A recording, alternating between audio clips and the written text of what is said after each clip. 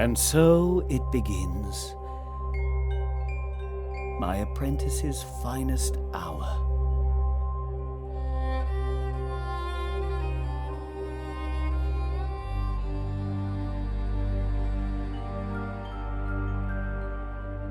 If only I had been there. I could have prevented it all.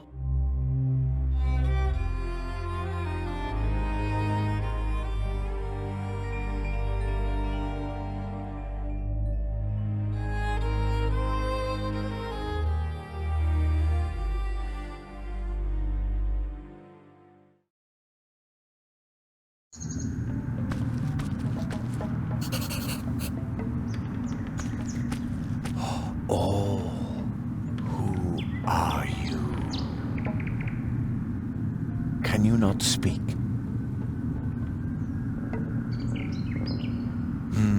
Does that mean you don't know? Are you lost?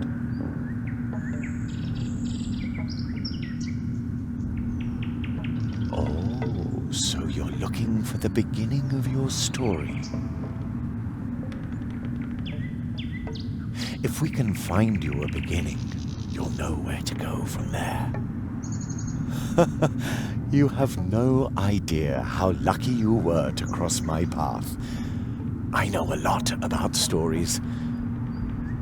I hope you aren't just here to steal one of mine. You aren't, are you?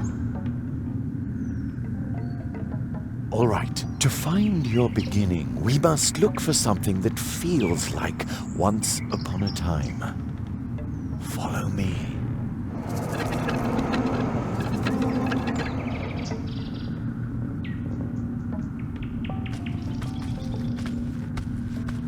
There you are. Now we just have to find your beginning. Even if you lose yourself, beginnings can be found anywhere, and only those who start can find their way. And you will recognize it. A beginning smells like the air in spring and the hope for more. A beginning is, I think you already know. Endings, on the other hand, well, we can worry about those later. Do you understand?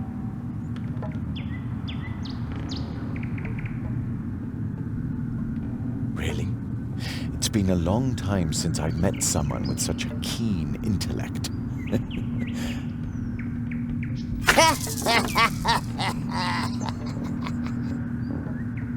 Did you hear something?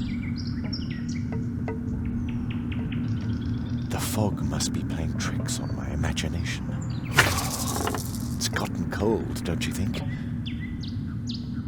Follow me.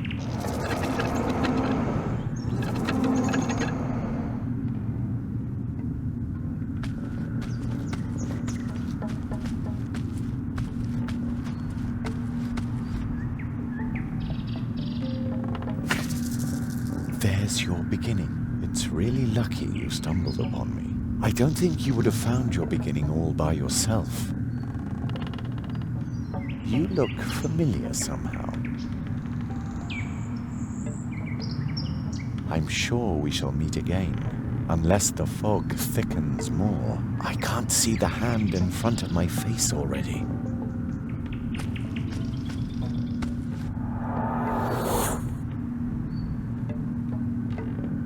Strange fellow. He reminds me of a character in one of my old tales. I hope he finds his way. Not even I could say where he'll end up if he doesn't, or when, even. So, let's help his beginning along a bit. Ah, this beginning rhymes. I must note it down right away.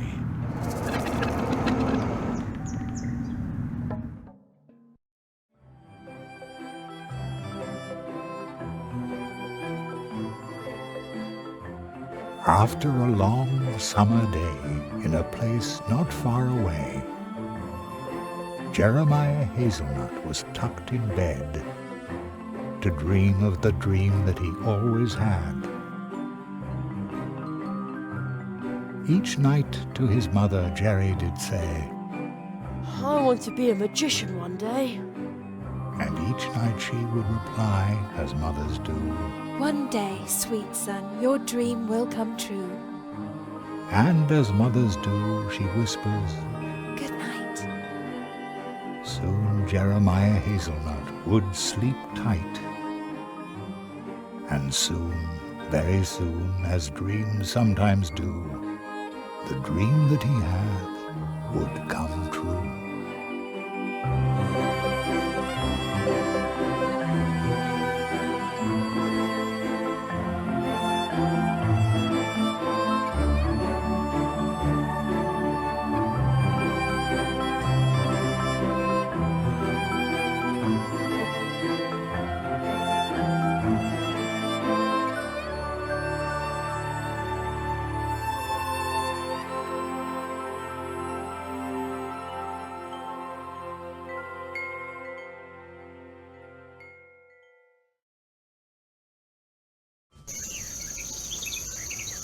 Jerry!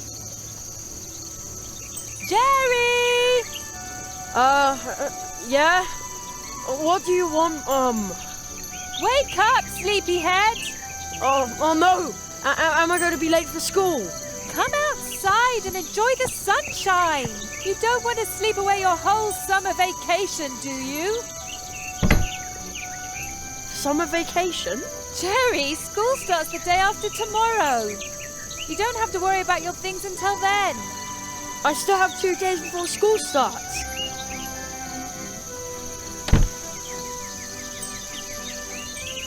I've still 2 whole days of adventure left. Ha-ha! Like we do every day with our morning calisthenics. It's our program. Start the day fit and cheerful. What on earth is this? Usually it's the top 40 playing all day long. The crows must have overdone it yesterday. There's not a single one in the sky this morning. What a beautiful day. Crows? But don't just sit there and rust, or you'll just make it easier for them tomorrow. Okay, follow my lead. If you don't want to listen to our program, then go ahead and start your day any way you like. Imagine a small X floating in the air. You can click on it to drop out at any time. Wow, when he says it like that, I can practically see the X floating in front of me. But why would you want to drop out? What? You think you already know everything?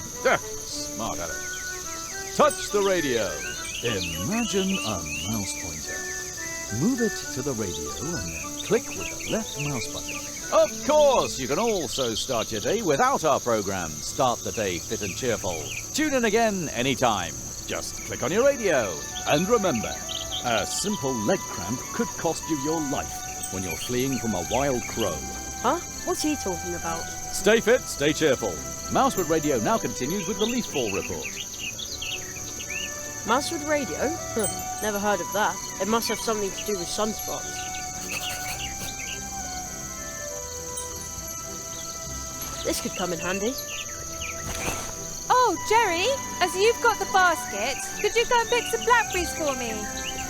For blackberry pie. Of course! Oh boy, pick blackberries, check. I'll take one for later. They're supposed to be good for your eyes, and an adventurer like me needs to see everything. Strange. Footprints. A large animal must have run through the carrots under my window last night.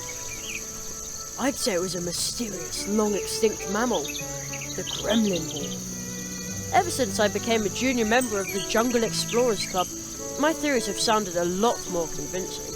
So much expertise for just 50 cents a month.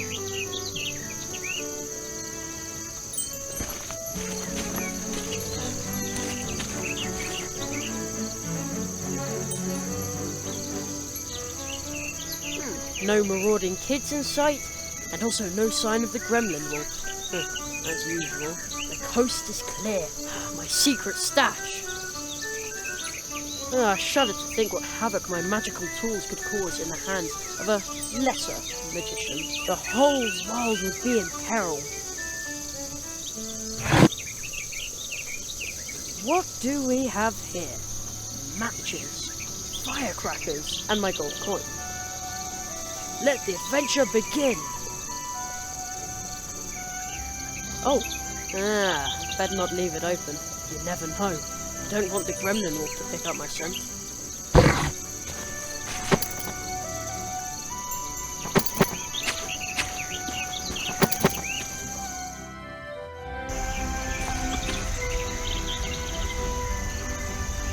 Who dumps their trash here in the woods? Huh, unbelievable.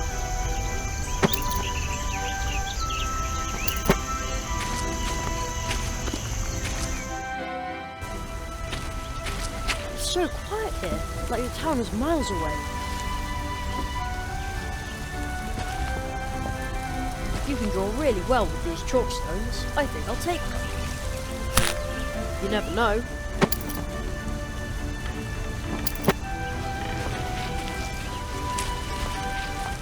I'll take that.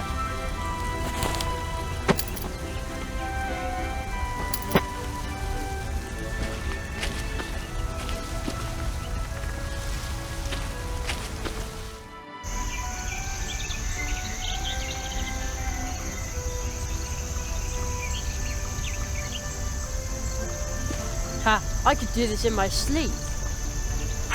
Whoa! Look how many I got. Not bad.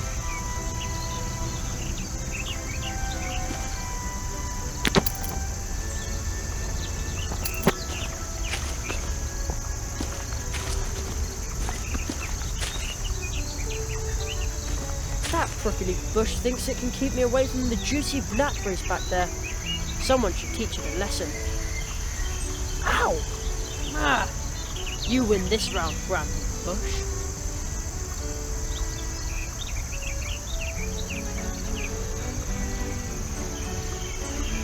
Alright, I have no other choice.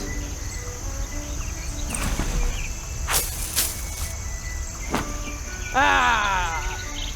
No bush can stand between me and Mum's blackberry pie. A fatal mistake. They look like they can't wait to be picked. They go into the basket. They also look like they need picking. Why does a spider have to make its home in my blackberries? Maybe it's trying to lure berry-picking adventurers into a trap. Ha! No way. You can't fool Jerry Hazelnut.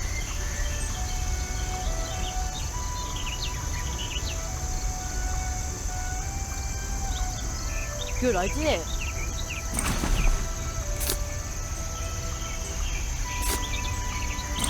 Now it's off.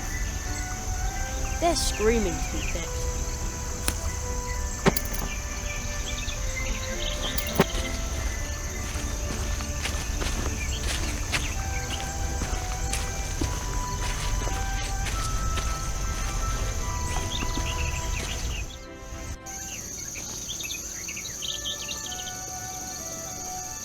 Now I've got a whole basket full of blackberries. This should earn me the first and biggest piece of blackberry pie. Mom! Yes? I got the blackberries for you. Thanks, sweetheart. In that case, you can have the first piece of the blackberry pie. Yay!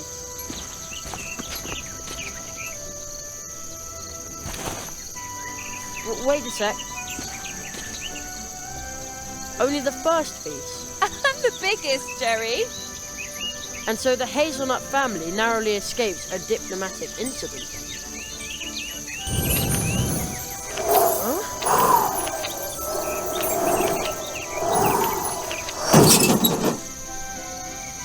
What was that?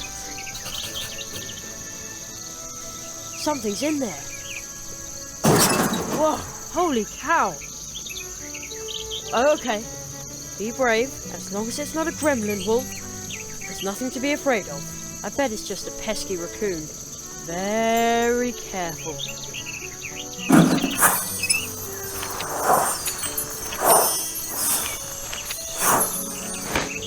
What was that?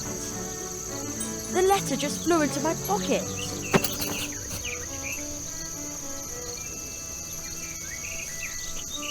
A flying triangular letter? And there's no return address. Let's see what's inside. There's a weird symbol in the poem underneath it.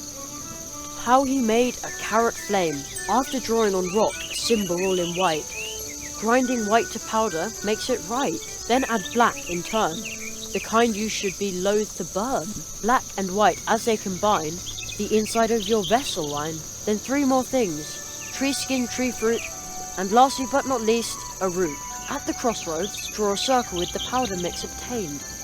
Put the vessel in the centre of the powdering, thus gained. Set the circle bang on fire. The carrot flame leaps higher and higher, and I will swallow it in haste to enjoy the lovely taste.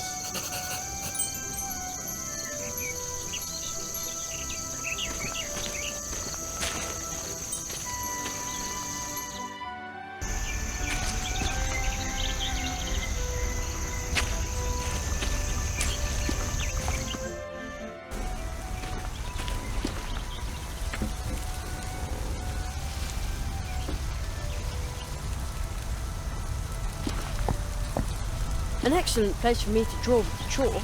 I will draw the symbol from the flying letter. There. Ah, squirrel. How cute. It almost seems like they want to tell me something. And now they're gone again. Looks like they left something by the mushrooms.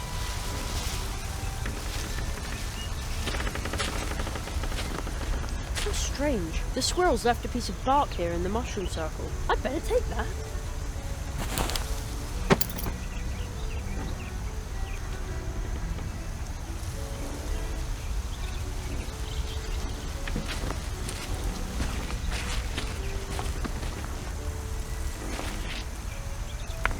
Crumbled chalk on rock ledge. An installation by Jerry Hazelnut. Whoa. What am I supposed to do with such a heavy rock? I can't carry it very far. That's really hard on the arms. Bam! It pulverized the crumbly rock, just like the poem described. Pretty cool. Now I've got fine white chalk powder. Well, that feels good in my hands.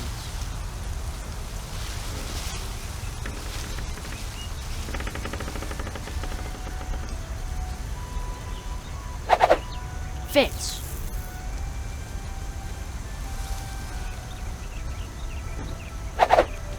It's in.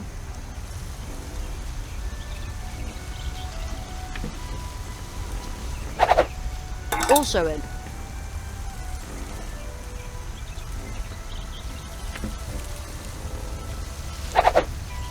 Yep.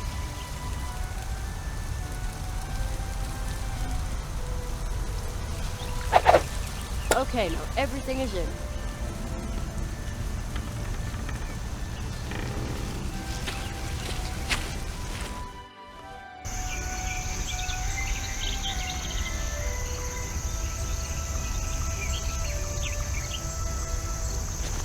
Okay, that should do the trick.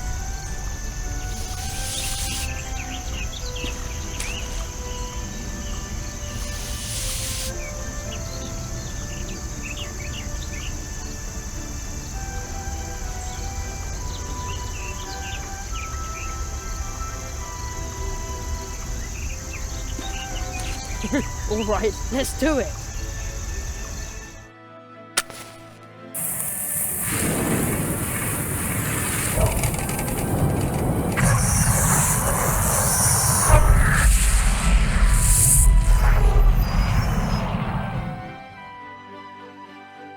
Impossible. The trunk came out of nowhere. It's an impossible trunk. And I conjured it up. Yeah! I knew it. Practice makes perfect. Hazelnut is nuts, they said. There's no such thing as magic, they said. They'll all eat their words.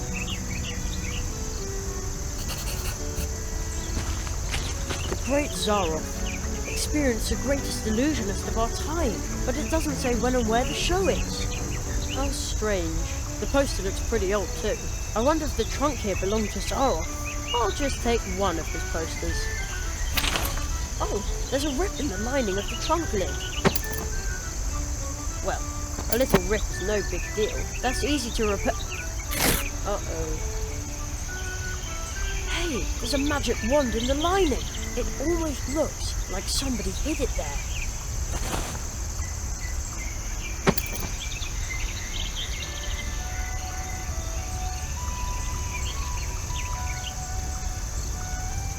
Top hat and magic wand. All right, Jerry, the time has come. You've been training for this for years. So, abraca.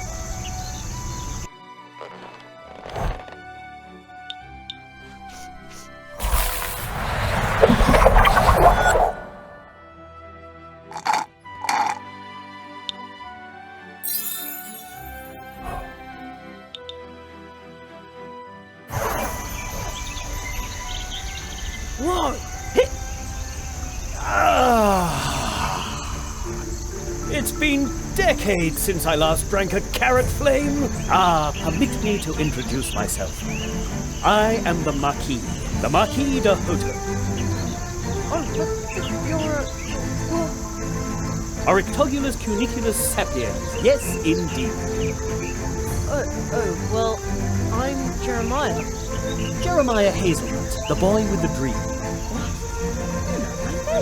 I know much more than that. Your summer vacation ends the day after tomorrow. That's right. Unfortunately. Mathematics, leaky pens, hard wooden benches, dry chalk dust. You human children are so brave. Yet you dream of more. The murmur of the leaves in the wind. It reminds me of home. Where's that? My home? It's where I'm remembered. Yes, but where exactly? I can scarcely remember. What? Jerry, tell me, what's your greatest dream?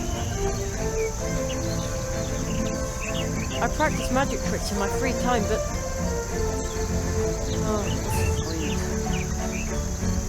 I want to be a magician. I know, for I am a magician. Beloved, feared, needed, and extremely brilliant. My goodness. Will you be my apprentice? What? Absolutely. Travel with me. Beyond the boundaries of the imagination. Study the 5 fiery mantras of the Phoenix Conjuration and master every single facet of magic. Well, not all of them, perhaps. This is fantastic, but But, my mother says I have to be home for dinner. Jerry, your training will take days, weeks. Oh no. True training in the magical disciplines, the study of the art of arts, all of this takes time. Such a long time. Of course. And even time itself is an object of study for magicians. He who studies time needs time. Then I probably won't be able to. But Jerry, listen to me. Forget impossible. For a magician, nothing is impossible. On a day in summer vacation, anything is possible. I promise you that you'll be back in time for dinner. Are you ready to trust me, Jeremiah? I am. You carry a certain coin. What? How do you know that? It has a very special name. Where did you get it? I don't know exactly. It seems like I've always had it. Something is missing. Don't worry, Jerry. Everything which is lost will turn. I always used to practice my magic tricks with it. Look through the hole in your coin. Its magic power will grant you a new view of the world. What you'll see is magical iridescence. From now on, a coin will show you what might be helpful in your training. Magical iridescence? The coin? All of a sudden it tingles on my skin. Take good care of your coin. My magic will protect you from being forgotten.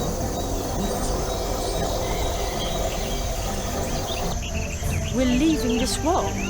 We have no time to lose. After all, you want to be home in time for dinner. You will need this.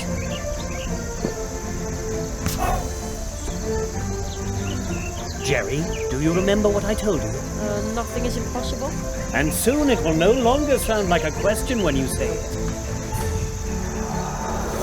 Wait!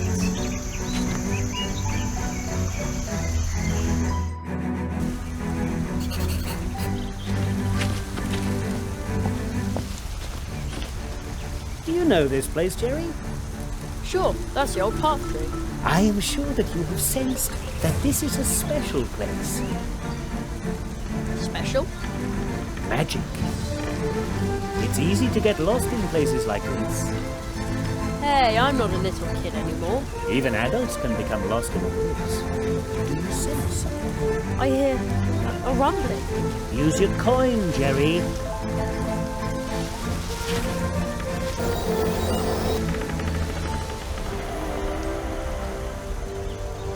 Oh man, a toad! It's gigantic! The magic of this place allows it to survive here and grow, forgotten by time. But just as with any other power, magic too can be misused, like the power of this portal tree. Then we intervene. We? The magicians, the tree walkers. Tree walkers? I thought I was a magician to this. We tree walkers use magic portal trees to travel back and forth between different worlds. Different worlds? Places, times, and possibilities form an almost infinite number of worlds. You will be trained by me in the tradition of the tree walkers and acquire this ancient knowledge of walking between the worlds. That kind of sounds complicated. It's quite easy, almost like riding a bicycle. Really? No. At worst, it feels as if you're being ground to a powder between two contradictions. I don't understand. None of us do, but you learn quickly. Portal tree? What does that mean? Portal trees are trees with roots that reach deep into the fabric of reality. So deeply that they exist in more than one place and time, creating magical connections. Some use these connections to move back and forth among the worlds. As do we tree walkers.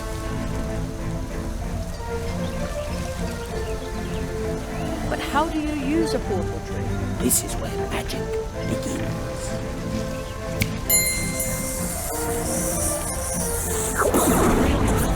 Wow! Go through the portal, Jenny. From now on, casting magic and wandering between worlds will be an important part of your life.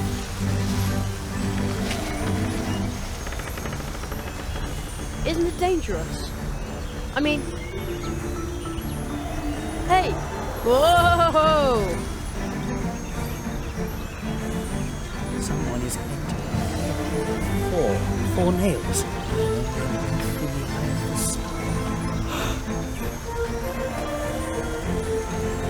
We must hurry.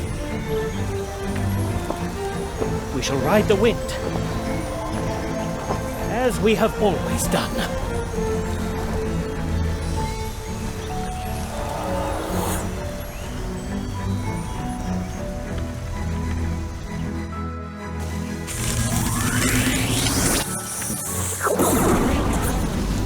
Hey! Whoa!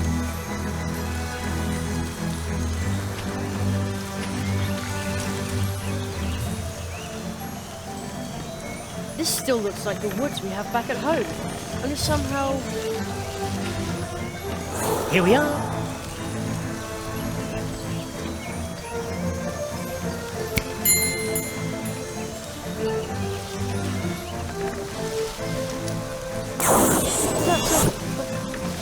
With a backpack.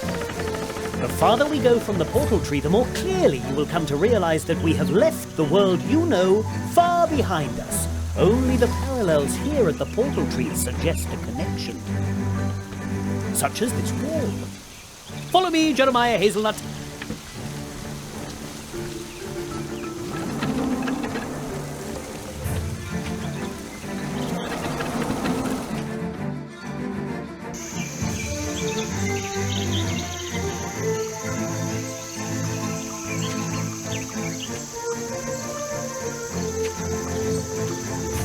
promised you magic. Another world. Before you, Jerry, lies Mousewood. Wow!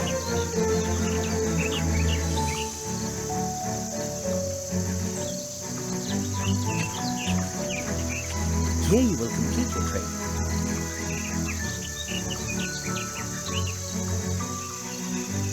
Where's the school? And all the teachers nice? This world is really magical. Its trees send their roots deep into the earth and create connections like the one we used to get here. This world will be your school, and its inhabitants will teach you many things. This place may seem unusual, but soon it will be an important part of your life. Then, once your training is complete, you will see the world with the eyes of a tree walker. So follow me, young hazelnut. Oh, wait.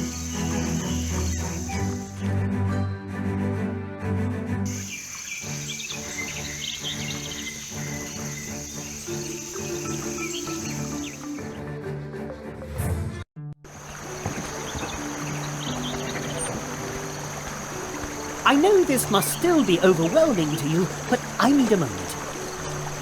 Just wait here. I'll be right back. I'm going to announce you to the town council. All right.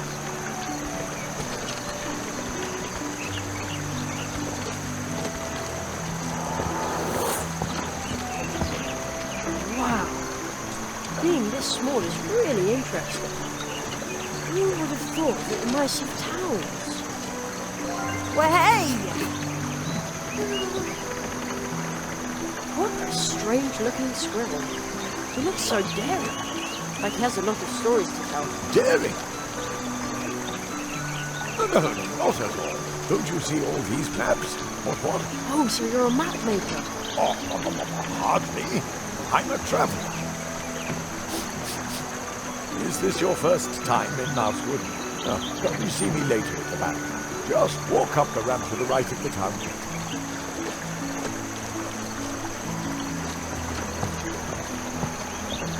Excuse me, but No time. Gotta practice. There's a birthday party this evening at the Hares. And I'm prepping to go. Well, hey! Oh no. hello? Is everything okay? Is there someone behind me? Nothing. I've been haunted by a ghost. I don't think you are. At least I don't see anyone. I can't see anyone either, but I know someone's there. You find one strange book in the woods, can't understand a single word, and then they stick you with a ghost. Isn't that just typical? I get all the luck.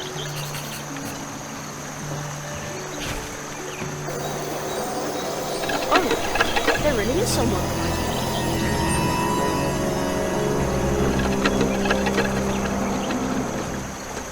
Now he's gone. I knew it! Oh, lucky me.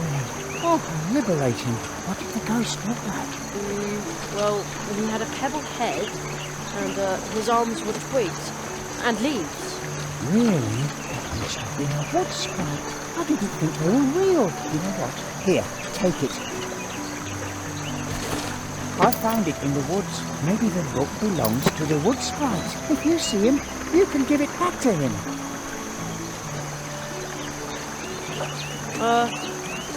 I thought it was cursed or something.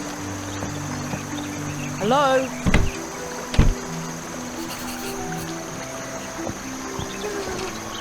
Have you seen Plato the Frog by any chance? I've been getting my package from a Super Squirrel Boutique for smart squirrels. Super Squirrel Boutique? That's a funny name. Oh, really? So what's your name? Me? I'm Jerry.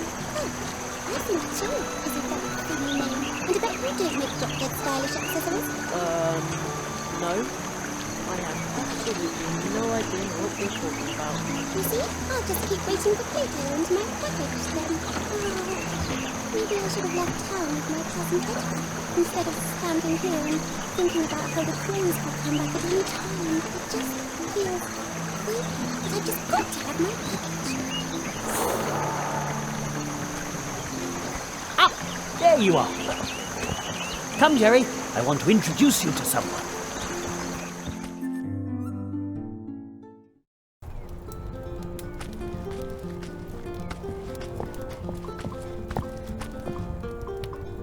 Please excuse this sudden trespass, honoured owl and squirrel. Ah, Jonathan, this is the rabbit I was just telling you about. Oh, but that's only Dormouse. Those eyes that have seen countless worlds. Some say he knows no mercy, but my parents said he was one of the first tree walkers. I was not the first, but I knew him. The Marquis de Hoto.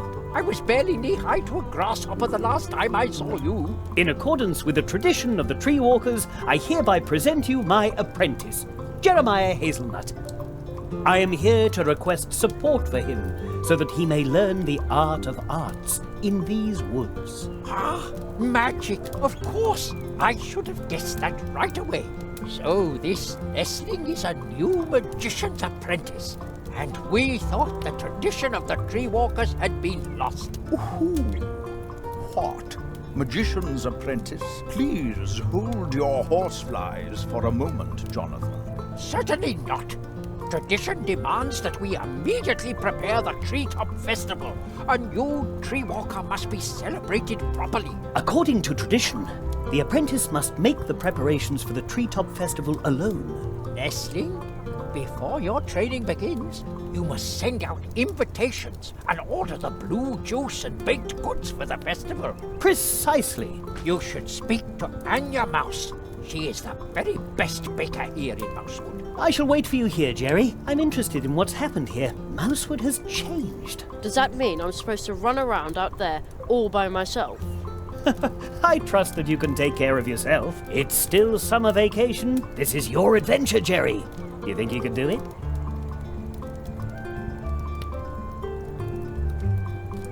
Absolutely. Oh, stop! Don't step on the books. Shouldn't somebody tidy them up? That's what I'm doing. But Conrad's niece, Ursula, keeps mixing them up again. Huh?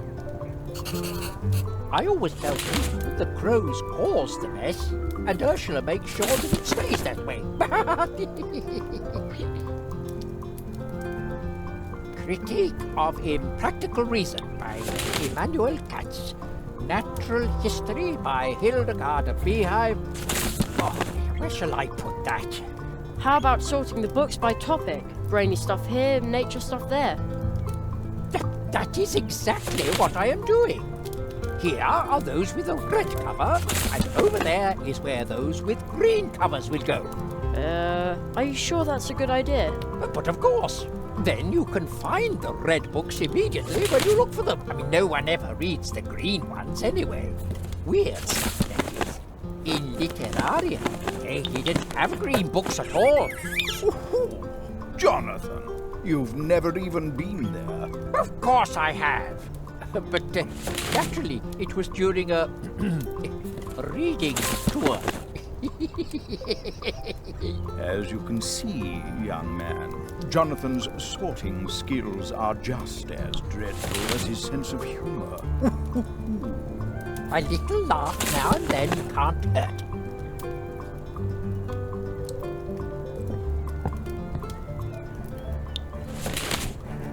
What exactly am I supposed to do now? According to tradition, the apprentice must make the preparations for the Treetop Festival alone. Nestling, before your training begins, you must send out invitations and order the blue juice and baked goods for the festival. That is the tradition. You should speak to Anya Mouse. She is the very best baker here in Mousewood. What is the Treetop Festival? Mr. Squirrel, honored guests, please settle down. The Treetop Festival is going to take place 1 month from now. No. The Treetop Festival is traditionally held for every new tree walker apprentice once he has completed his training. So it was in the past, and so it is today. Perhaps it really has been too long since I was here. What is that? Oh. That is magic.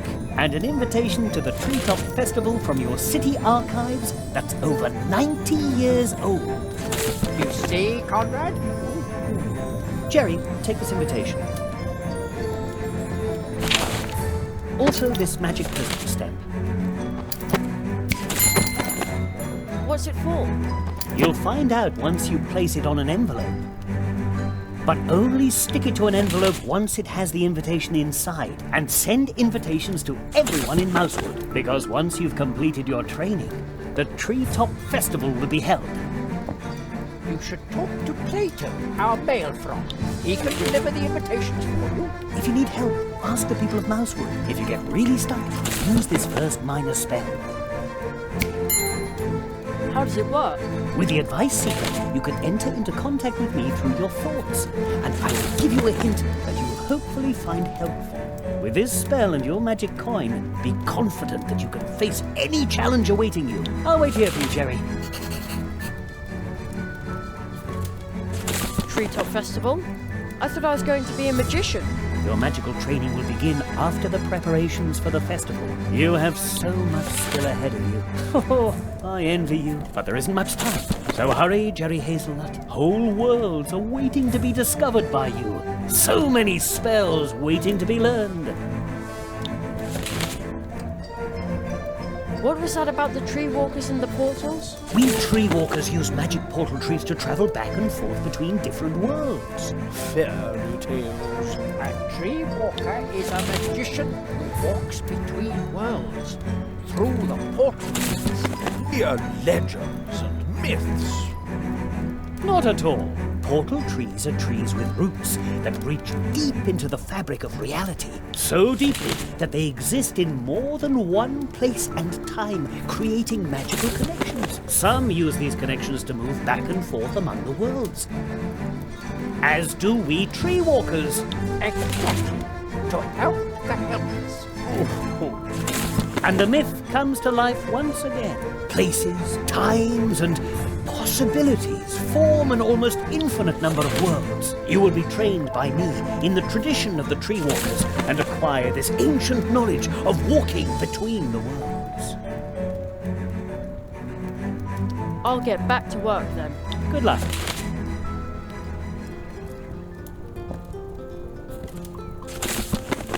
May I bother you for a second? No, I'm working. What are you working on? Brain work. That means he's staring into space. I am thinking and planning. What is there to plan? We must replenish our stores. A crow must have feasted in here during the evacuation. For months, our beautiful Mousewood has been subjected to aggressive crow attacks. Those crows are feral, almost incapable of speaking. Ooh, a very unsettling situation.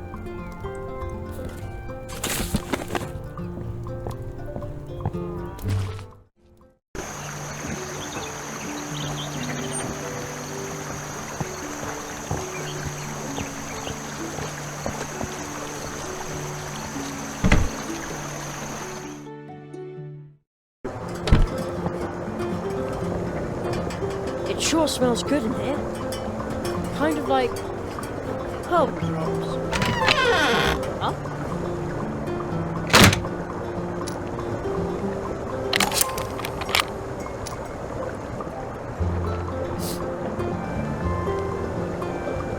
Something's not right here. A whole barrel full of little cakes, and yet nobody's eating them. Strange, isn't it? These cupcakes are Uli's favourite, made with herbs from his pharmacy. Try one. Oh, come on, just a little nibble. Sorry, but I'd rather not play lab rat for the herb cupcakes. Lab rat? Is that what they call scientists where you come from? No, it's not important. My name is Anya. Welcome to my little tree trunk cafe. Hello, I'm Jerry. Oh, you're sweet as sugar. That noise just now sounded dangerous. But of course. I'm creating something that no one in Mousewood has ever seen. Exploding cookies! Yeah, but wouldn't an exploding cake be better? Trust me, Sugar Cube, it will be pancake-tastic. I hope the boy I'm babysitting will have real fun with them. Little Humbert is a bit difficult. Everyone thinks he's a nasty, spoiled brat, but he's just undercharged. A gifted child. Maybe my new cookies will keep him on his toes. As far as that, under-challenged Humbert goes, have you found an interesting hobby for Humbert? Not yet, alas. Oh, too bad. I'm always asking other people questions. No one ever asks me a question. Oh, that's terrible. You poor pumpkin. Would you like me to ask you a question? Yeah, ask one. Have you seen a frog on your travels? Big fellow. Really good looking. He usually drinks coffee here about this time, but he hasn't come in yet. And I thought we were talking about me. I'm supposed to order blue juice and baked goods for the Treetop Festival. Oh, is it that time again? How nice. I will bake lots and lots of cupcakes. And what about this blue juice? I'm sorry, Sugar Plum, but you'll have to go ask the dwarves about that. They haven't delivered any in days. They live at the other end of the Coldwater Brook in the dark wood. See you later. Take care.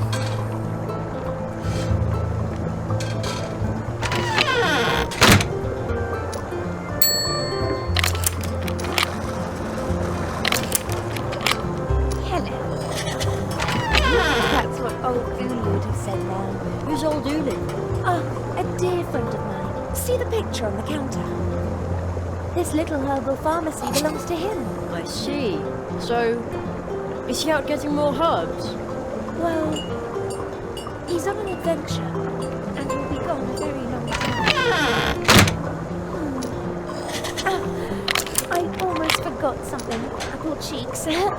One of Uli's patented sugar-free lollipops for you. Sugar-free? I also baked Uli's herbs into some buns. But it turned out that nobody wanted them like that. I can't imagine why.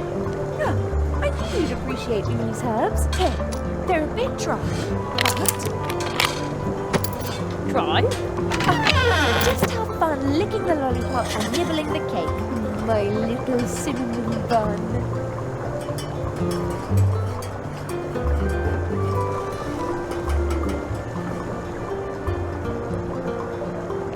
Hello. Good day, my friend. Wait a second. I know that voice. Ludwig Swamp Radio 103.5. Mole in the morning, mole at noon, and mole in the evening. Right. I heard you on the radio once. Yes. Unfortunately, the swamp path is still flooded, so I would love to broadcast again. I've been broadcasting from the swamp ever since the crows pulled apart my old transmitter. So you're a radio DJ? Yes. Unfortunately, the swamp path is still flooded, so I can't continue. I would love to broadcast again. I've been broadcasting from the swamp ever since the crows pulled apart my old transmitter. Swamp Radio 103.5. Mole in the morning, mole at noon, and mole in the evening. Is there any hope that you'll be transmitting again soon? With all the moisture that creeps into my transmitter in the swamp? Never! Someone might complain about my watered-down contributions. What? But your fans... But so many jokes are all wet. How will you explain to your fans that you're quitting? With can pies. Because everything's flooded, right? No, because it's rains. Oh, you can't just give up like that. I'm not giving up. Crack a nut, squirrel, as the young people say these days. No, to get me to stop broadcasting, they'll have to tie my arms, legs, mouth, and belly button. I've always wanted to be on the radio too. That's the right attitude. If you want to host with me, you'll have to be sharp. Sharp? Yes, just try to set him up so I can knock him down. Rapier like wit. Yes? What should I say? Oh, something funny. Oh. Okay. Well, why did the chicken cross the road? That's not good. That'll go down very badly here in Mousewood. Okay. Try to come up with something more appropriate for our audience. And try again. I have to be going. See you soon. And remember, Swamp Radio 103.6 5. Mole in the morning, mole at noon, and mole in the evening.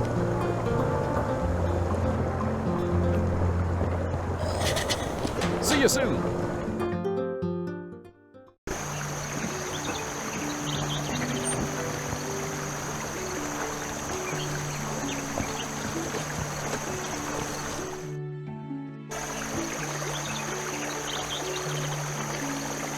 Hello.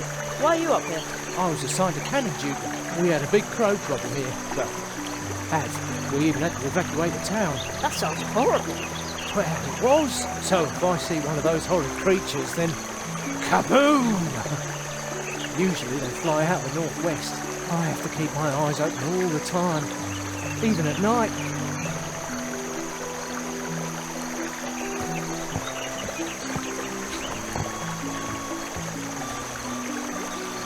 Hello, Mr. Squirrel. Please, everyone calls me Spitfire.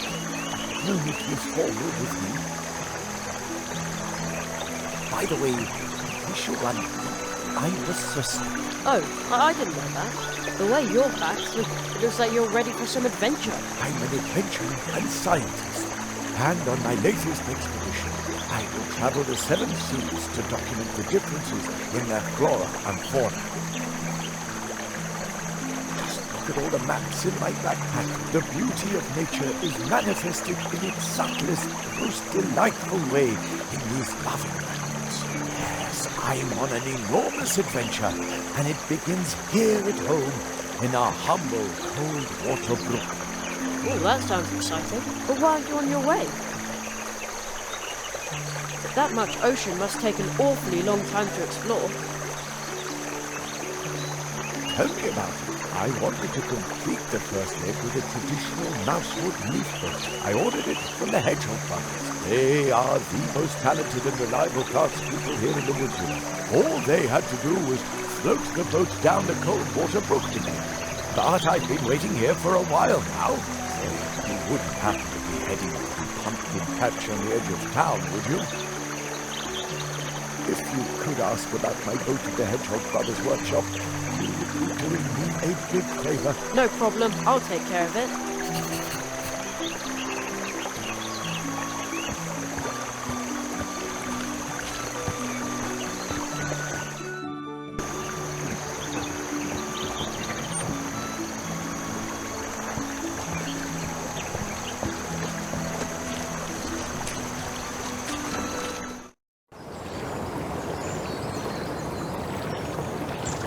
Nice garden. Just look with your eyes. No touching. What a sturdy-looking rake. It probably belongs to the hare family. It could come in useful. Hey, you. What are you doing with our family rat? Oh, I'm just borrowing it for a moment. Last night the wind blew all these leaves onto our lawn. Oh, yeah, all right. Oh, off you go. Those leaves aren't going to rake themselves. Hey you, everything okay?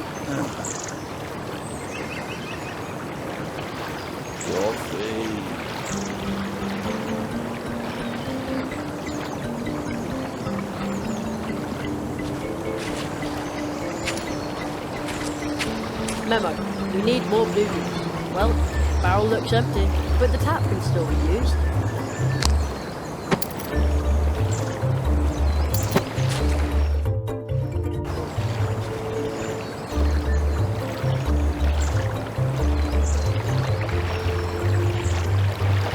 Good idea. The lollipop already looks a lot tastier this way.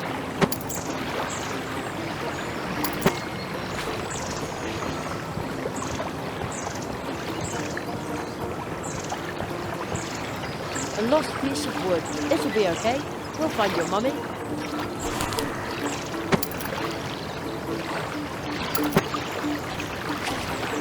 Are you the Hedgehog Brothers?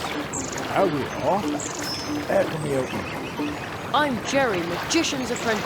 Mr. Spitzweg sent me to ask about his boat. Ah, Spitzweg's probably been waiting at the catfish barrier for hours. Unfortunately, our tools have disappeared. They were brand new. I bet there's a green hat behind it. Ah, don't be silly. Our dad told us about green hats. We were 4 years old. They sting tools and they open up drafts and cause you to catch a cold. It's a fairy tale. And all those little footprints everywhere, well, they're fairy tale too. I'll take a look around for your tools. Thanks. That'd be a big help.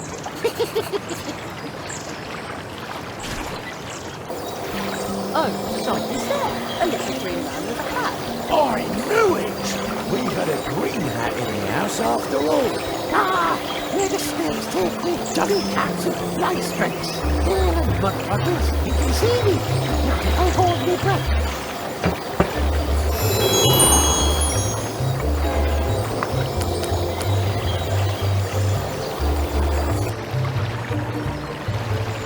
What? Stop! Oh no, the thief is gone. I have to go after him.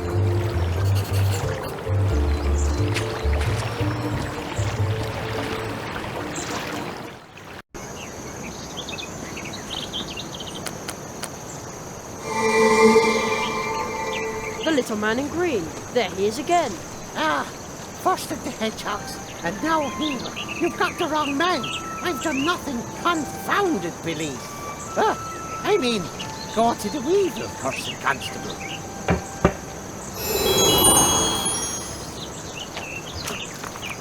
He's gone again. He seemed pretty angry. Step right up and admire the goods, but make sure that your eyes stay in your head. Although that wouldn't be a problem, because we have outstanding glass eyes among all the things you can buy here at ridiculously low prices. Ridiculously low at Church Mouse and Son. Glass eyes? And much more. The travelling merchants, Church Mouse and Son, have everything you've ever wanted, will want, and will need. Even though you don't know you want it, will want it, or will need to have wanted it. You talk like an actor. Funny you should say that, but let's get down to business. What do you need? Church Mouse and Son have everything. I'm afraid I don't have enough money. Well, then take this one time only, small but exquisite promotional gift. A red thread. Here, let me tie the thread to your amusing round coin. Which, by the way, will not be accepted as payment. Very decorative. Thanks. The high-quality red thread I gave you should lead you back to Church Mouse and Son whenever you need exquisite things. Things of every kind. Pretty things. Tall things, small things, white things, bright things, filled things, spilled things, things with sugar, things with mud. Yeah. Silly things. Okay. If you're looking for things, come to Church Mouse and Son. But don't take too long. Soon I'll be handing my business over to my talented son, so that I can retire to the Coconut Palm Islands. We're still saving up enough money for the trip. Isn't that right, Junior? Junior? Thank you. I'll be sure to come in if I need... Things! Need things. We have stuff, too. Alright, things and stuff. And junk. Things, stuff, and junk. Now you've got it.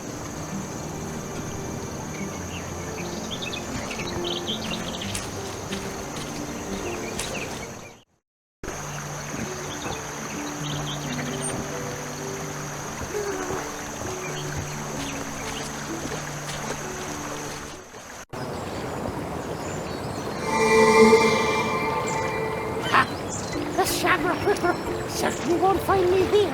There he is again. Stop. Ha! I'm standing on a shamrock. It's magic. Gives me strength. I can do whatever I like here.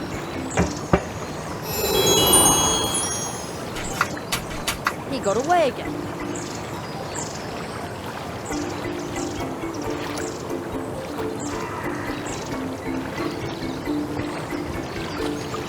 That's a cunning plan, and it might just work.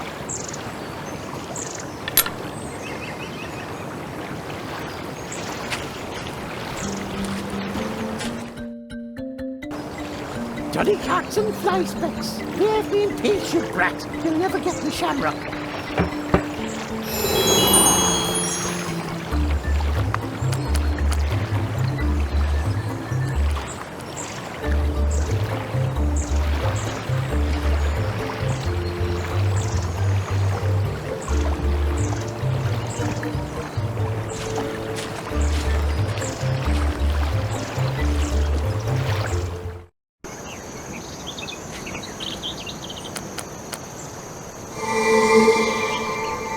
There he is again. You've got the wrong man. I've done nothing. Confounded Billy.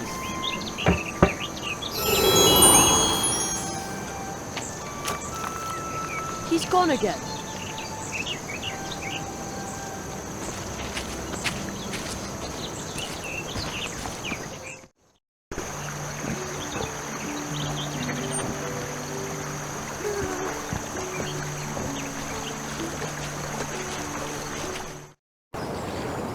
The leprechaun will pop up at any moment, and then...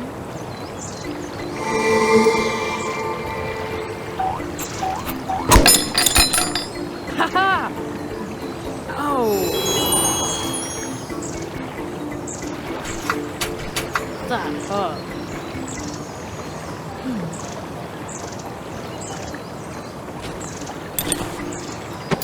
Off to the Hedgehog brothers. They'll sure be glad to get their tools back.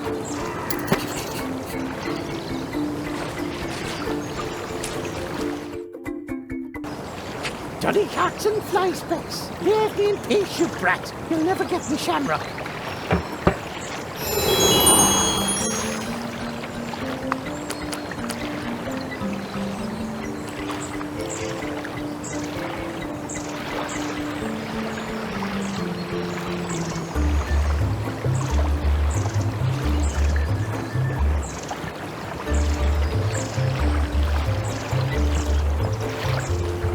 I've got your tools. Terrific. But as long as the greenhouse is still about, I'm not happy about finishing building the boat. Me neither. Please make it go away.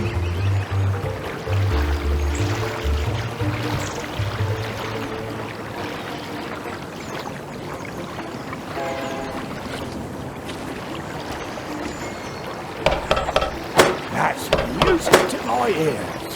The unmistakable sound of our tools. There, the tunnel is closed.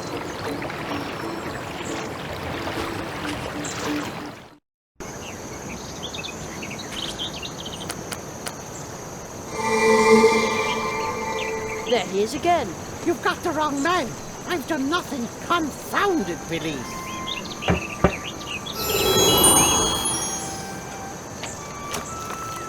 He's gone again.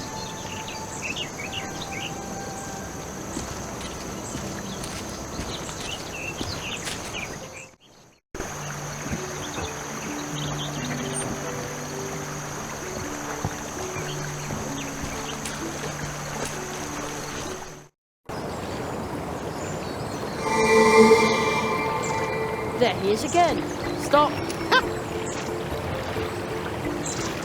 I'm standing on a shamrock. It's magic. It gives me strength. I can do whatever I like here.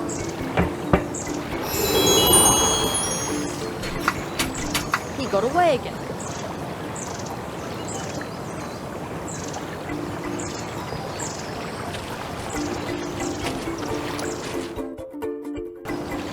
Johnny cats and fly specks. Leave me in peace, you brat. You'll never get me shamrock.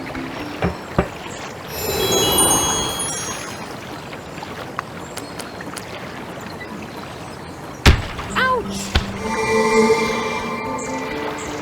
Nail shot. Fine. Be that way. What a waste of a day. Off home to warm up.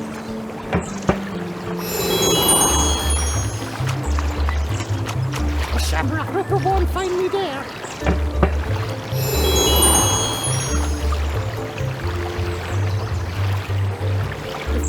lead to the top of the pumpkin. Hold on. Is that a chimney? I knew there was something strange about it.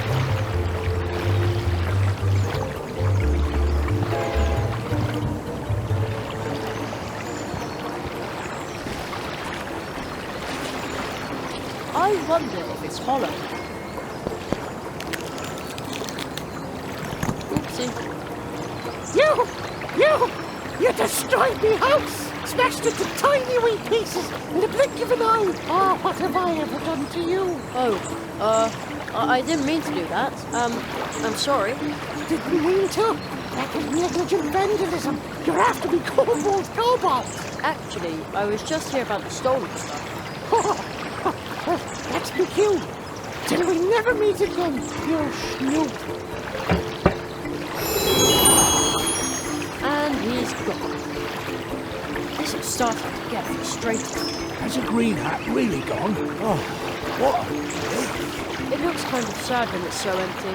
I was just trying to catch the thief, but I didn't want this to happen. It was a nice little house. Well, pumpkin house. The spoon and the silvery lamp were probably stolen too. Anyway, Inspector Hazelnut has secured the stolen goods.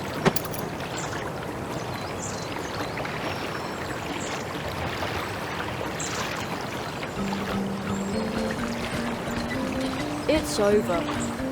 The green hat is gone. Oh, I'm so relieved. Dad was right after all. He was living in the pumpkin with the chimney the whole time. I wondered about that. And you have our tools. Come on, brother. We better get to work. The leaf boat for Spitzweg is ready. Ready to put to sea. And how do we get it to Mr. Spitzweg? Just give it a little push.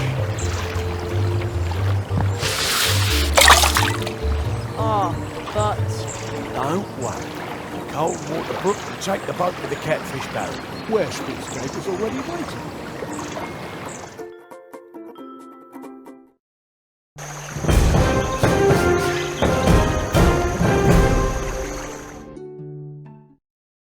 There. We still have a lot to do. We need to get back to work. We still have to renovate an antique cabinet for our neighbour. Ah, that'll be fun. Oh, I love furniture. But make sure you don't sand too deep this time. Yeah.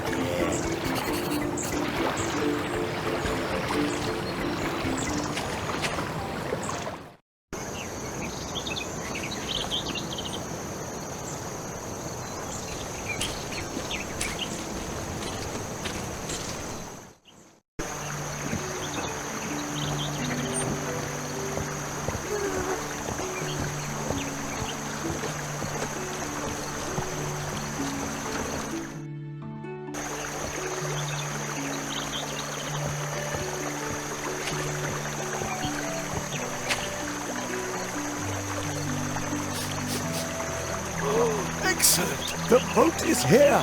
In all my travels over the years, I've realized again and again that you can find kind people no matter where you go. Just as long as you never give up and always travel with an open heart.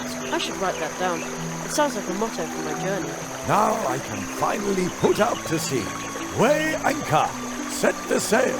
Man the oars! Aye, aye, sir. Oars? Oars! We had better not set out rudderless. Water is much too unpredictable. You can't rely on chance to take you where you want to go. And to be sure your ship doesn't try to leave without you when you go ashore, you also need an anchor. But as long as the catfish is swimming outside the barrier, we can't even think about setting off. The world offers enough adventure. We don't need to go looking for trouble with it. So we can't set sail until we've got an anchor and a rudder and the brook here is free of loitering catfish, right? Yes, and then our great journey will begin. Or so we hope.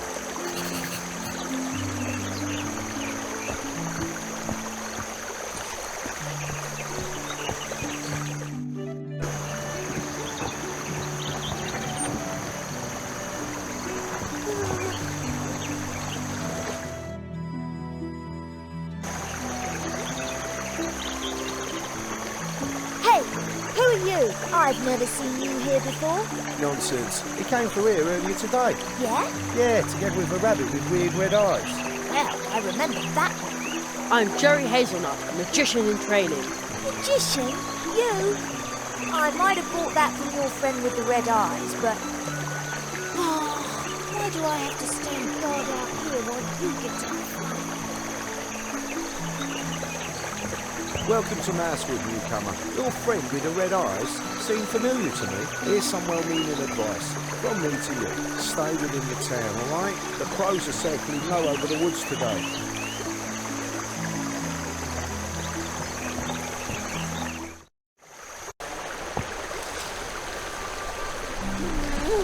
I'm so hungry.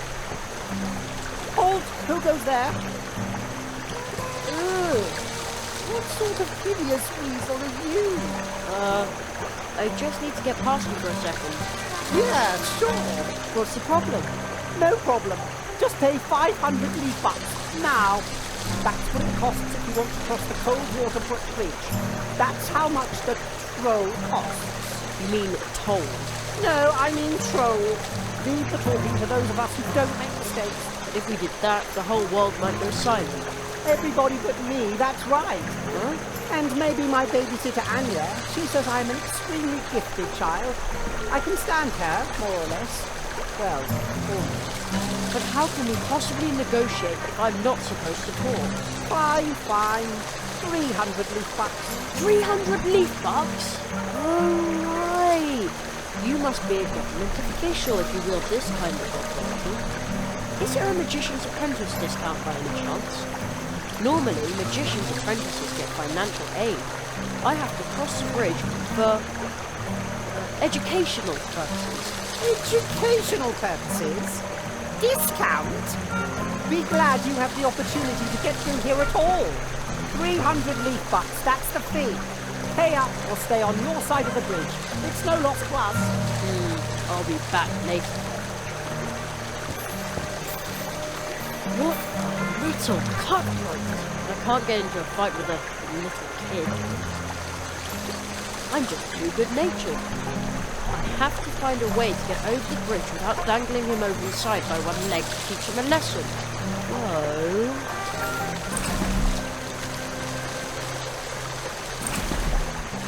Nah.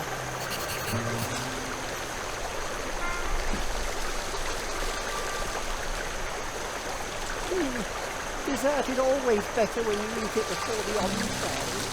What is the entree for, anyway?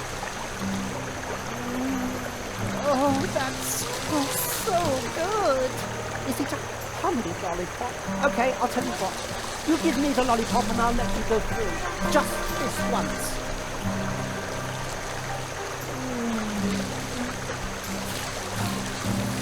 Deliciously unhealthy. Actually, I think the honey made it even healthier. Can't be. Healthy things don't taste good. Since when are weird weasels like you health experts anyway? Seems like animals can do anything here. I wouldn't be at all surprised by a weasel that's a health expert.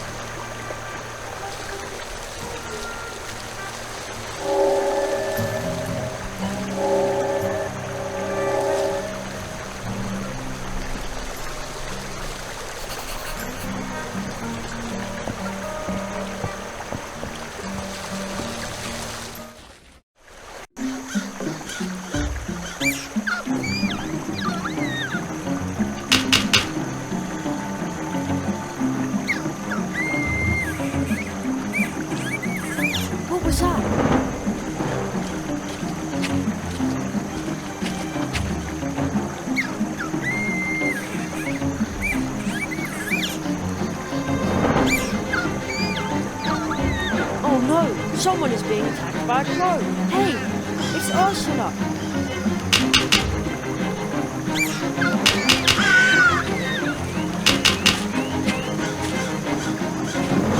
The shoelace still looks quite usable. I'll take it with me.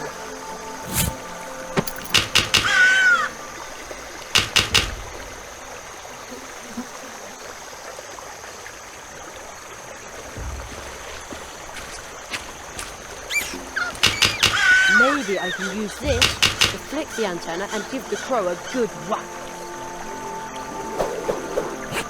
Gotcha! Drat, it won't budge. Oopsie. Oh well, who needs that antenna anyway? Now I can throw the rope just like a grappling hook.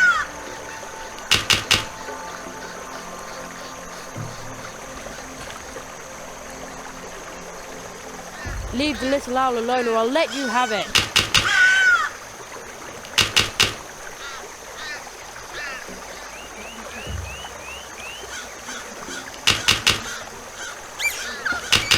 Well, if the pigeons in the park go for this kind of thing.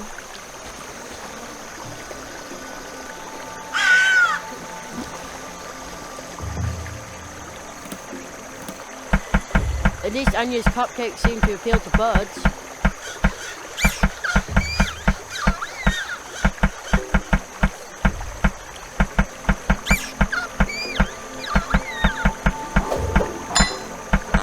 There, now you're in for it.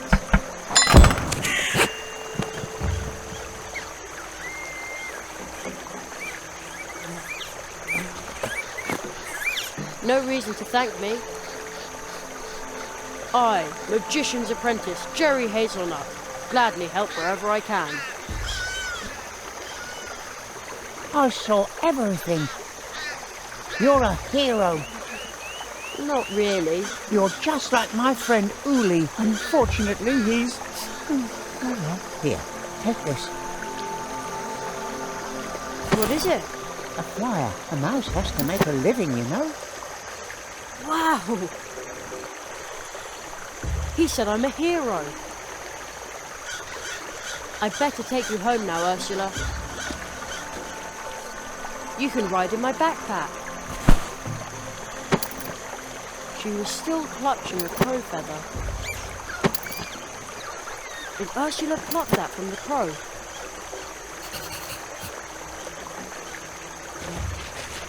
What a pretty flower. I think I've seen it on the label of one of Mum's relaxation teas. I'll grab a bud to take along.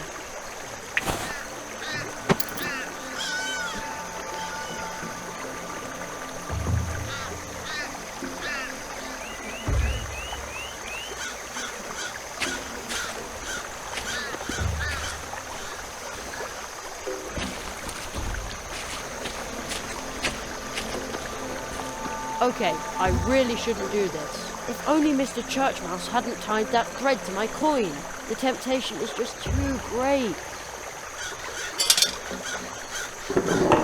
It worked! Like with the gumball machine next to my school. Not that I would know. I've just heard things.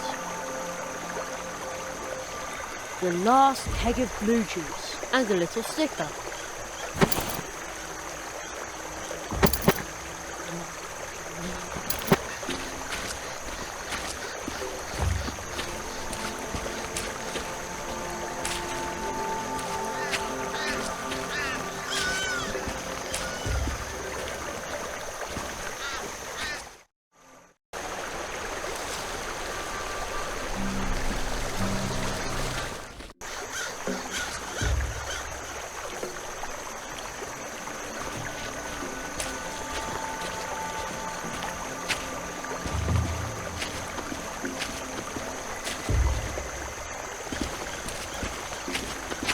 Wow, if it isn't Jerry, the promising young tree walker that everyone's going on about. You wouldn't happen to have a fire spell handy, would you? That's me, but I'm still in training, you know. Gossip spreads fast here. I hope you realise that I was only joking about the fire spell. After all, my bike is built from a matchbox. It would burn like kindling. Are you Plato the mailman? Well, if these packages don't get delivered today, I'll just be plain old Plato the frog.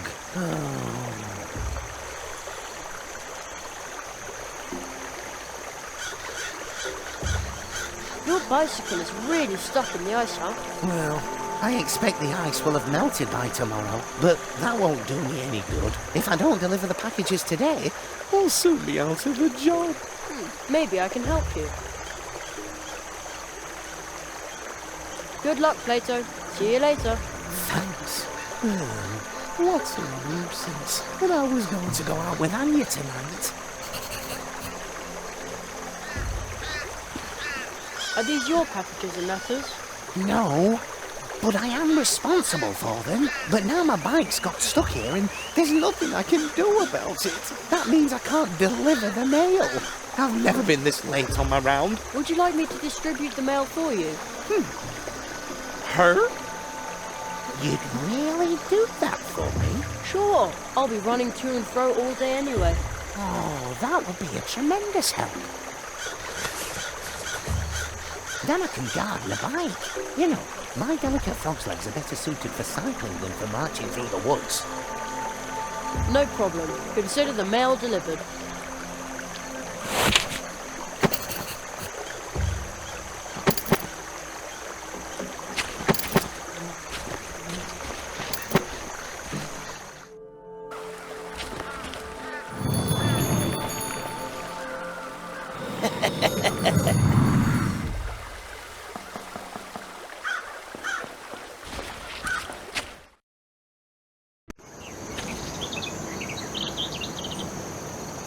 We have arrived. We will be the solution. Okay. Suspicious guy.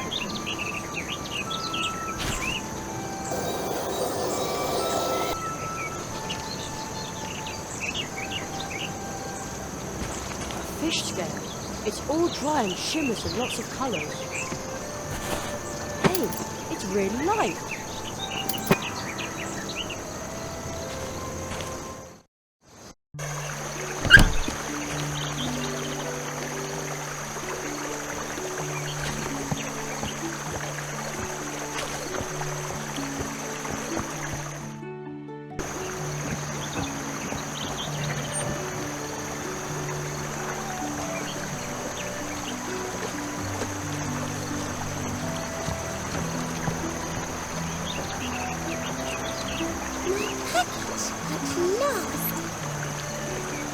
Isn't it a super smart and drop-dead stylish purse?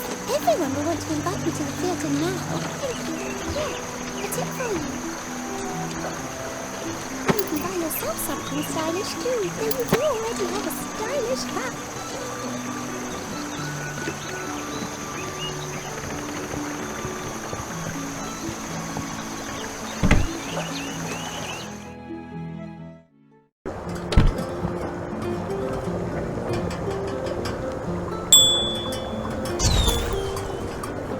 Just a sec.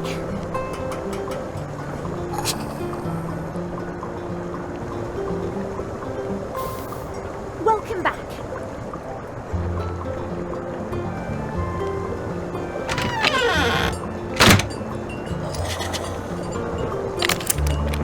Oh, what a wonderful idea. It is? Yes, it's perfect for little Humbert. Then he can play violin together with Plato. I'll tell him about it soon.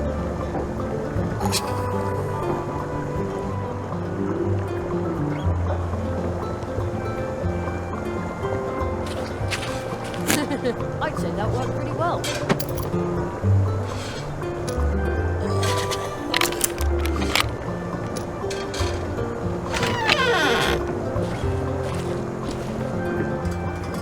Special delivery for Mr. Burrower. Ah, my first fan letter. Dear Mr. Burrow, I am a long-time listener of your program. Experience, intellectual culture. Yes! Fan letter? What a fan! As thanks for your delivery, please take a small promotion to take this wonderful mug and say with pride, I listen to Swamp Radio 103.5. Mole in the morning, mole at noon, and mole in the evening. Thanks.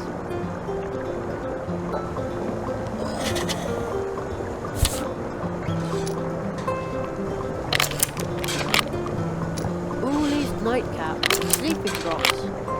It says a bottle costs 1 leaf bar. I only have one single leaf bar. Well,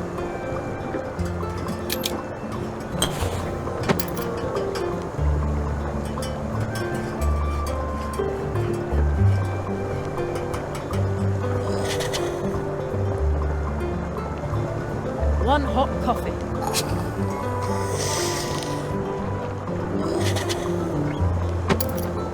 Too bad I don't like coffee.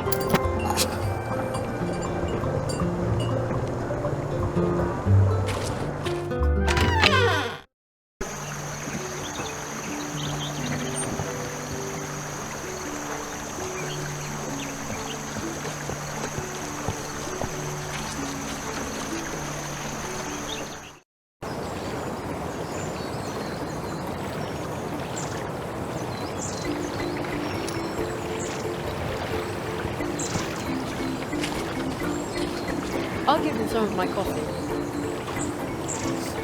I'm awake. I'm so grateful to you. Take this. Without you, I would have been late for work. Right.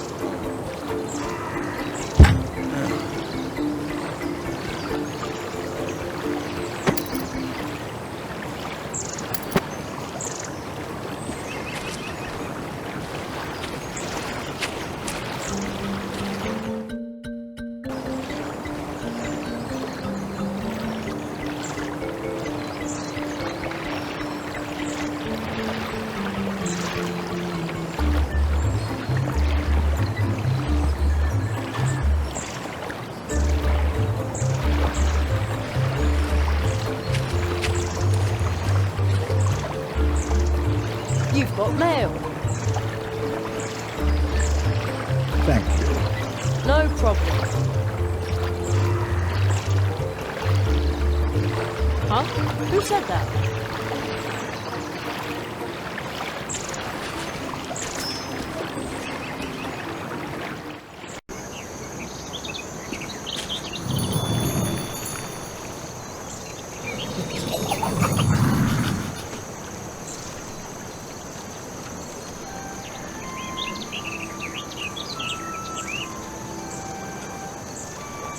Oh, thanks. I've been waiting a long time for this. My language instruction package. Coconut Palm Islandese overnight on 30 cassettes. I need to be well prepared if I want to retire there. Are you waiting for something? A tip, maybe? We're church mice. We have nothing to give away.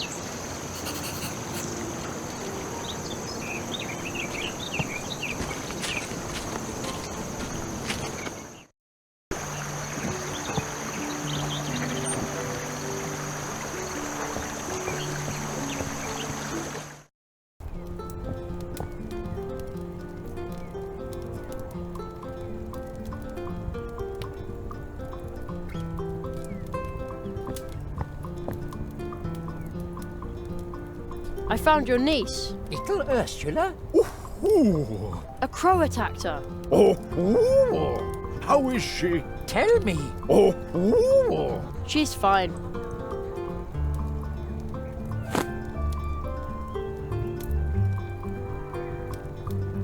I chased off the crow. The feather shows me that you speak the truth. I thank you, Jerry. You are a true tree walker. That is what we call animals who help others in need. Oh. Good work, Jerry. I'm proud of you. It was nothing.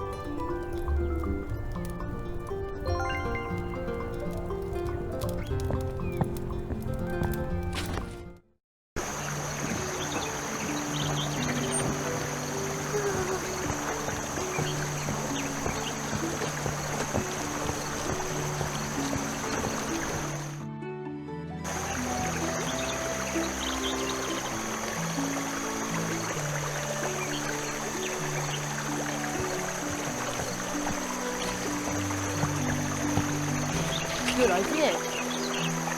There. That's exactly what we need. An excellent rudder. Now all we need is an anchor. But as long as the catfish is swimming outside the barrier, we can't even think about setting off. Well, once I've done that, we get started, right? Yes, and then our great journey will begin. Or so we hope.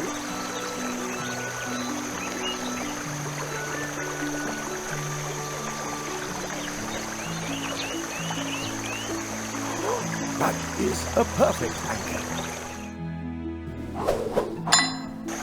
But as long as the catfish is swimming outside the barrier, we can't even think about setting off. But once I've done that, we get started, right? Yes, and then our great journey will begin. Or so we hope.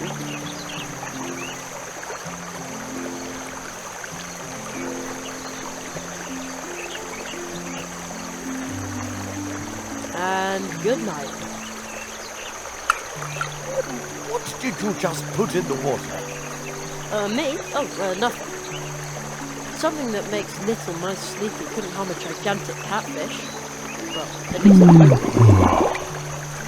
Oh, outstanding! First mate, please open the barrier by pressing the lever over there. Here? It looks like you can open the barrier from here. Either that, or fire off a couple of rockets. Let's give it a try.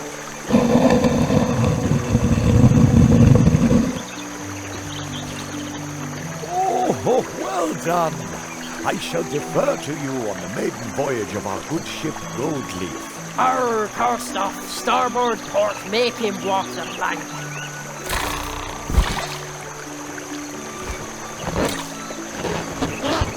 On second thoughts, I should probably take command. You can still be my first mate, though. Man, I need a parrot on my shoulder who just agrees with everything I say. Then I would be captain.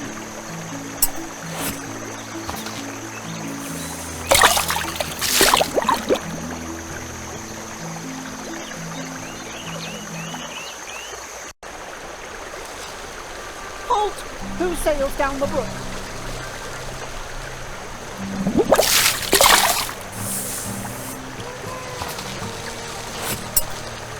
Oh no, not him again. Waterway troll, 400 leaf bucks. Oh, you mean troll? How droll. Yeah, smart and troll and gifted. My babysitter Anya always says that. Dead end, unless you pay 400 leaf bucks. Nobody sails under my bridge without paying. Oh, river pirates. Oh, kids will be kids. You know, we used to put up schemes like this. But as an adult, let things like this roll off your back. But maybe just this once you ought to lose your patience. And show that little cheeky monkey who's boss. Monkey? Little Humbert is a mouse. You kids ought to work that out between you. I'll just watch. Oh, river pirates. How droll. Humbert! Jerry came to see me and talk about you. Who? What? The stupid weasel with the hat went and sneaked to you? No matter what he said, it's not true. He's a liar. Liar, I say. Really? But his brochure looks very promising. It even says that it's only a few steps to fame and a huge audience. Wait, what? Fame? What exactly does that thing say? It says that the famous Maxim Mouseupon is currently in Mousewood to teach only one selected, gifted apprentice to play the most difficult to learn instrument in the world. Only one? It says here that the apprentice must be especially talented. Well, I am talented and smart. I'm smart and talented. You see? Jerry was right. Humbert, you little hooligan. You're exactly the right mouse for this. Of course. I'm going to be a rock star. You can pass, you weird weasel. I haven't got time for you now. The next time you see me, it will be on the cover of an album, or on stage somewhere, if you can afford the tickets, that is. Right, Anya? Of course, you little rascal. Well done, Jerry. You've got the makings of a true tree walker. Now we can float on down the brook.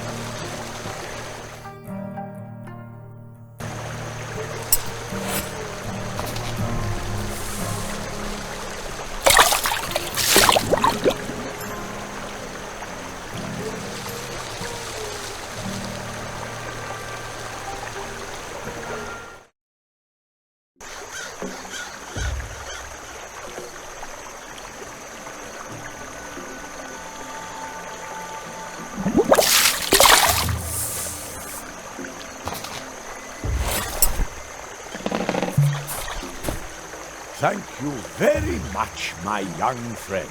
That was a really excellent start to my great adventure, and it started here by the humble cold water brook. Now I'm off to the big river, and then out to the open sea. But what about all the crows hanging around there? Oh, you're right.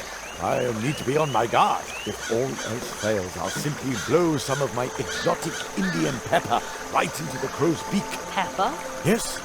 Go ahead and take some by way of thanks. Indian pepper serves many purposes. You can even season your food with it. You don't say.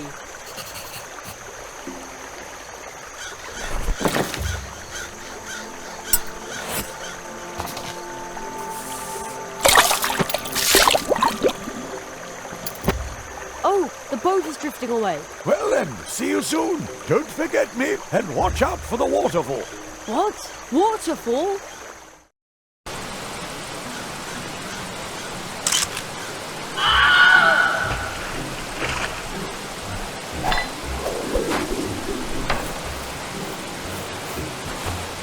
That was a close one. Oh man. Phew. Hey, this must be the wood water.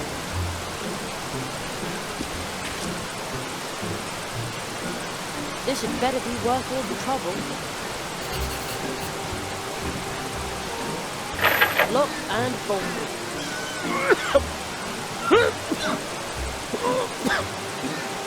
I think somebody just coughed in there. And said bah. Shove off! I'm sick! That sounded like a cry for help. I have to get in there somehow. It's so comfortable on the beach, but I think I would like to come along with me for a while. Man, it was stuck on there really tightly.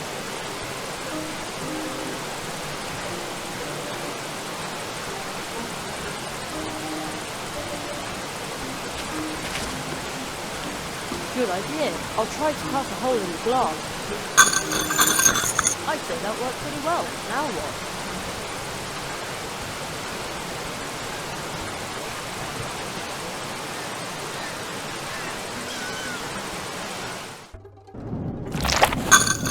A professional job.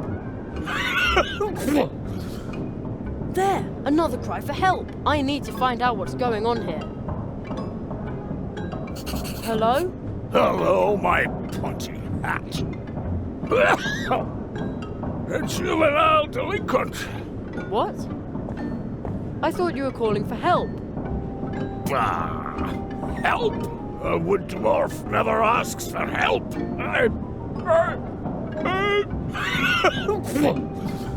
You... There, again. Do you see those hatches? I'm about to come over there and lock you up in one of our tunnels. And there you can... Admire the tunnels? Again, you just called for help again.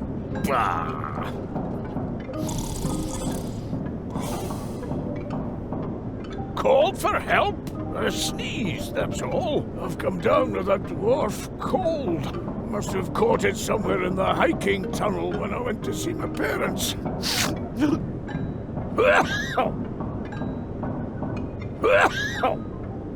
All right. About my dwarf cold. My housemates have already headed for the hills.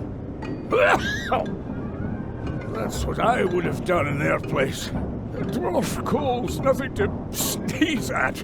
Are you sure I can't help you somehow? Yes, I'm sure. Nobody can help me. Although, except for one person, perhaps, she could help me. If she wanted to. But, bah! A wood dwarf never asks for help.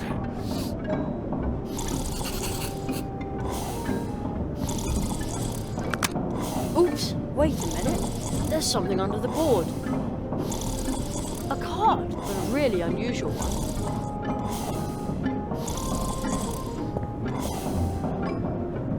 I Are you sure I can't help you somehow? Yes, I'm sure. Nobody can help me. Although, except for one person, perhaps. Who would that be? Anya Mouse. Now that old Uli is gone, she's...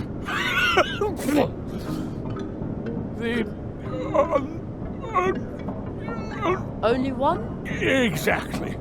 She's the only one who can deal with illnesses. So let's go and ask her. Bah! A wood dwarf never asks for help.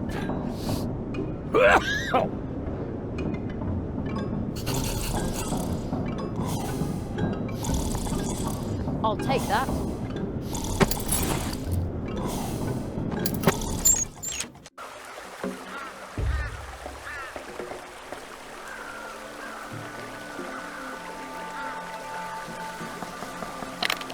There, at last. I won't need the key anymore. I'll just leave it in the lock.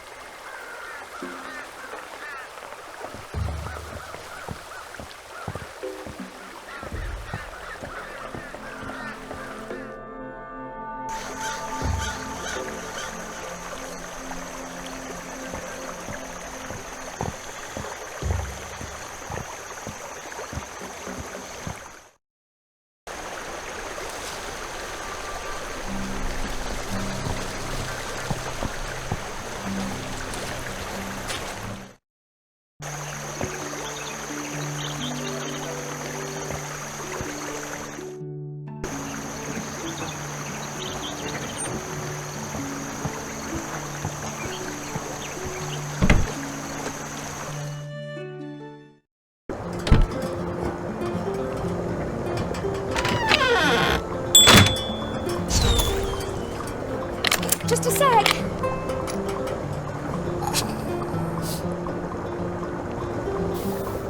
Welcome back.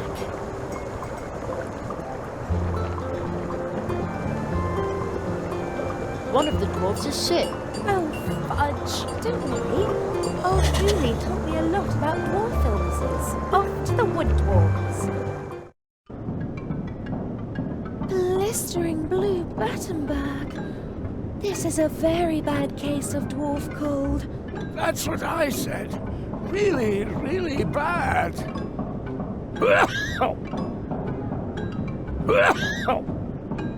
Don't you worry. Old Uli taught me a remedy for this. Jerry, will you help me find a few ingredients for this poor dwarf? Of course. Oh, thank you. Here, take this recipe.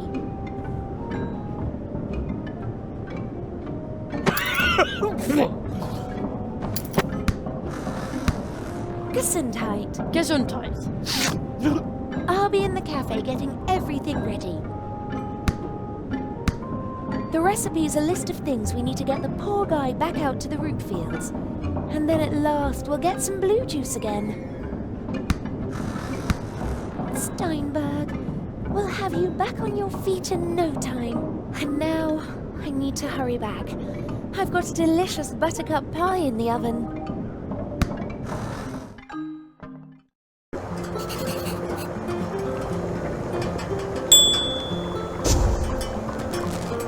Extravagant.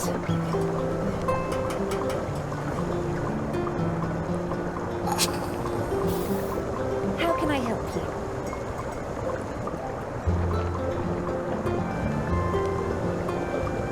About the dwarf medicine. You found all the ingredients. Let's hope that old Uli's recipe is good for something.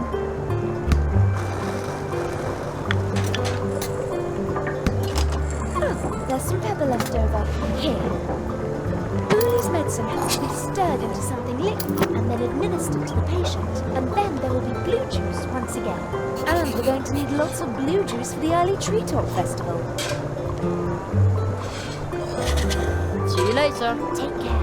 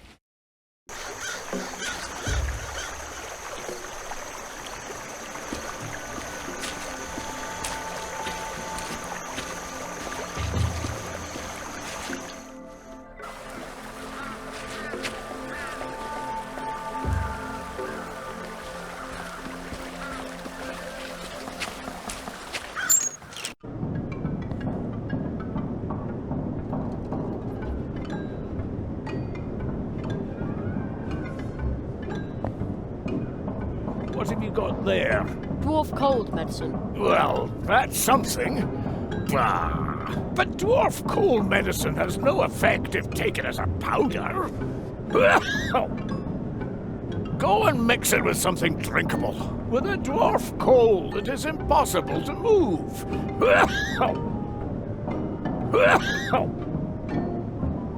If you weren't so clueless, you would know that.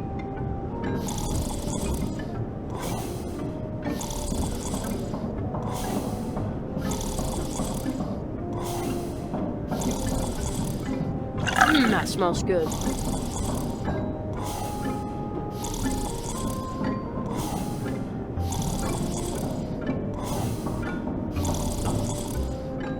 There, I stirred in the medicine. I wonder if it tastes good like that.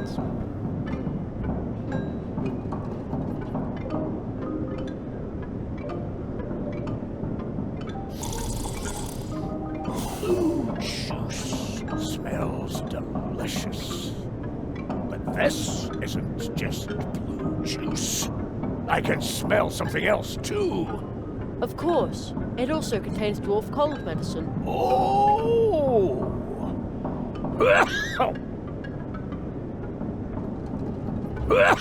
Well, why don't you just take the mug?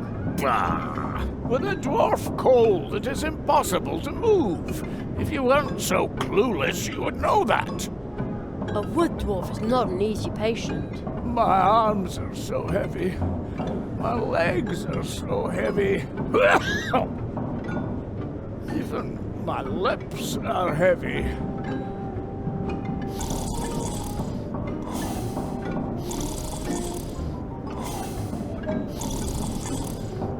There.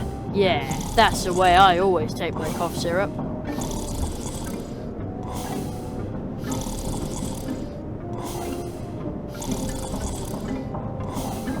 Here's some blue juice medicine to help with your bad dwarf cold. Say ah.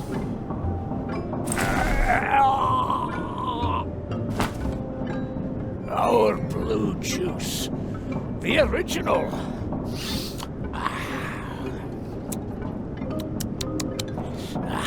Delicious. Some colours already returning to your cheeks. And tomorrow we will see to the harvest. You should stay in bed. In bed. Stay in bed. Sleep at last. No sore throat. No dwarf cold. And no dwarf cough. Exactly. Anya. You must go to Anya. That's quite far away, you know. Take Tunnel 47. Tunnel 47? This one. What? Why didn't you tell me that before? Dwarf secret. You must go to Anya. Tell her thanks. Starting tomorrow. Starting tomorrow, there will be blue juice once again.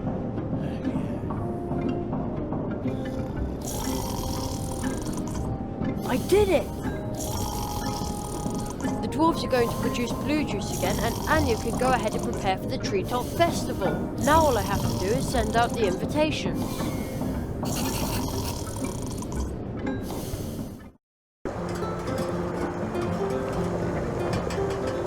You must be kidding! A shortcut! Couldn't somebody have told me that sooner?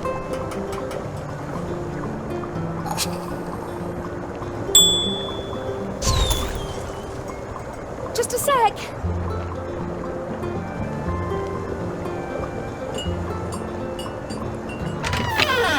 Welcome back.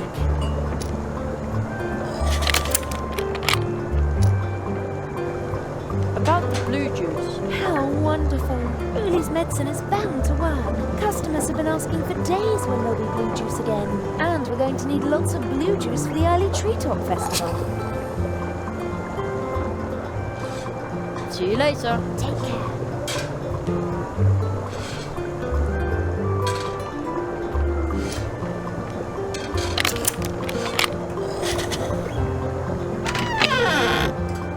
one hot coffee.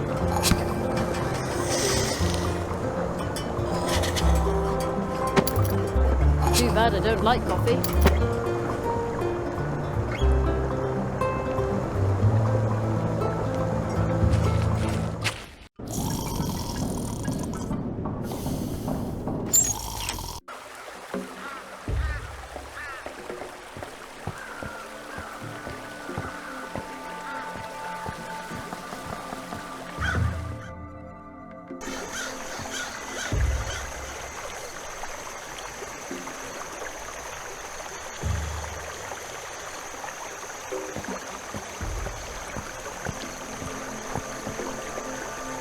Here comes Anya's piping hot coffee. You're not just going to pour it on the ground, are you? Anya's coffee is wood famous and so good. Her? We're going to use it to free your bike. We are? In that case, what are you waiting for?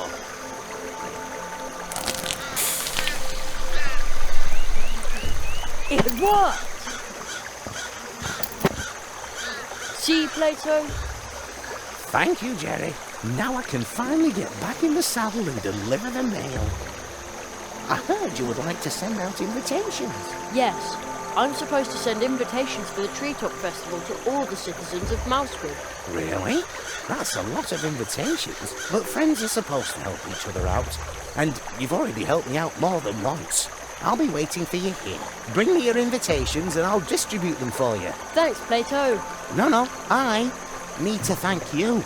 You helped me even though you didn't know me. You're a true tree walker. Her?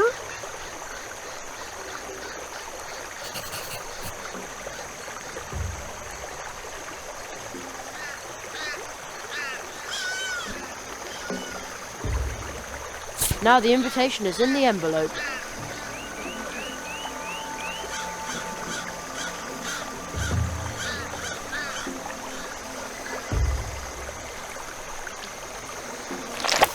The snail did a good job sealing the envelope.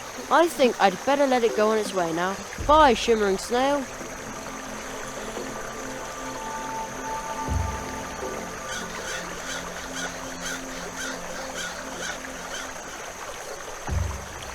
Whoa! The stamp made a zillion copies of the invitation. They hardly fit in my backpack now.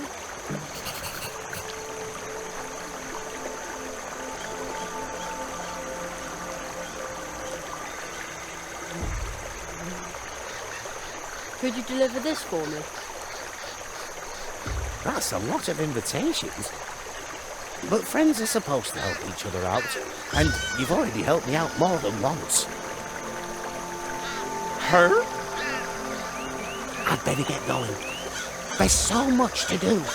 Like I always say, a single hop is not that hard. And many hops in a row can get you anywhere. But we could use my bike as well. Your bicycle? Sure, if you want to travel faster through Mousewood and its surroundings. Just call on me. Then I'll give you a ride on my mail bike. Just use this clicker frog with one of the golden post horns that you find everywhere in Mousewood. Whenever you're in a hurry, just sound its legendary call. Then I'll come flying by on my fateful bike and take you wherever you need to go. Flying? Riding, I mean. Wow, thank you. But I won't do this for just anyone, so keep it to yourself. And where would you like to go now? Woohoo! Hello, Jenny. Well, where to? Let's go. Hang on tight, Jenny. See you later.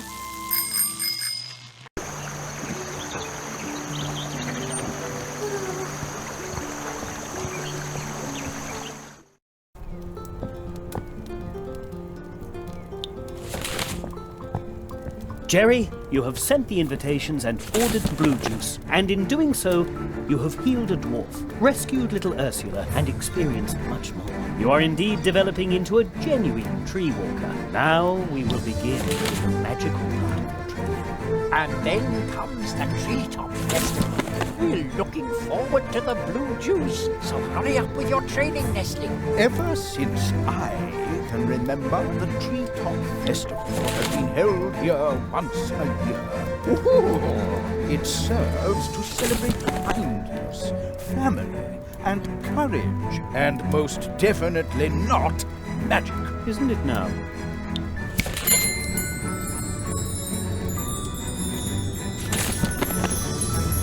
Go forth, young hazelnut.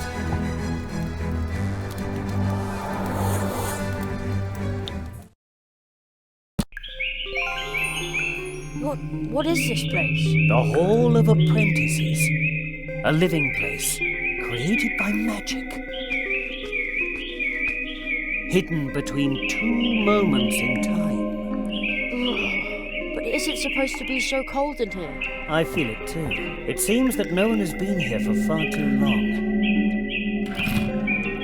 And even in Mousewood, almost no one remembers us. Only the elderly. How long's it been since you were last here?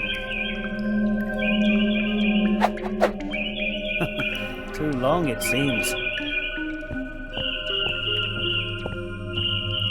It's up to us to keep the tradition alive. The Hall of Apprentices is a place of transition. Your training begins here, today, and it will end here. Everything takes place under the protection of the first tree. The first tree? Is it this one? That is only a statue. The first tree is the oldest tree in this region. It watches over the woods, over the portal trees. It holds this world together. Trees like it are so old that they already exist in other spheres. Their roots reach into dreams, into fantasy.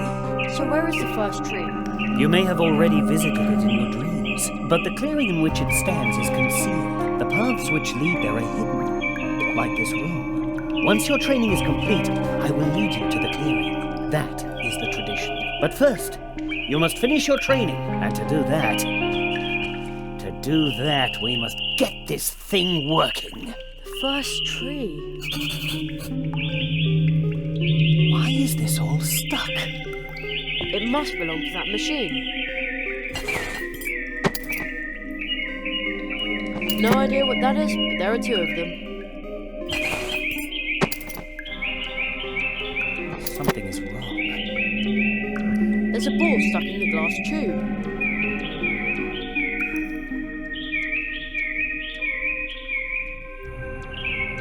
But that means... Let's see if it's as easy as fishing change out of the gutter.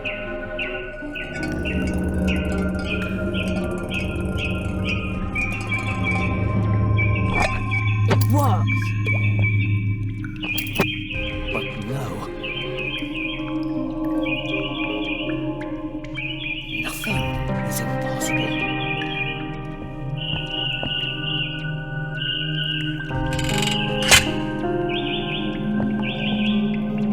Fits. Not bad at all. But the thing still won't work.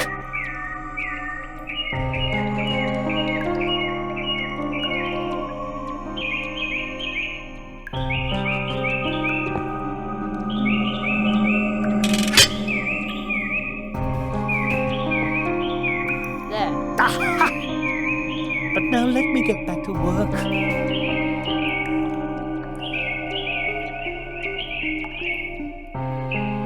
Has so much time really passed?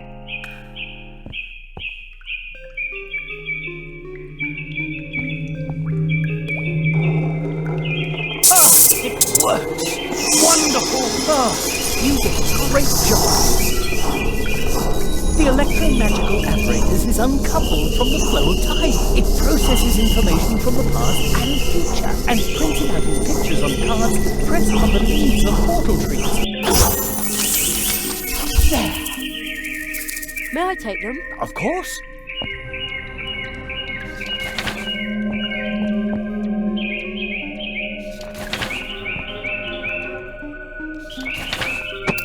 These 16 cards can already tell you a lot about your training, if you understand how to read them. But these cards are like dreams. Everyone should interpret them for themselves. Unusual. Another card. What does it show?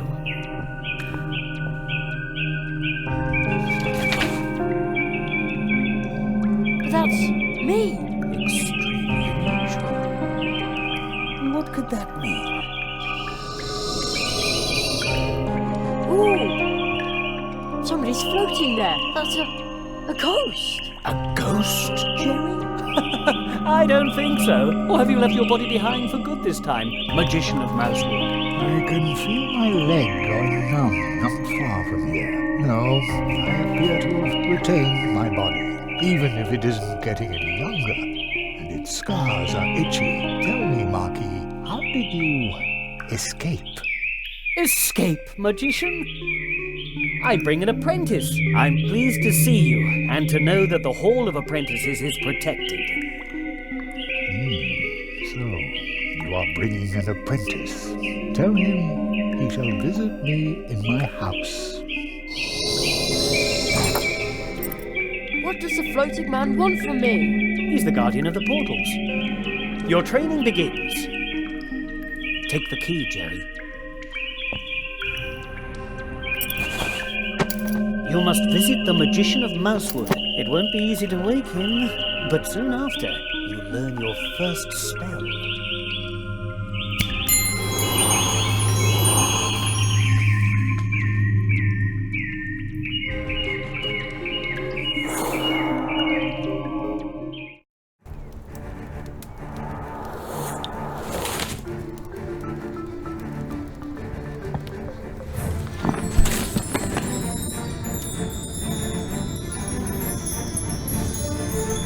They're back.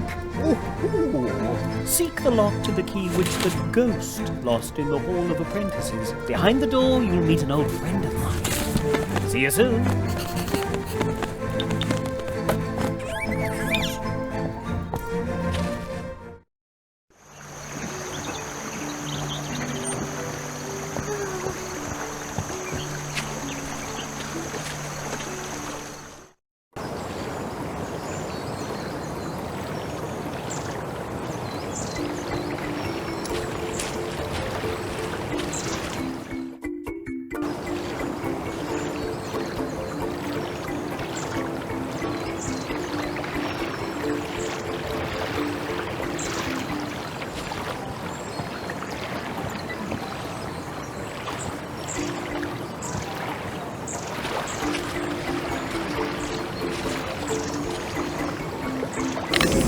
Yikes!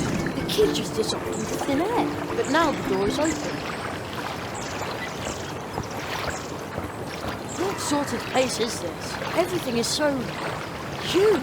It's enough to make you dizzy.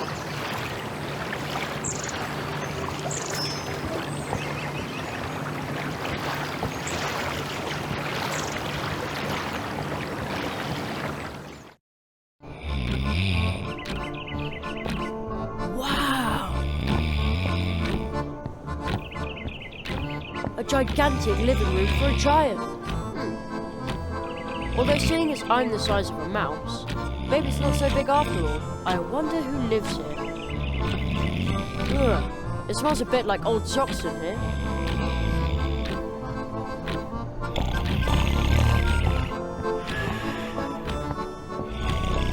A giant chunk of chocolate. I also took the tin foil.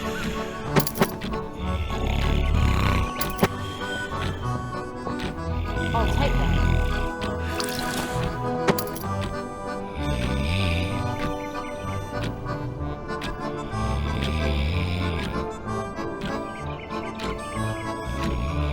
Now I've got milk.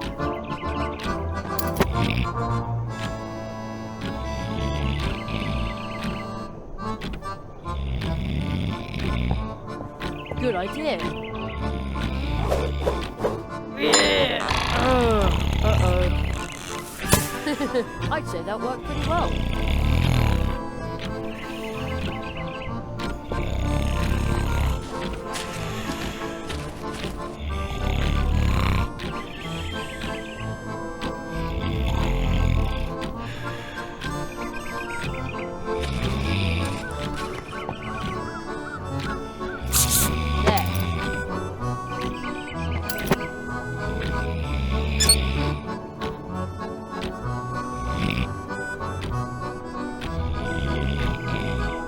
joint is rusted.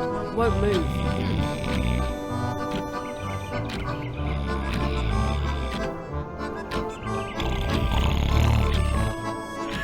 There, now it's fixed.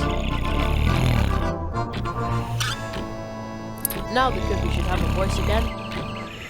Oh, something fell out of the clockwork. Well, it is probably not an important part.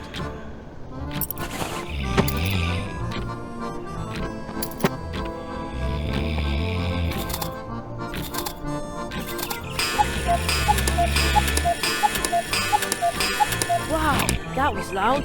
Let's see if it woke the giant.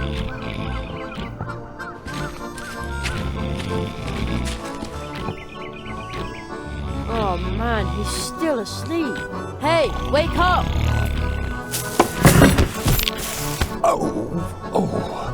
Oh, dash it all. Uh-oh, I didn't mean for that to happen.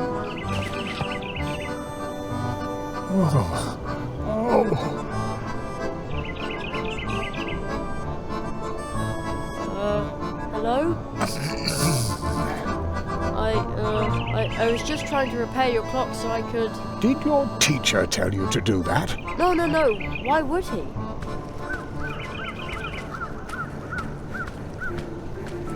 Old magician of Mousewood. I see my apprentice has... Did you put him up to that? No, really. Oh, all right. Ow, my head. Wait 1 second. I bid you welcome, Jeremiah Hazelnut. So, you are the rabbit's new apprentice. A tree walker in the making. Indeed. Oh, so you aren't a ghost. No, not really. Haro Molina, the magician of Mousewood, is a master of active sleep. When he sleeps, his waking spirit goes wandering. Wow, that's cool. Perhaps one day he can instruct you in his art. Haro. No one has spoken that name in a long time. Yes, it has been a long time. A very long time since an apprentice has been trained in Mousewood. Really? That long? We should make ourselves somewhat more comfortable, old friend.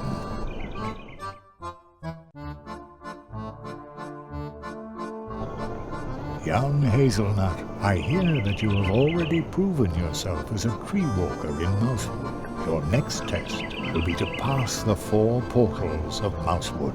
Behind each of the portals, you will learn a spell. Wow, that sounds exciting. But first, there is something you need to return. What's that? Pardon me, but I think you have my book. Oh, yeah, the mouse with the backpack gave it to me. Thank you. It is very valuable to me. Now, I would like to write one about you. I collect stories, you know. Who was that? Oh, he seemed familiar to me, but I can't recall why. Only a wood sprite, a close acquaintance of mine. You should rest, Jerry. This has been a long day for you. Rest for a little while. If you say so.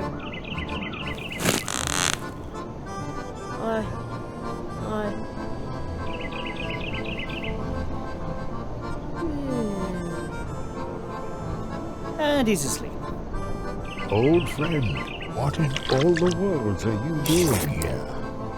I am training a tree walker. That is not what I meant. I say this in all friendship. It is impossible for you to be here, believe me. Nothing is impossible.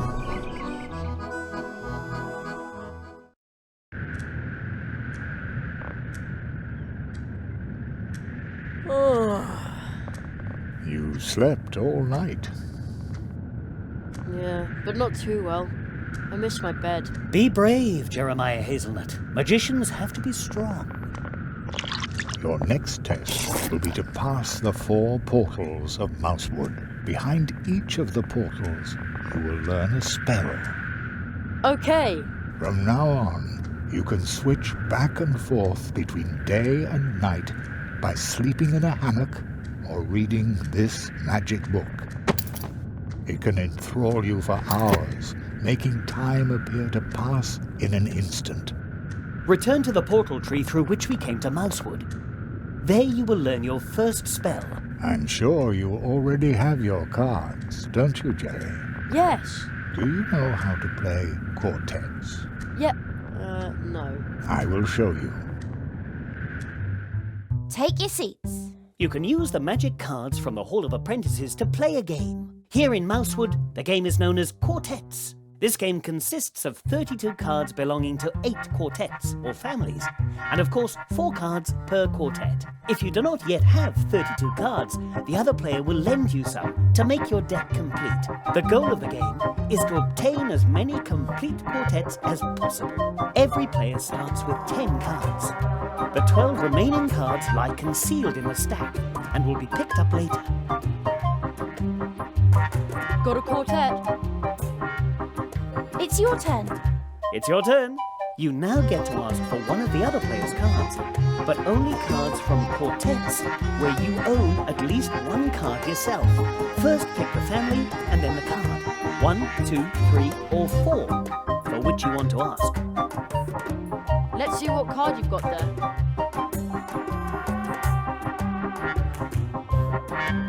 I'm sure you've got this card.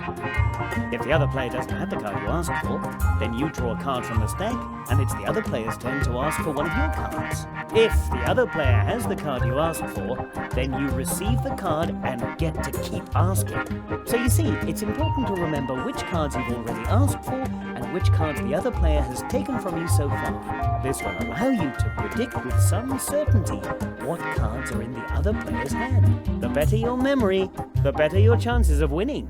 Remember, you can play with those cards, but their true worth does not lie in gambling. Still, I wish you luck. Excellent. Let's see.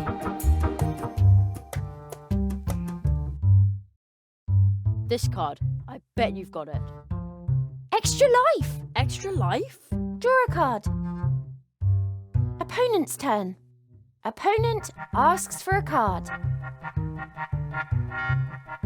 Opponent asks for a card.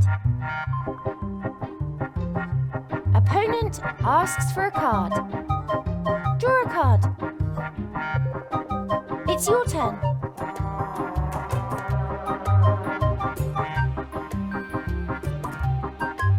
I'm sure you've got this card.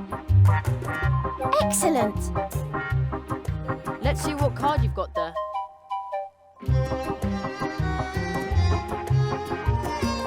This card. I bet you've got it. Just you wait. Draw a card. Opponent's turn. Opponent asks for a card. Draw a card. It's your turn.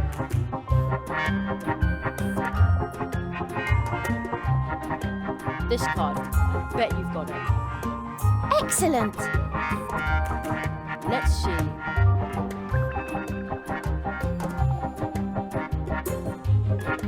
I'm sure you've got this card.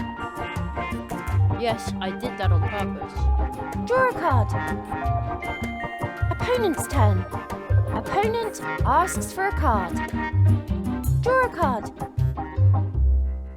Choose a card.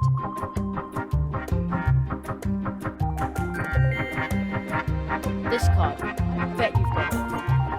Well played. Let's see.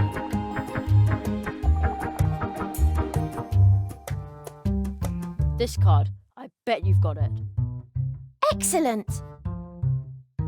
Let's see what card you've got there. I'm sure you've got this card. Haha! Quartet. Let's see what card you've got there. I'm sure you've got this card. Oh, rats. Draw a card. Got a quartet. Opponent's Opponent's turn. Opponent asks for a card.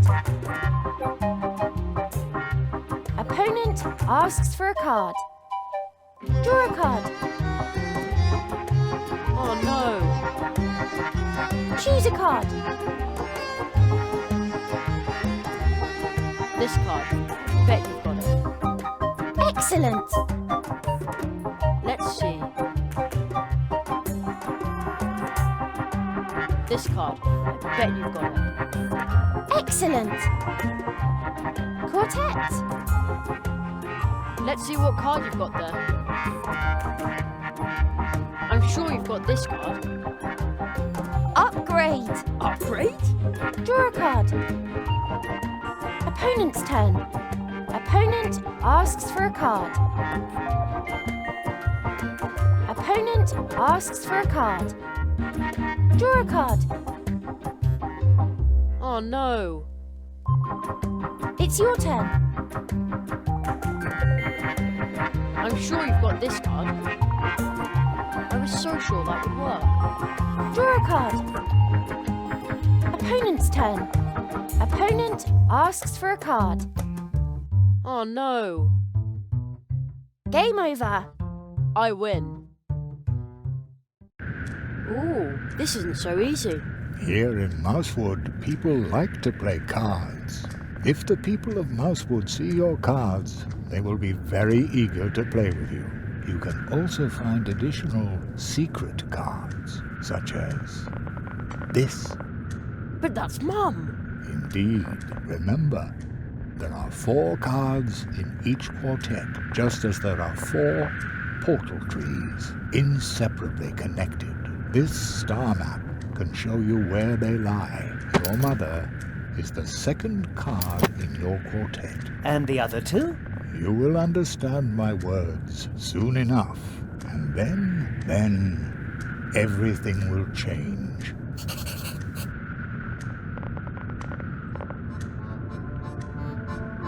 Oh, so you aren't a ghost. No, not really. Aru Malina, the magician of Mousewood, is a master of active sleep. When he sleeps, his waking spirit goes wandering. Wow, that's cool. Perhaps one day he can instruct you in his art. Really? That is possible. It took me many years to learn active sleeping. And ever since you've spent all your time snoring in bed, you're supposed to be keeping an eye on the portal trees. It has grown quiet here in Mousewood for a long time.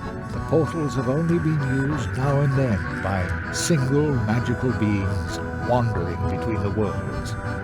You probably don't know about this, but I have long averted the greatest disaster for the portals. Until I saw you here, I thought I was just about the last of us. Oh, come now. Can't you sense it? How the portals are opening and closing near and very, very far away, like the pulsing of stars in the night. How ideas, shapes, and beings wander between the worlds. There must be some of us among them. Wow.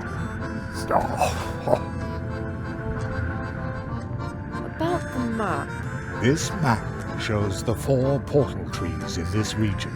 On a clear night, you can compare the map with the starry sky.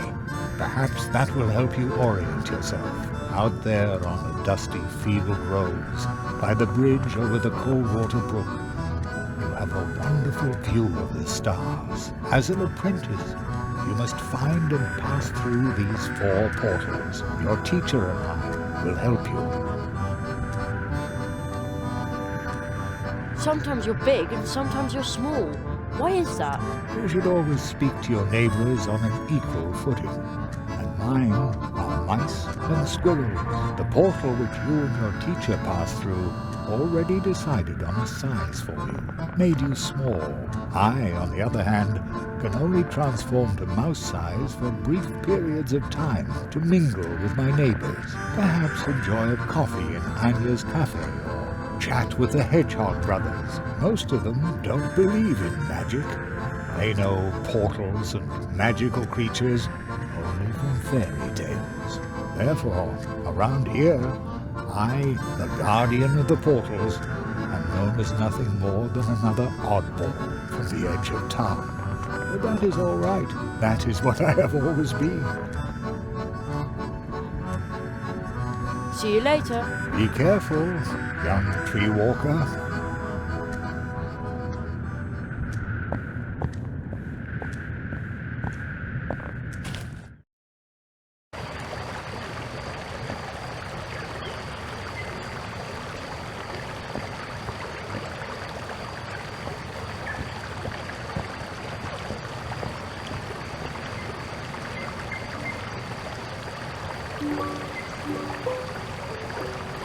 Good day.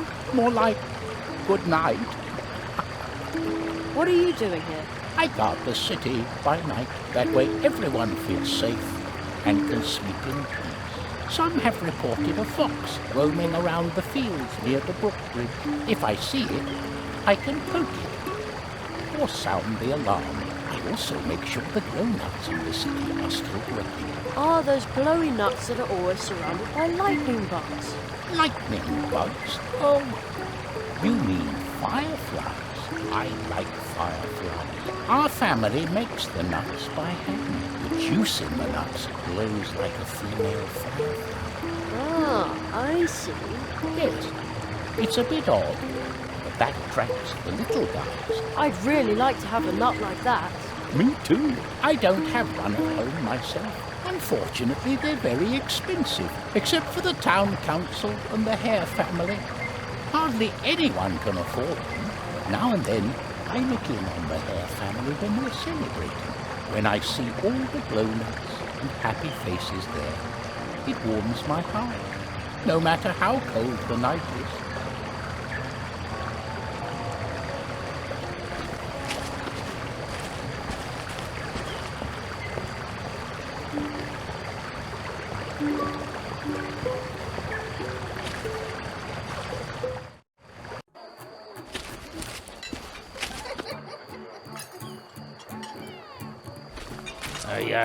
Hey, no you don't. Nobody comes in here without an invitation.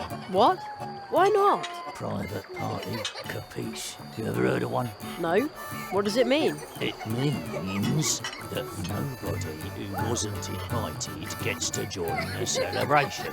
Oh, I see. Why didn't you just say so?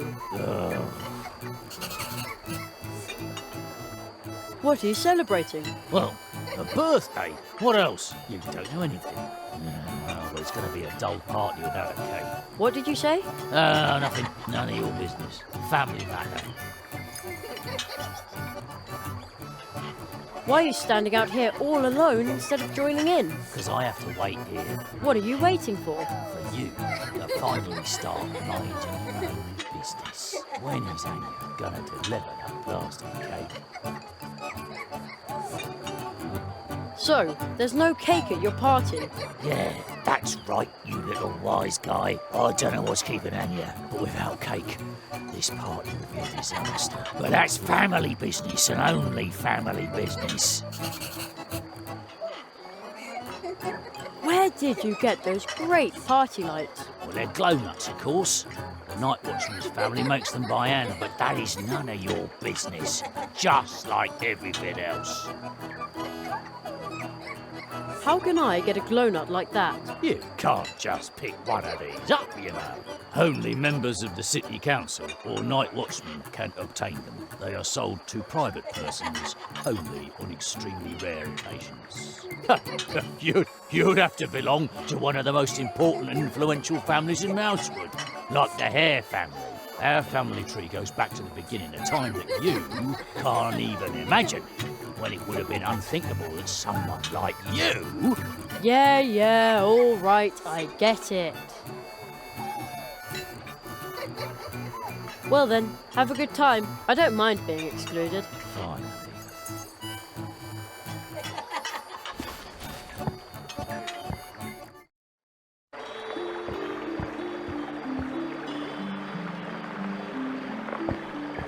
Hello, Mr. Church Mouse.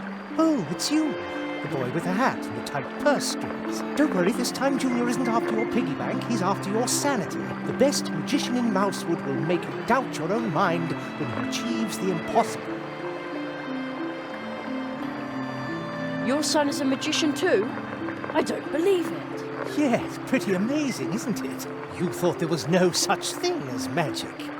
No, I just meant... You will be proven wrong. But I didn't say that. When the great Church Mouse Jr. mysteriously empties this glass of water without touching it. Well, I can't wait. Maybe I'll learn another one of my 4 spells here. Hey, is the water level going down? How long is this going to take?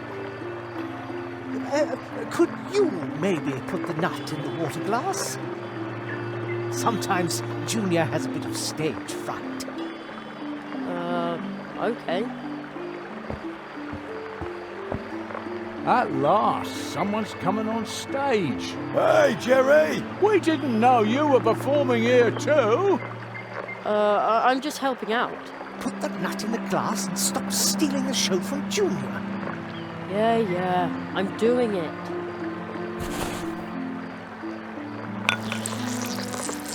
Whoa! Completely soaked up. The glass is almost dry. That's darn handy if you have to drain something. I could really use a nut like that.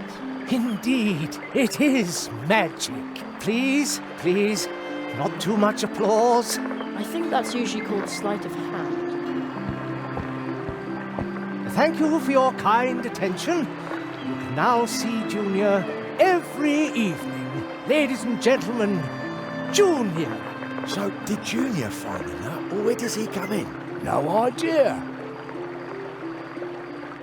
Can I borrow your water nut? The water nut? But that is Junior's most popular trick. It's also his only trick, isn't it? You mean Junior should expand his repertoire? Exactly. Or better still, perform without a nut. Without a nut? Oh, that is a revolutionary concept that has never been attempted in Mousewood. All right. I always say laughing customers are paying customers. So show me a show that makes the audience laugh. If it works, we'll swap your program for the water nut. Okay. You want jokes? I'll improvise for you. Well then, good luck. And now, opening for the wonderful Church Mouse Jr., ladies and gentlemen, Jerry. Hey, Jerry! Are we getting the nut again? No, now it's time for a laugh. Oh no, I've got a bad feeling about this. I know what you mean. Here it comes. Well, why did the chicken cross the road? What? You can't be serious. Our cousin Henry lives on the road. At least that's where he used to live. Now he lives in the hospital. Oh, I didn't know. Jerry! It's all right. But it isn't funny either. Get off the stage! Again, I'm sorry. No offence taken. He didn't mean it like that. I know. Jerry! You can't tell road jokes to hedgehogs. Everybody knows that. Here, take the paper and pencil and go look for good jokes. Jokes that the local audience can appreciate. Okay, that's probably a good idea. Thanks. How's business? Super! When I'm enjoying my well-deserved retirement on Coconut Palm Island, Junior shouldn't have to worry. This show will give him a second source of income, along with dealing in things, stuff and junk. Cash is bound to start pouring in soon. We also had a darling green crack beetle. A real crowd puller, let me tell you. Unfortunately, it ran off the day before yesterday. Junior almost caught it. A green beetle, Break a leg. I have to go. Break a leg? Is that supposed to be funny? What strange children some parents have. Isn't that right, Junior? Exactly.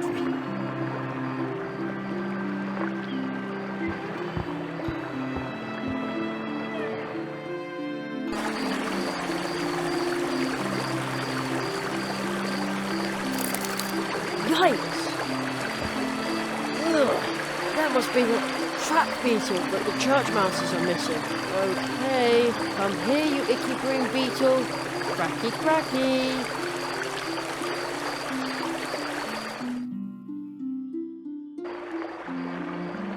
I think this little fella's yours, isn't he? Oh, you found it. Our darling little sunshine is back, John. Aren't you glad? I found this card. Strange, isn't it? I'll give it to you. It's so creepy that no one will buy it anyway.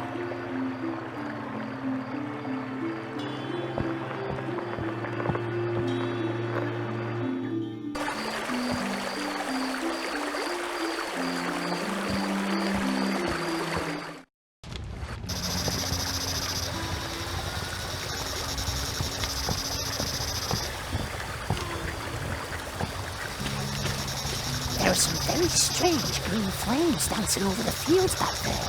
Are they will-o'-the-wisps? Are they... How strange. There are green lights flickering across the fields. Maybe it's someone with a lantern out for a walk.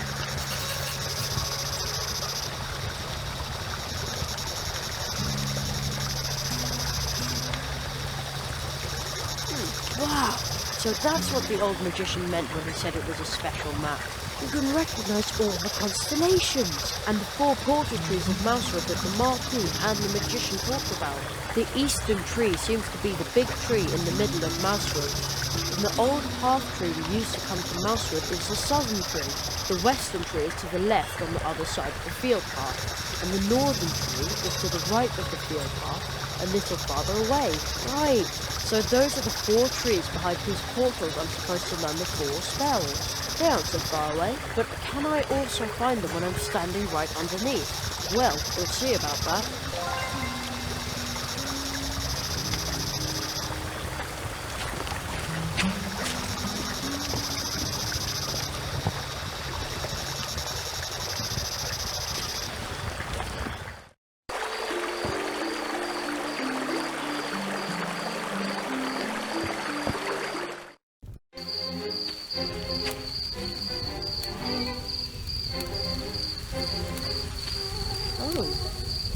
What's going on here?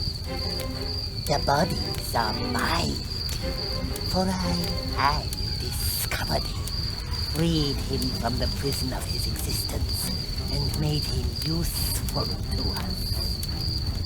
The belongings are mine, for I placed the 4 metals in his hands. When his vengeance is at hand, our work begins. The land is my due, for I let him know the order in which he must drive them into the trunk. When their power comes to bear, our work shall begin. The souls are my due. From me, he knows how many blows he must strike. Once he has struck them, we will go to work.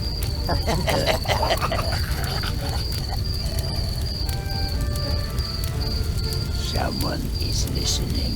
Only a child. A human. One of us.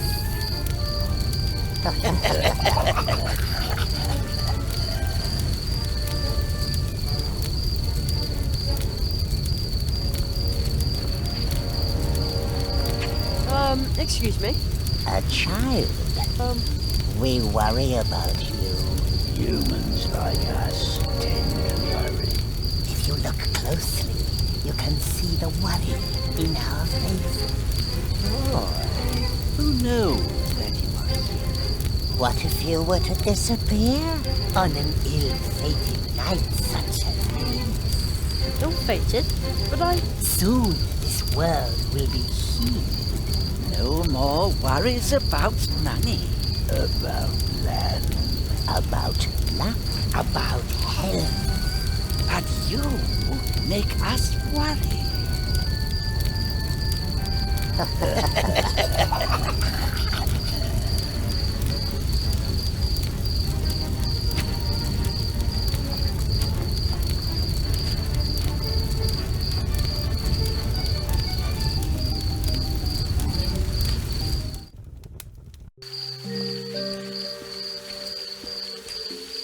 Come to us, Jerry. Oh, how did they get here so fast?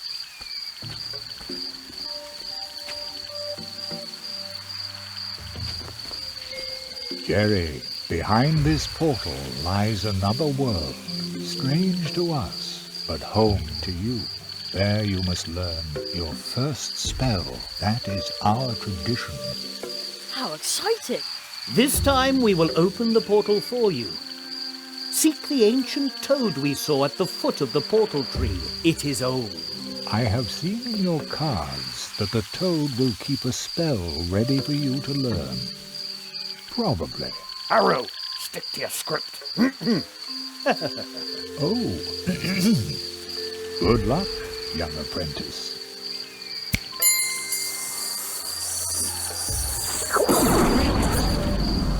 Well then.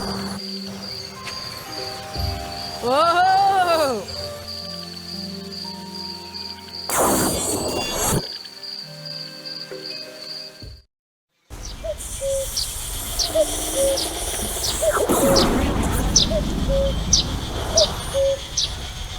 I'm home again. Huh. I was sort of afraid I'd come out somewhere odd. Everything is suddenly so small and normal.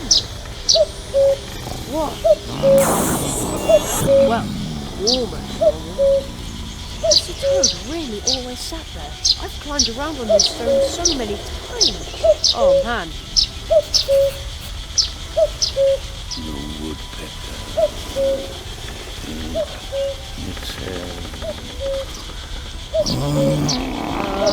Hello?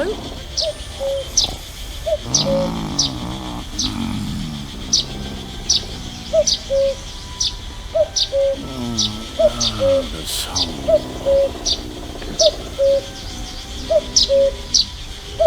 Such a beautiful song. So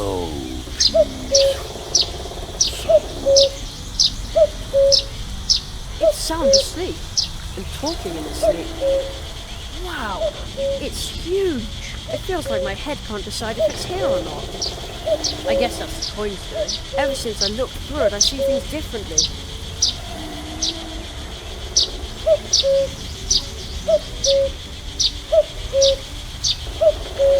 Just a little pinch.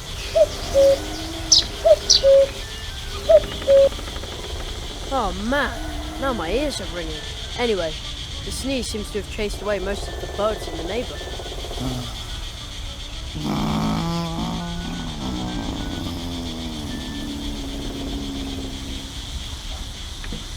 But the toad is still sound asleep.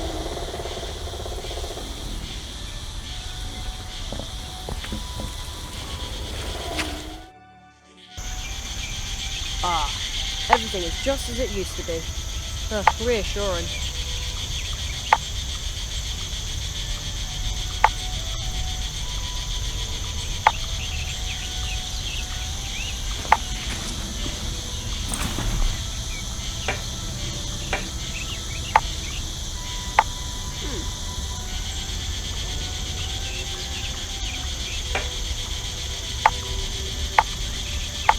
Oh really? How incredibly interesting.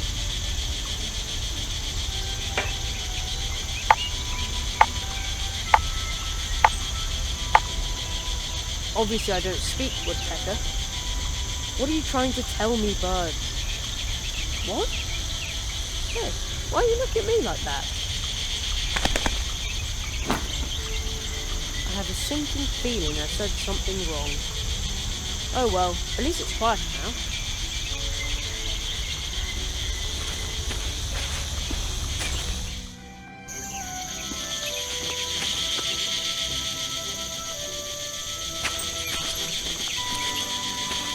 I think I can hear a cricket chirping in the barrel. Such a racket in the middle of the day. Unbelievable. That'll take care of it. There. Now it's quiet. Almost too quiet.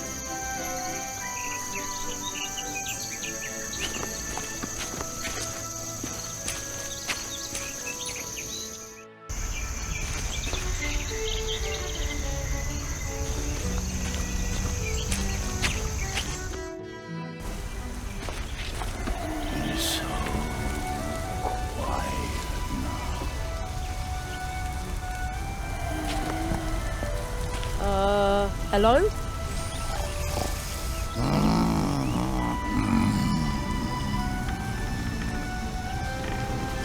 The rock toad just seems to be dozing now.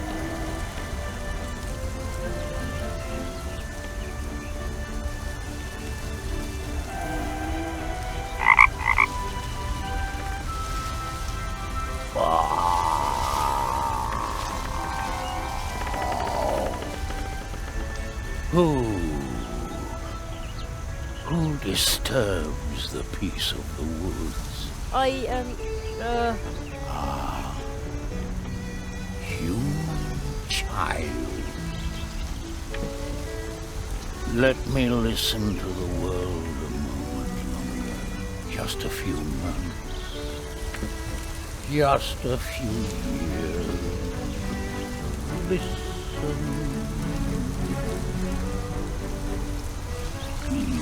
Listen.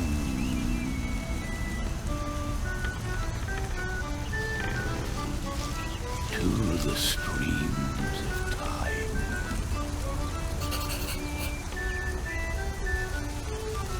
I'm Jerry Hazelnut, mighty magician.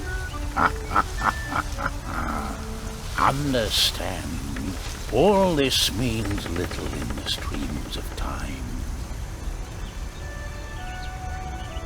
The streams of time? The streams of time.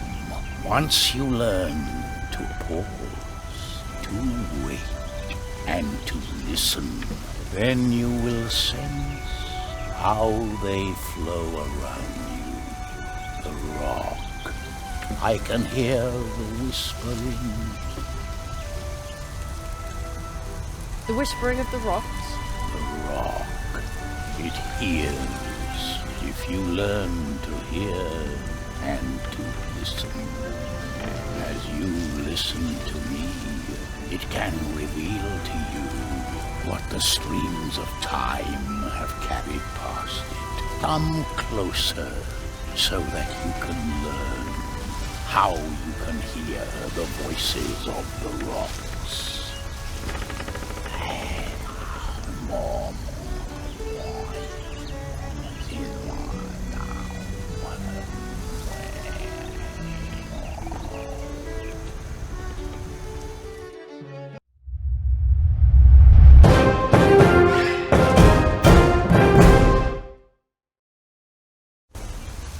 Voices of the woods. They sound more mournful since my last awakening. Perhaps this is my last awakening before I become one with the streams of time. Oh, this world is changing.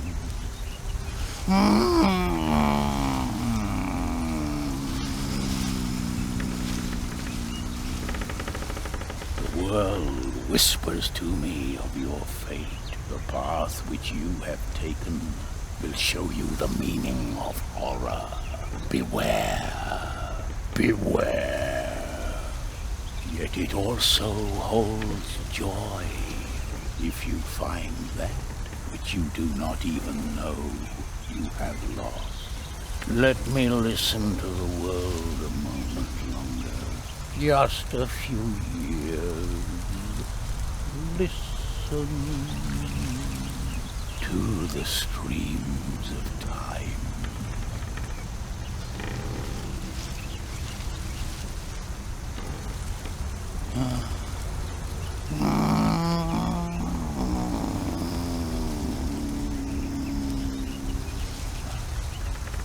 He fell asleep. Horror? And find something I don't even know I lost? I wonder if Mum is back from shopping.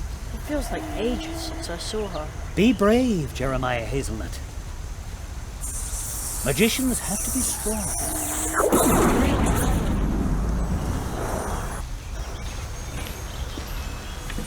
Whoa!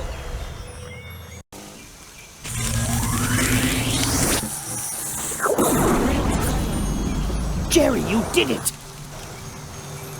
You've learned to hear the whispering of the rocks and stones. This listen to any stone that has been given a face. Ha! An excellent first spell. Now try it on this crystal statue. The spell is on your magic wand. Take it and point it at the statue.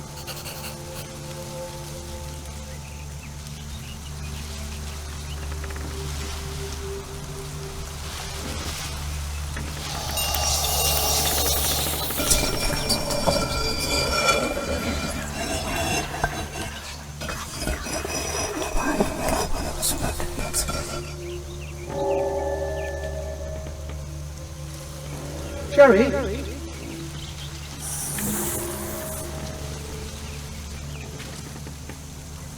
Did somebody just call my name?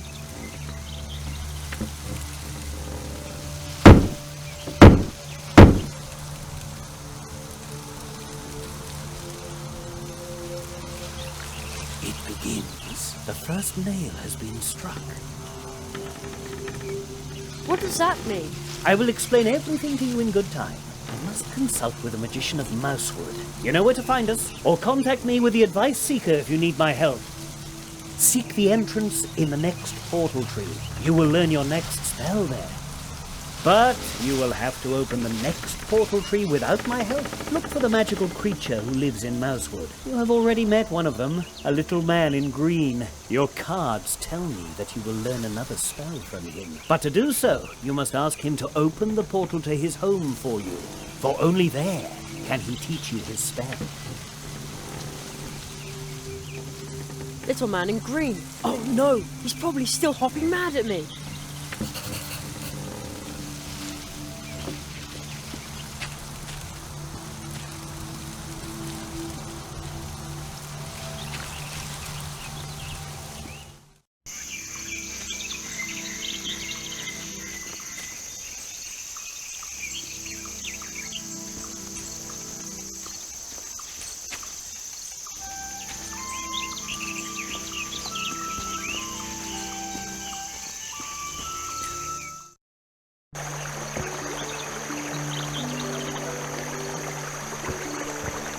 Feathered enemy eat all your savings? Sometimes you just need to find the right stranger to make all your money problems disappear. And then all it takes is your signature. Just your signature. Huh? We have arrived. We will be the solution. Okay. Weird.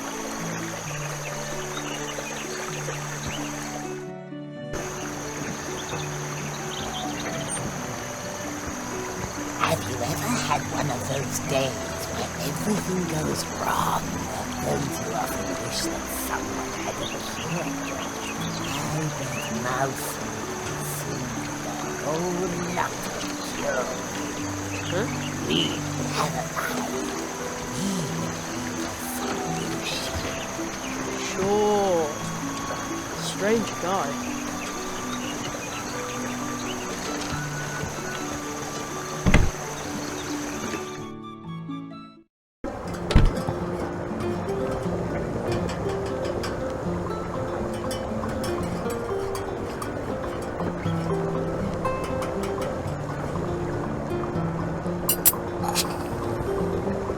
I hung the clock part over the key.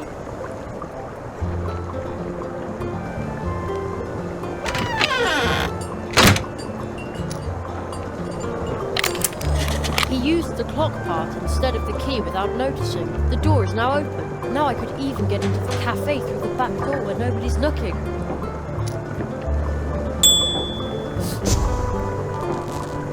Extravagant.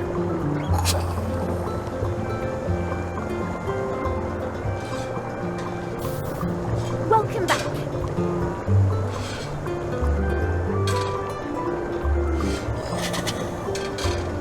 I've heard that the Hare family is waiting for a cake.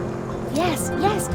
They celebrate every night and have very special requirements. But unfortunately, I'm missing a couple of ingredients. And I bet you just happen to have a list, don't you? Yes, you guessed it. If you find the ingredients, I can make the cake, and you can take it to the hares. See you later. Take care. There you are again. See what you've done. What have I done?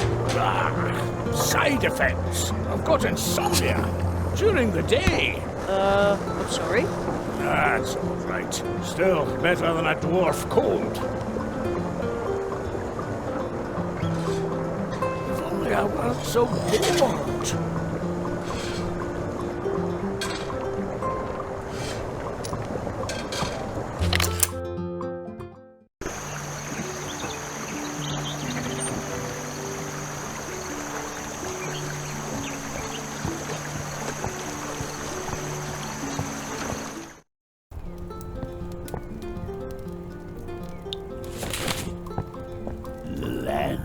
Must work, but it doesn't. Sometimes you need help from someone who knows the score. We can stop the uncontrolled growth. Get everything under control. We do not need any help from you. Ho, ho. We have arrived. We will be the solution. Okay. Suspicious guy.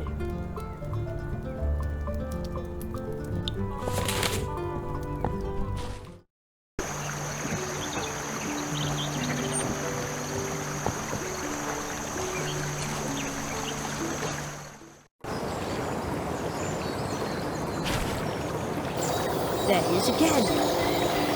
The little man in green.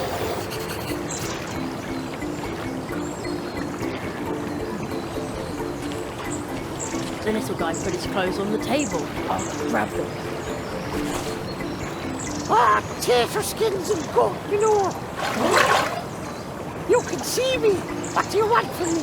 I'm, looking for a tree portal. You want to break into me world, and I'm supposed to help you do it.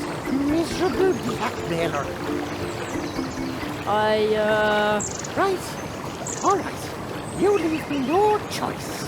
Now close back, turn around, and stop staring at me chakra. You're... Oh.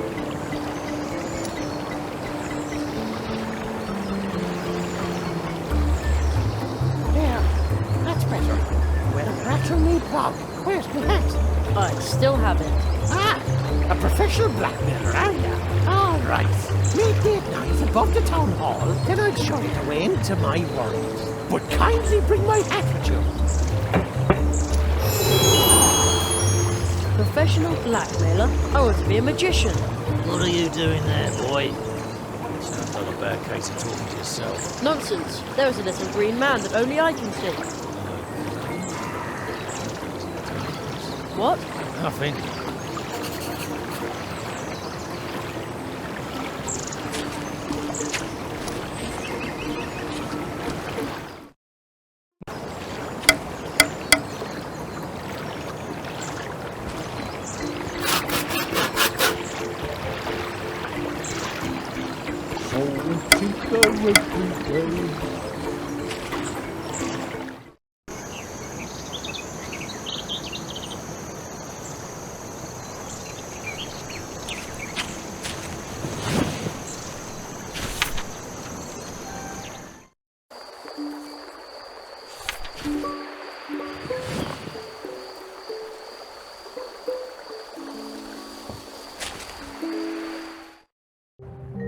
Uh-oh, I think Conrad is still awake.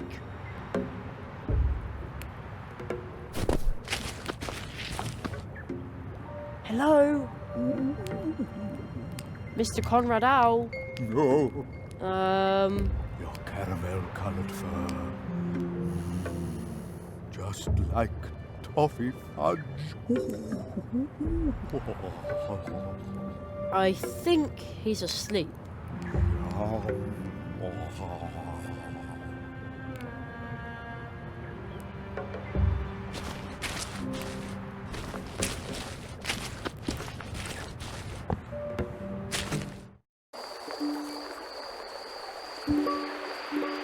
Oh man, it's really dark up here. And cold too. At home I'm not allowed to climb around on rooftops. At home I'd be reading comics under the covers with a flashlight now. I I've been waiting up here in the tree all night long, and no one has come.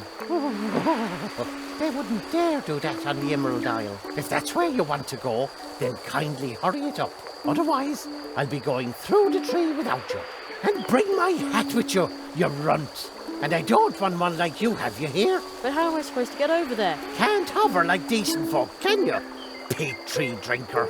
Then you'll have to cross the branch on foot. It's way too dark and too high. You can't see where you're putting your feet. Well, come on, you little extortionist. If you fall off the branch, I'll just gather up the hat while you're seeing stars. After your rake attack on me real life, you deserve it.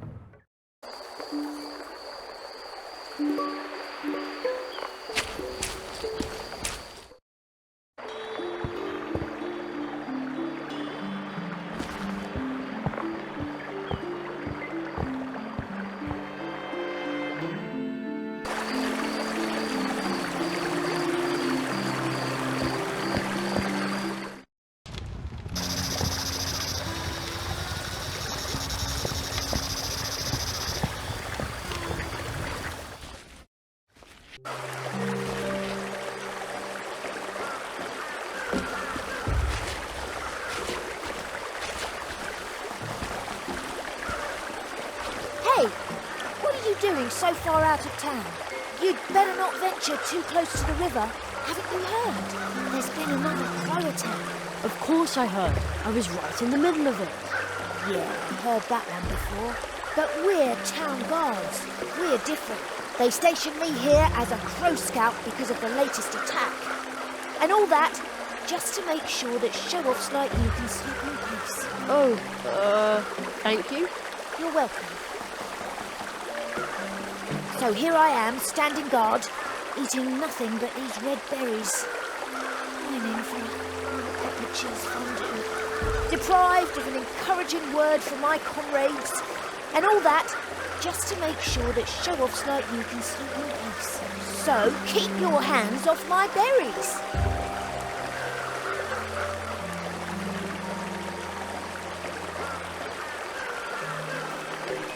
Now if I fold it like this, and then... ta-da! A pot. Oh! Are you going to cook something? What is it? Let's see. Not that I need anything. I can manage all by myself.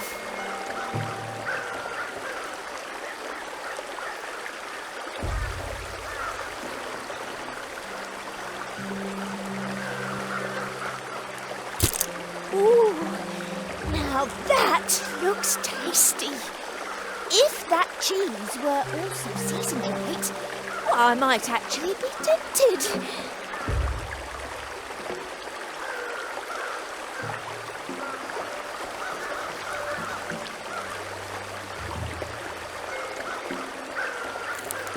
Ooh. Oh, that smells so incredibly good. A well-peppered cheese fondue. I bet it would keep me fed for a week. Would you give me some red berries in exchange? Berries? Who needs them anyway? Take as many as you like. If they taste as good as they smell. By now I must have collected enough berries for 4 games at least.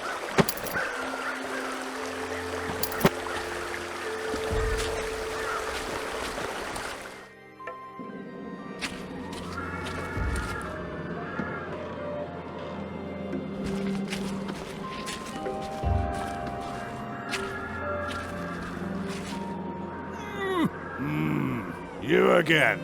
Have you come back to rub it in again that you helped me? Pah! What? No. Good for you, but anyway, thank you.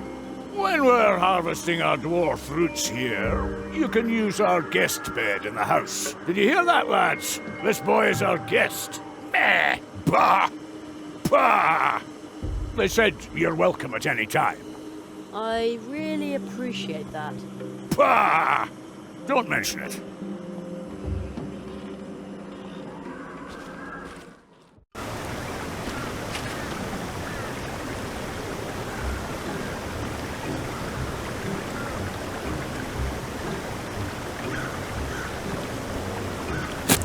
Perfect. Hey, juice is already coming out of the tap. Now I have beet syrup on tap.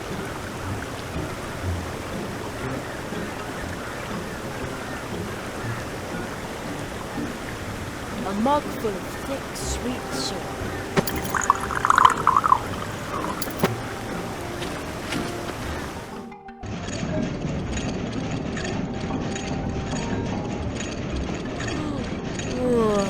I'm so tired. The dwarf is snoring up a storm.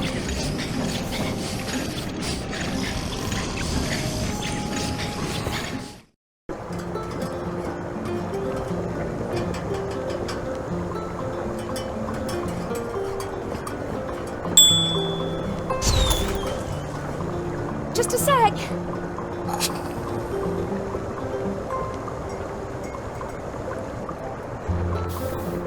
Welcome back.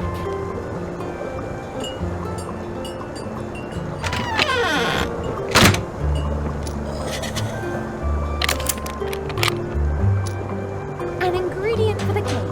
Thank you, my little cracker crust. All that's missing now is a handful of sweet red berries, and then some milk and chocolate.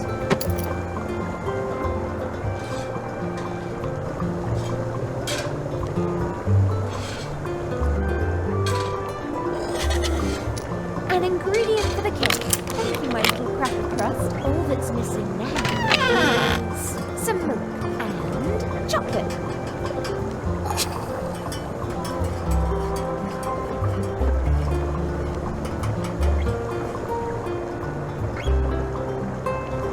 An ingredient for the cake. Thank you, my little cracker crust. All that's missing now is chocolate.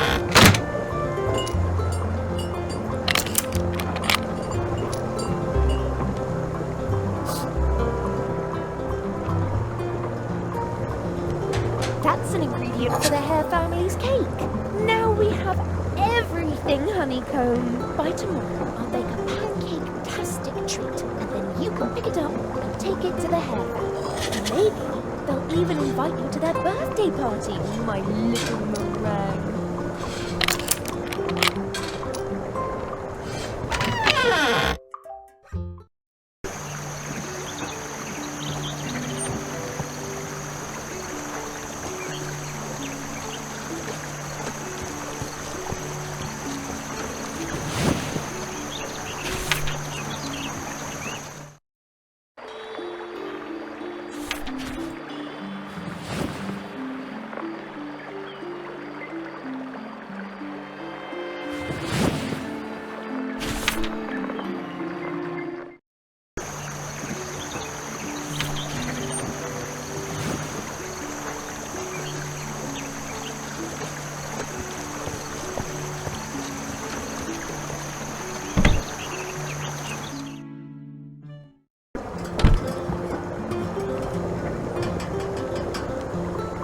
That sure looks tasty.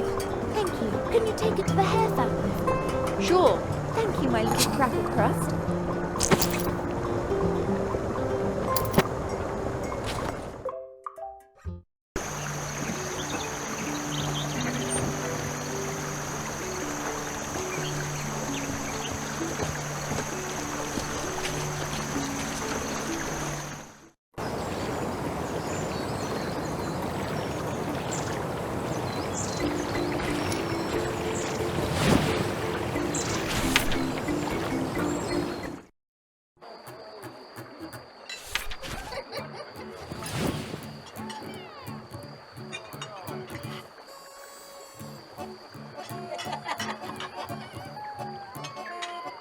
Hello, Mr. Hare.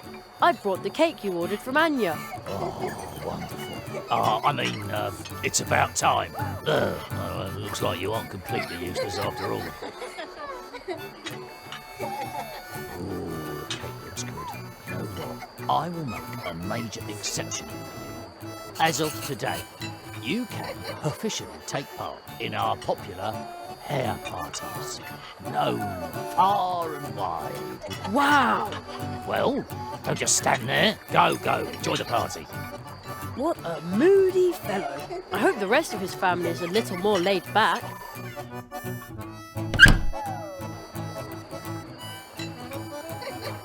Wow, what a party! There sure are a lot of people here. Birthdays are always a big deal for the Hare family.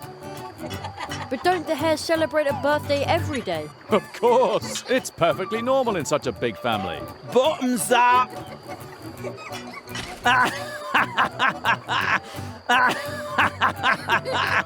Who wants to think about tomorrow today? Today is everybody's birthday. Yours too. Here, take this.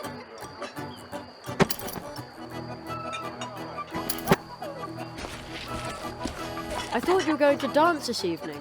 My poor feet. I gave myself blisters dancing this afternoon. Oh dear. And I was so looking forward to the party. I've got to tell you a joke. Love to hear it. Well, why do bees hum? No idea. Because... oh, I forgot. Oh. But you'll like this one. Why do mice usually avoid drinking too much blue juice? Well? Because... I just can't remember punchlines. But I've got one more. A rabbit couple is booked on a luxury cruise. It's the key they get stopped because there are too many of them. Why? I don't know. Because I don't know either. Pity. If you pass it on, maybe someone will know the answer. Someone with a sense of humour. I wrote down as much as Jonathan can remember. Ooh, there are the glow nuts. Aren't they fascinating? The juice they contain attracts fireflies by the score. I could really use something like that. Then take one, but be careful. If they burst, there will be glow juice everywhere. Perfect.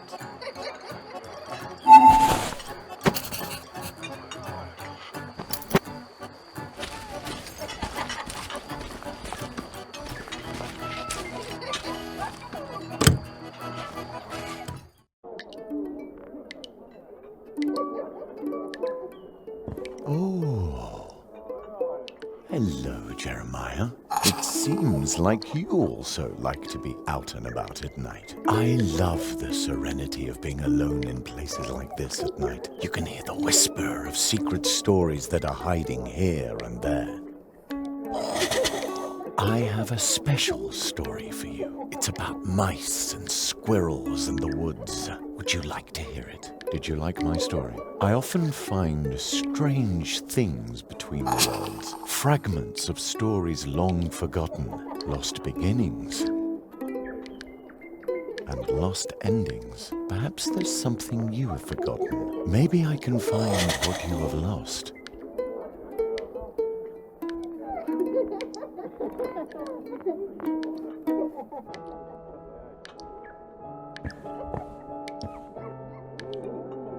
One hot coffee. Too bad I don't like coffee.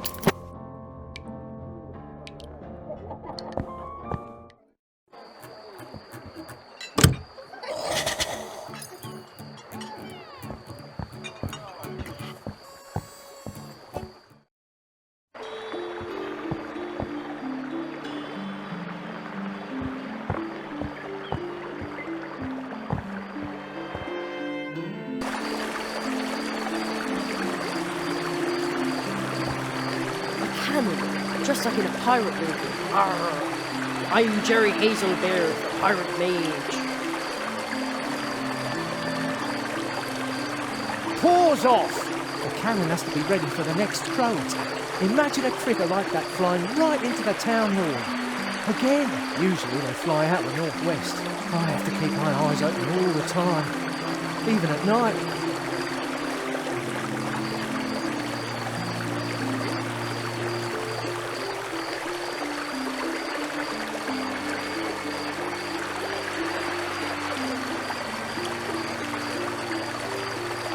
A couple of drops should be enough.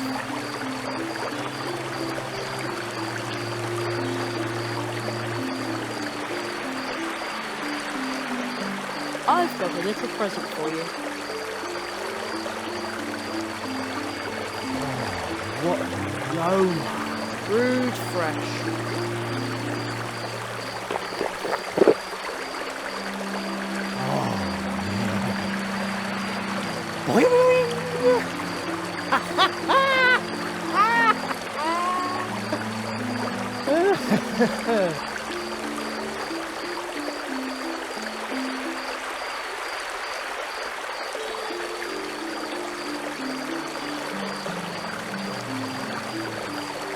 He's asleep. These sleeping drops are really strong. I'm starting to feel guilty. Well, who knows? 40 winks will probably do him wonders.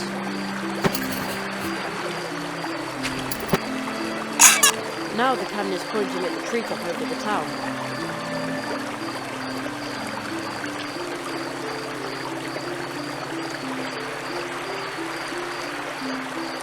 Okay, let's see if it works.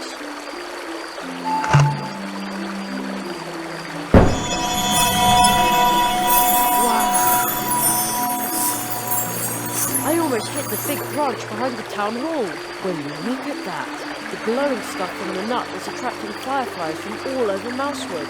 How pretty! And the guard is still sound asleep in spite of the noise.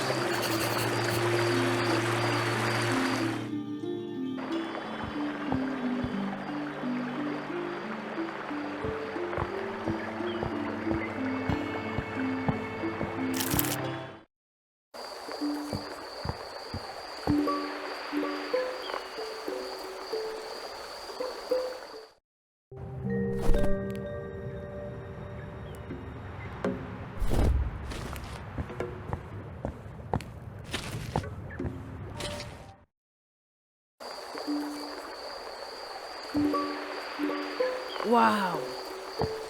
The glowing stuff from the nut is attracting fireflies from all over Mousewood. How pretty! Do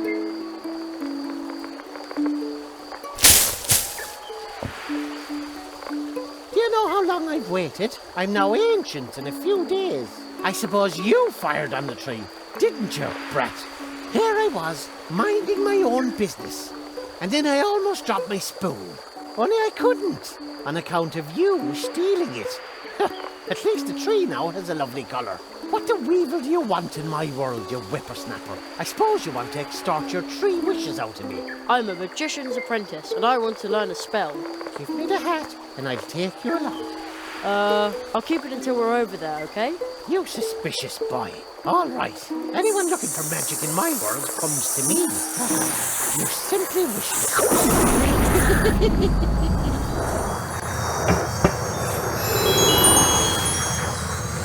Is he serious about the wishes?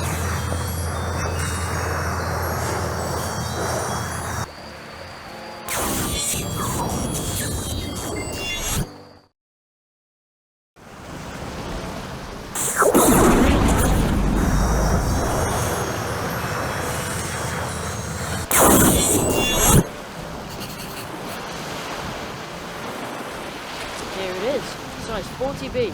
Oh, an oversized green hat. high time too. Such long legs and with a snail's pace. Put it on, Grandpa. The shamrock's cold. Say, what is this place anyway? Well, stick some wings on it. Call me a fairy, my lad. We're in the land of the wafting winds, the dazzling depths of the lovely lakes, of the melancholy musings of the moon. The weather is horrid, cold and wet. That's what I just said, you little shamrock ripper. Wish-pish. Everyone's always after just the one thing. No wonder I stay in hiding. I'm sure you're planning to wish for 5,000 shiny leaf books, aren't you? I get to make a wish. Oh, boy. That's the tradition, and traditionally, it backfires. What did you say? Oh, nothing. Well, where did I put that much money? You're worried about that, but I saw you. You've been collecting odds and ends everywhere you go. Your pockets must be deep, you brackish tea drinker. And you wouldn't empty your pockets for 5,000 leaf books. That'd buy you 10,000 bags of jelly beans, 1,000 comic books, or 100 video games. Sounds great, but actually... I'd rather be a master of my trade, right on the spot. All right, your wish is granted. You're now a professional, certified, officially distinguished plumber. What? But I... You're now a master of a trade. A popular one too. Everyone loves plumbers because they're so useful.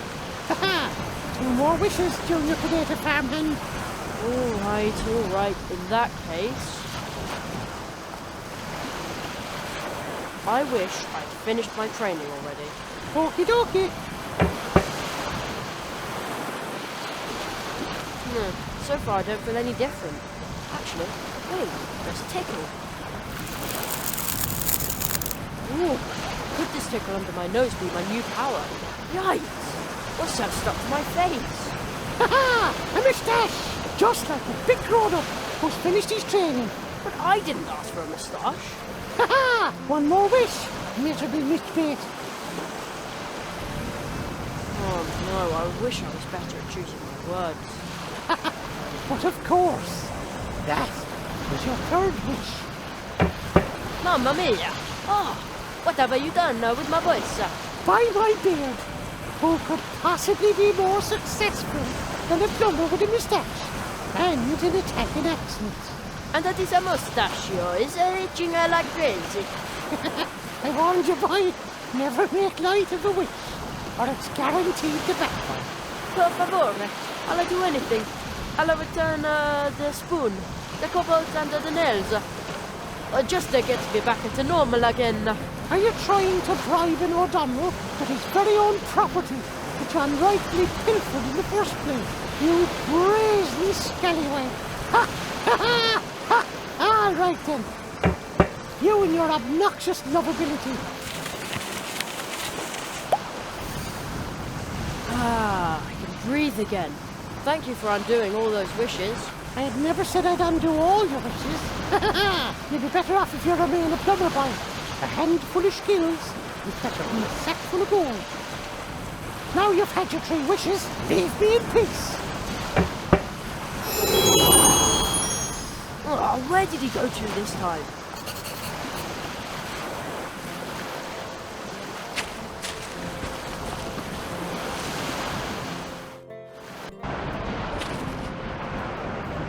Funny, I'm sure he ran in here.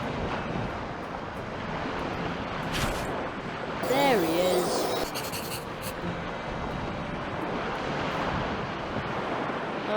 Excuse me? Oh, by St. Patrick! What else do you want, you greedy brat? What I'm really looking for is a spell.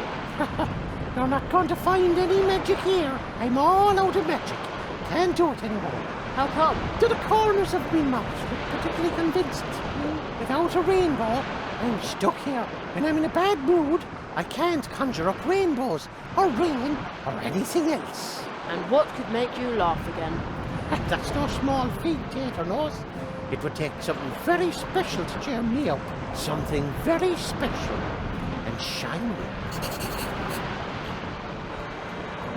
This flag smells like a dog. How do I know that? We don't even have a dog.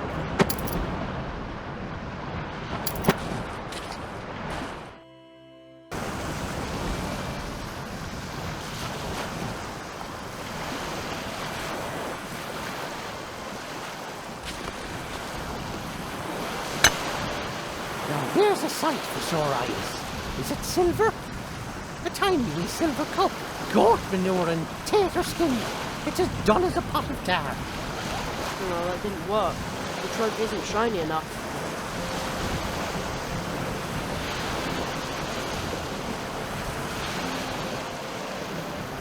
I'm going to polish it up a bit.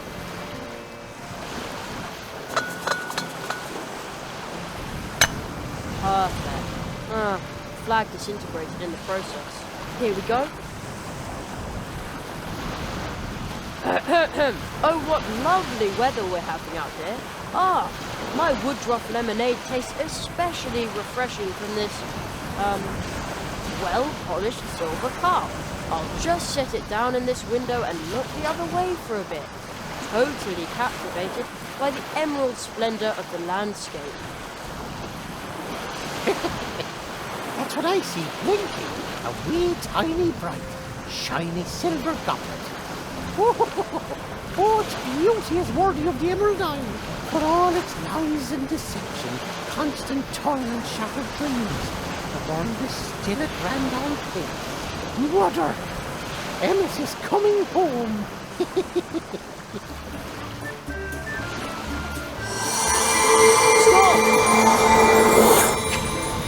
I've still got a spell to learn.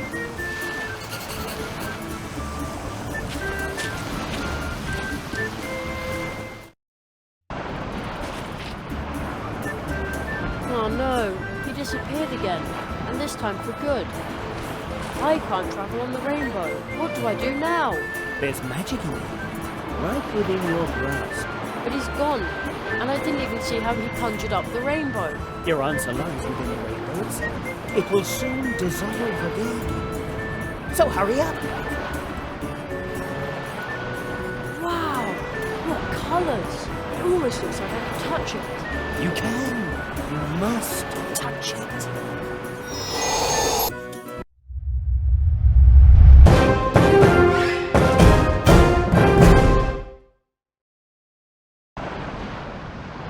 I thought they were nothing more than an optical illusion. You just learned your second spell through the power of the magic rainbow. You can use it to make rain and help green things grow. Wow, I'm never going to wash this hand again. Now go back to the portal. You've learned the magic of this place, so now the portal is open again. But hurry! What's that? Another one of those cards. I wonder whether the green hat dropped that. It looks like it shows me, but together with some dog. How odd. But I don't even remember this. That's weird.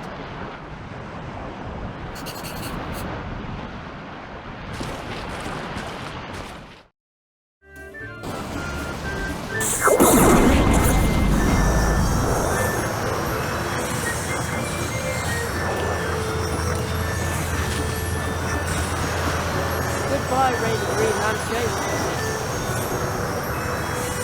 It's funny, but I think I'm going to miss the little band hat.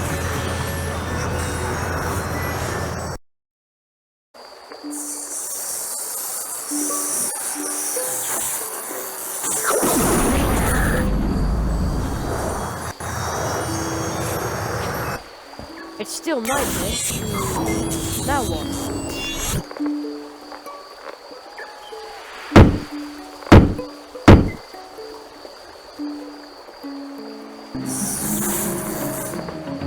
What was that noise?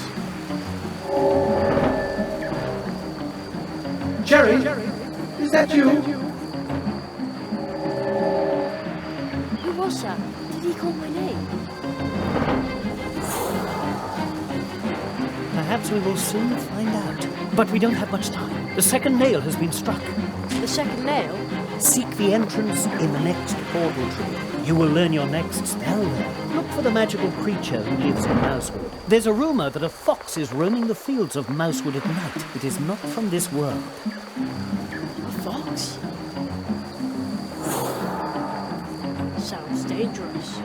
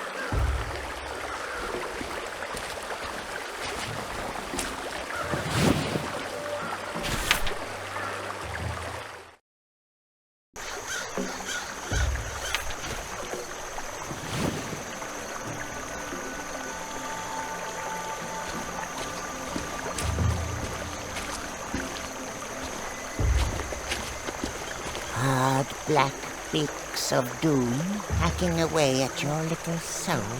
Sometimes you just need to talk to a certain stranger to gain a bit of luck. You could use a little luck, right? A small amount of luck would be enough to help you. Huh? We have arrived. We will be the solution. Okay. Weird.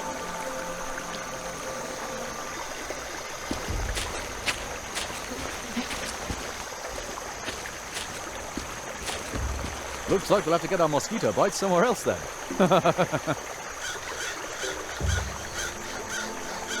I've always wanted to be on the radio too. That's the right attitude. If you want to host with me, you'll have to be sharp. Sharp? Yes. Just try to set him up so I can knock him down. With rapier-like wit. I wrote down some jokes from Jonathan Squirrel. I made a special note of it. Fire away. Why do bees hum? Obviously, dear listeners, because they can't remember the words. And why do mice usually avoid drinking too much blue juice? For the same reason as me, because the hangover gives them the blues. Okay. I don't quite get that one. Never mind. A rabbit couple is booked on a luxury cruise. At the quay they get stopped because there are too many of them. Why? Because with rabbits, 2 is a crowd. I don't get that one either.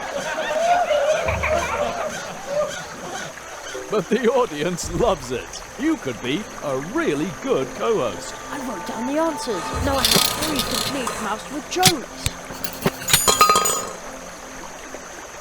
I have to be going. See you soon. And remember, Swamp Radio 103.6 5. Mole in the morning, mole at noon, and mole in the evening.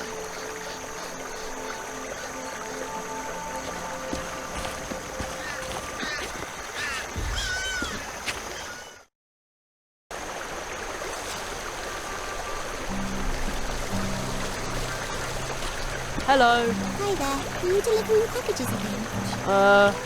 No. I've heard that the fields are haunted at night. I'd really like to see it. But I think it's much too cold.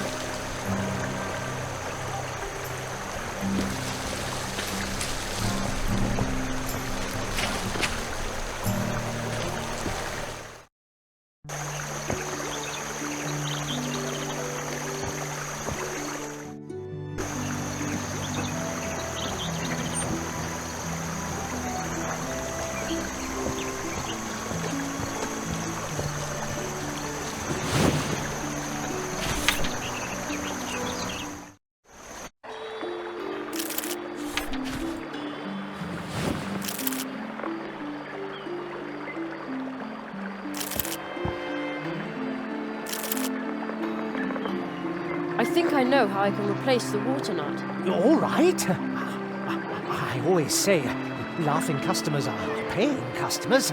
So show me a show that makes the audience laugh. If it works, we'll swap your program for the water nut. Okay. I've collected genuine Mousewood jokes. Well then, good luck. And now, opening for the wonderful Church Mouse Jr., ladies and gentlemen, Jerry.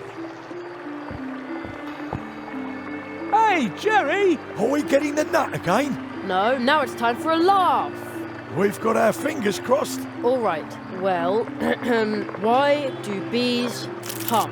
No idea. Why do bees hum, Jerry? Because they can't remember the words.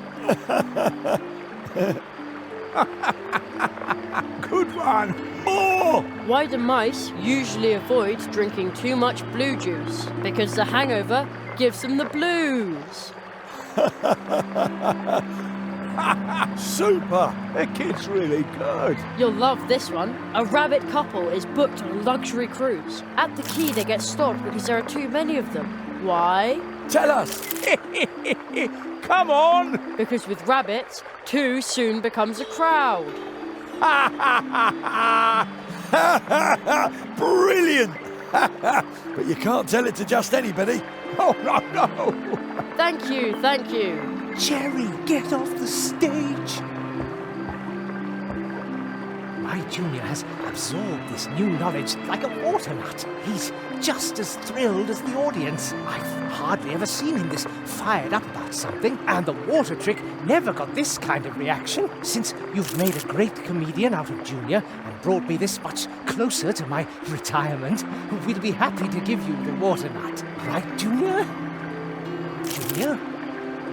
Yes, he agrees. Take the water nut. Terrific. Thanks a lot. You'll see, soon my junior will be a big star, and you can say, I knew him before he was famous. I'm truly, honoured.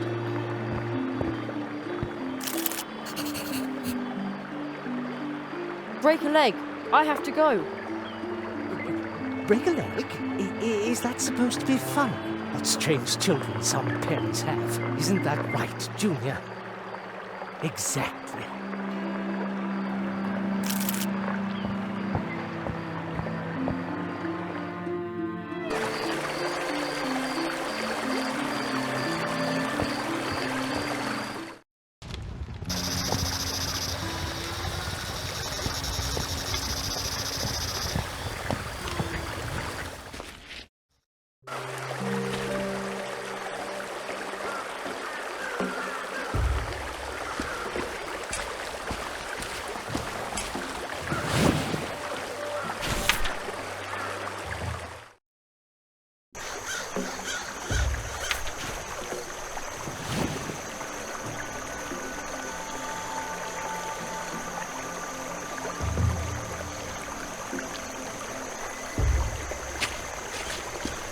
Let's see how much this fancy water nut can really hold.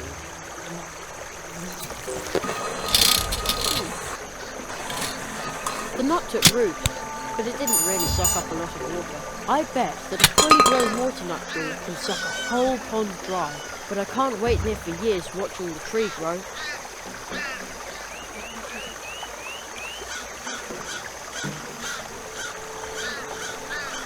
Maybe we can provide some help for the little water nut tree.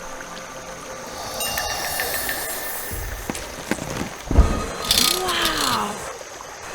That's the right attitude. Dear listeners, Borrower has dug himself out once again in one piece and dry as a bone. We will now continue with our programme. Swamp Radio 103.6, 5. Mole in the morning, Mole at noon, and Mole in the evening. As always, we'll start off with my favourite music.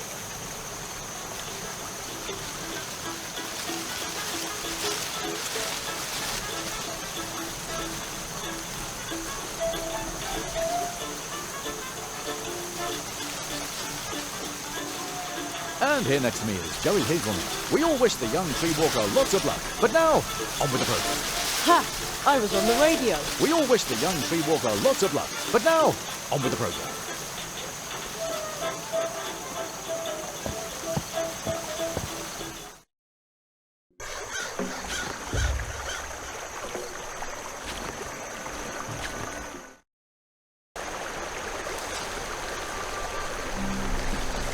I'd better stay on the signposted trails. I'd get hopelessly lost in the fields. The sun has really dried out the fields. A brief shower would do them good.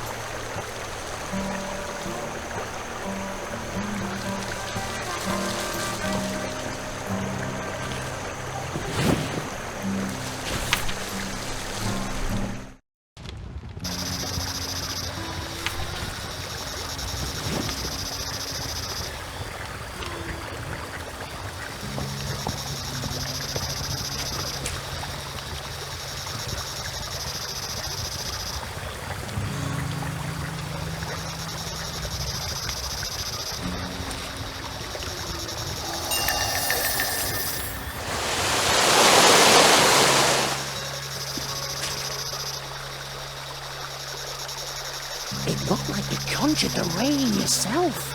Yeah, well, Uh-oh. What is it?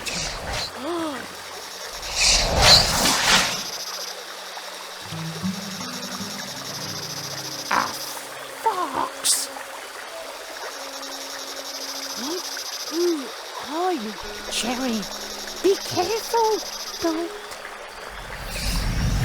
No.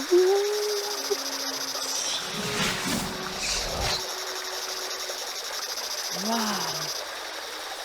Oh, but my little froggy heart is still racing like crazy. Fortunately, the fox wasn't hungry for either of us. That was no ordinary fox.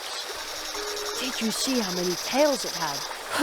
I wasn't paying any attention to that. But what a scare. Oh, holy dragonfly.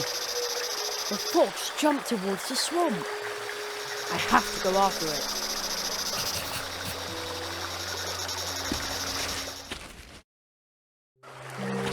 There it is again. It jumped further into the swamp. It almost looked like it was waiting for me. I'm going after it.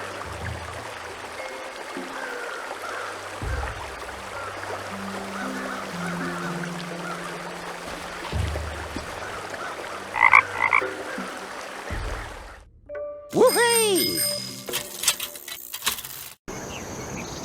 Hello, Jenny. You're out and about late. Well, where to?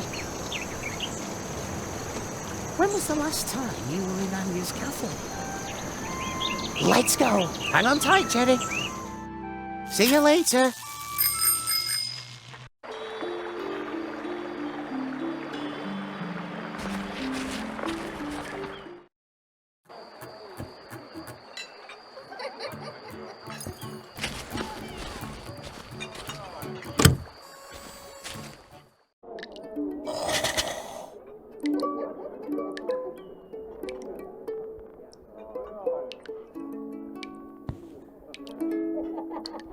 One hot coffee. Too bad I don't like coffee.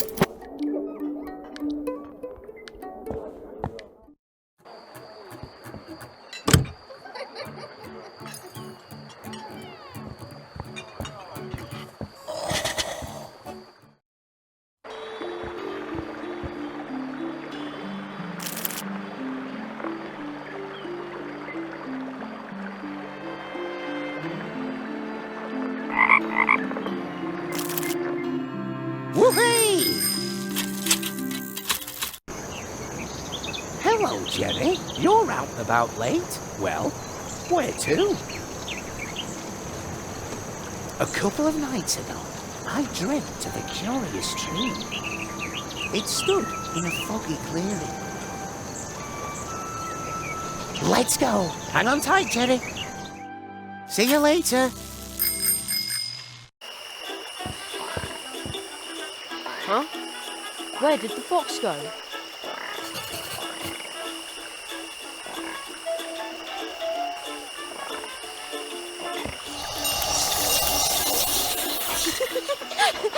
You caught me! Alas, now I have to go home.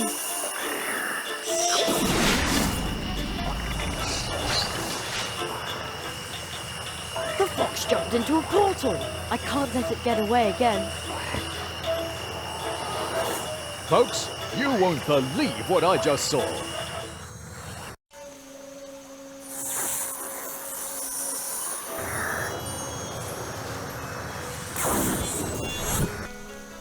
So, you finally returned to us, Kitsune. I hope you'll stay a little longer with us this time.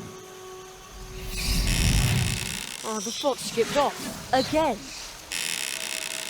So, its name is Kitsune. But who just talked to the fox?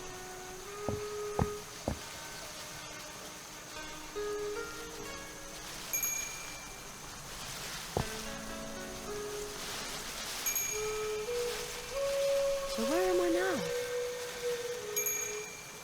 It is very quiet here, as if there are no people anywhere near. Only more of these fox statues. But I can hear a very soft ringing, or chiming.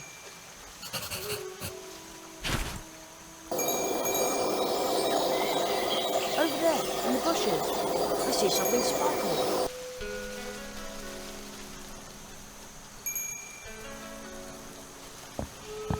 I can see a little golden bell hanging there. I wonder if the fox from Mousewood lost it.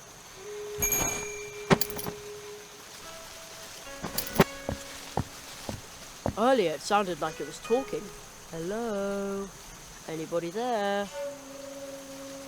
No reply. What a strange statue. Is that supposed to be a fox as well?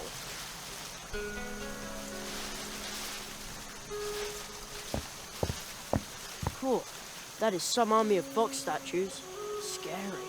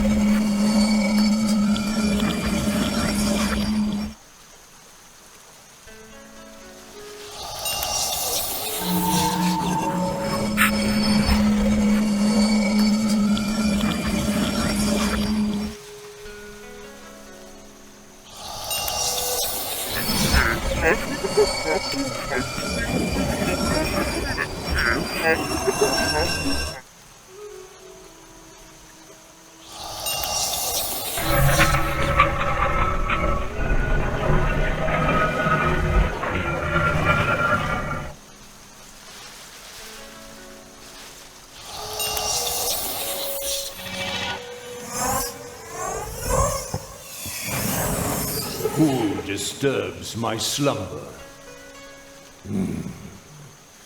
I cannot see you, but I sense your presence. Your path has led you to this point, but no further.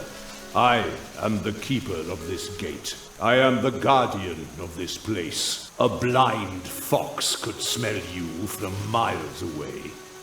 And so can I. How did you arrive in this place? That we foxes wrested away from the humans. Human. Since I did not allow you to enter through this gate, you must have gained access through the tree node. Yes, the portal. Kitsune. Her dealings with humans have rendered her almost as blind as I. Is that a reason to not let me through? This gate will remain closed to humans.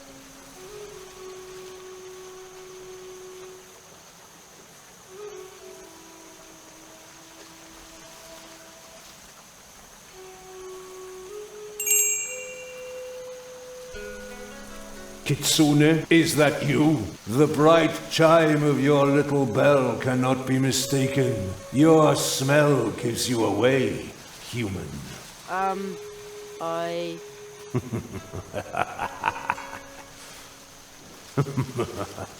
You really thought you could deceive this old blind fox? Oh, well, A human? Deceiving a fox? No, this is precious. Actually, I'm trying to return this bell to the fox. Ah, returning her lost property. What a noble gesture. You may pass, but be careful, human. Never trust a fox, especially not one like her.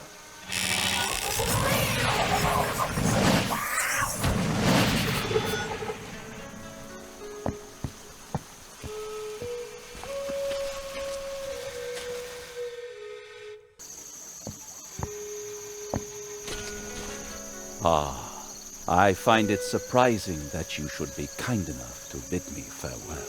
Thank you, my beloved. It was bound to end sooner or later.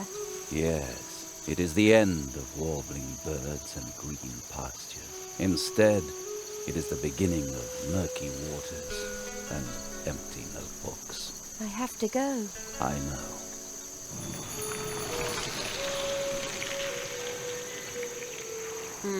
Not a trace of the fox. Maybe that lady can tell me where it went.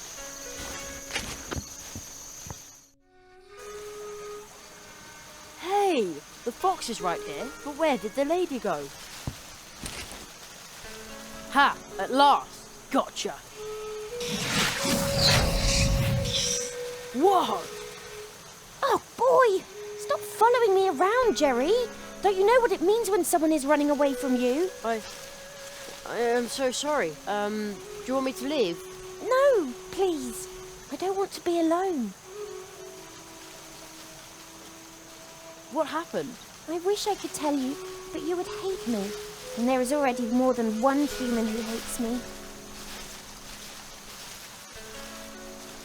Are you sure they really hate you? That sounds a bit harsh. Well, how would you feel if someone had broken your heart? Wouldn't you hate them? I don't know. My heart's never been broken yet. If you stay with me long enough, I'll break it for you if you want me to. I think I once saw someone's heart being broken. Didn't look very amusing. No, humans are so fragile. Not in the least like foxes. We try to make you happy, but it never works out. This statue once said I should never trust a fox. But he's a fox as well. At least, that's what he was before.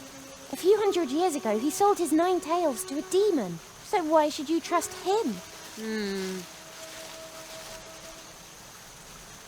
So, you, know my name? Oh, I've been watching you for a while. Over in the other world where we met. Really? I'm sorry. I should have introduced myself. I'm Kitsuna. My name is Jeremiah Hazelnut, but my friends call me Jerry. Jerry. Oh. I think you lost something. Oh, please keep it. I would like it if you took it with you, so you'll remember me. Okay.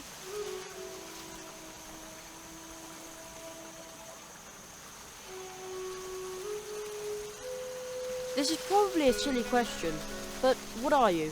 Fox or human? I'm a fox, but I can change how you perceive me any way I want to. Really? That's the coolest magic trick I've ever heard of. You think so? It's not difficult. Just give it a try. Anyone can do it if they know how it's done. Even me? I'm going to be a great magician, you know. Oh. So, you can teach me how to do it? No. I promised on my parents' honour that I wouldn't teach it to anyone. The foxes here only use it to make people unhappy. But not me. I want them to be happy. But it never works out that way. I don't even know how to spell make someone unhappy. I'm sorry, Jerry. I really can't do it. Unless, do you really want to make people happy? When you succeed in making a sad person happy, then I might believe you. I once tickled my grandfather's cat. I had no idea that cats could giggle. Although, to tell you the truth, it sounded more like a sneeze. No! Laughter is not enough. Have you ever made someone so happy that it inspired them to do something truly outstanding? No, not really. Then come back when you have. I know you can do it.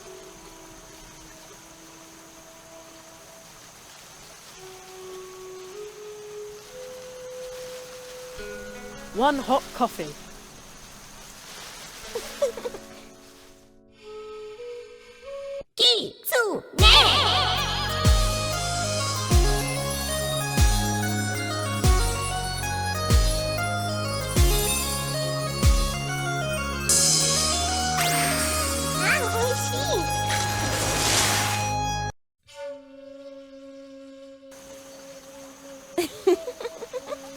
What was that?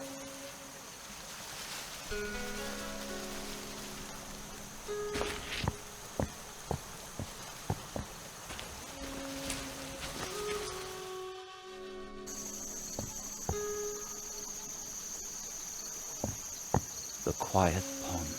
No, that doesn't cut it. Gloomy pond. Ah! Excuse me, are you a poet? Am I a poet? A poet needs inspiration. And she no longer wishes to be mine. Instead, she just broke my heart. My name will fade into oblivion, just like my words and the ink on my paper. What are you doing here? Dark water is all I can see. Dark, dark water. Where did that, inspiring thing go to? This wretched creature, she used me. A true fox. I was a fool to believe that she and I were in any way alike. Foxes' hearts are broken and filled with pain. The pain transforms into cunning. And the cunning of a fox will break any man's heart. Are you looking for a new inspiration or something? I need inspiration. But my spirit remains empty and unmoving. Just like this pond, nothing is stirring. And the same is true for my imagination. And what about this totally green grass? Isn't it, cool? Your words are just as empty as mine. Don't tell me I didn't try.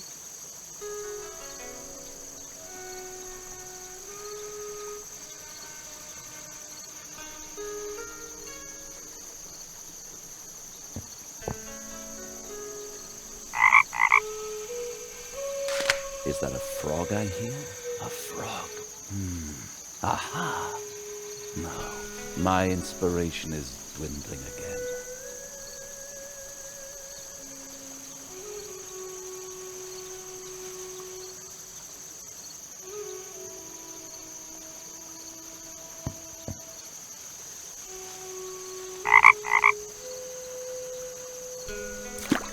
Oh, wait a moment.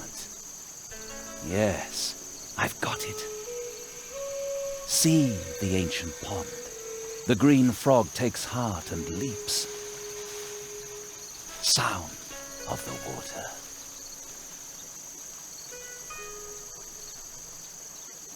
Oh, it's perfect. I show you, old fool, you've still got it.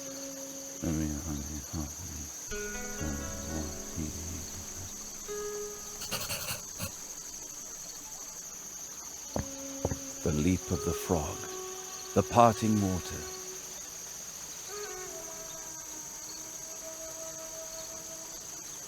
By giving it room, the light overcoming the heavy. And thus my heart as well.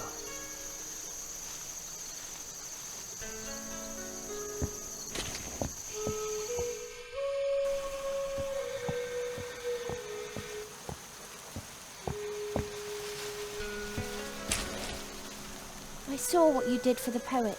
His poems are truly beautiful, but they arise from his pain. In darkest night that's black and cold, that's where the stars shine brightest. Did you know that, Jerry? That is why I had to break his heart. It always happens that way. But you know what it takes to make others happy. And now I'm going to help you. Look closely, Jerry.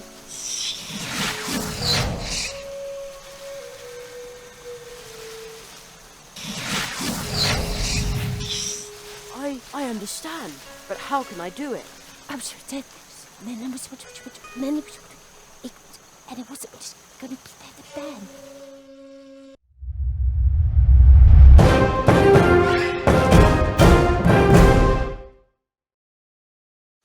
All right.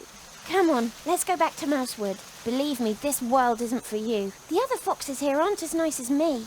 Also, I want to find out whether someone tried to eat Uli's special treats. And whether Plato finally worked up the courage to speak to Anya. Wow! How do you know all these things? You'd be surprised about how much you notice when you change into a statue. So it was you watching me. I knew there was something strange about those statues. Yep.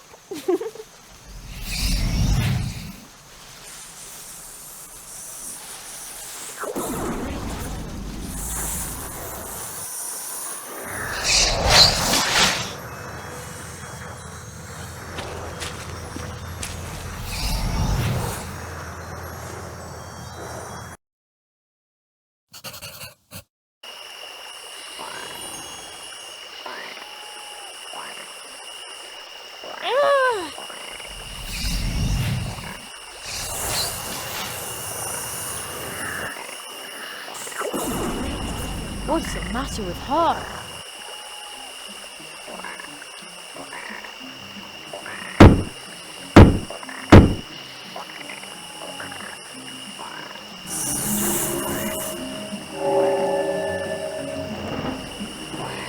Do you know where we are? Who are you?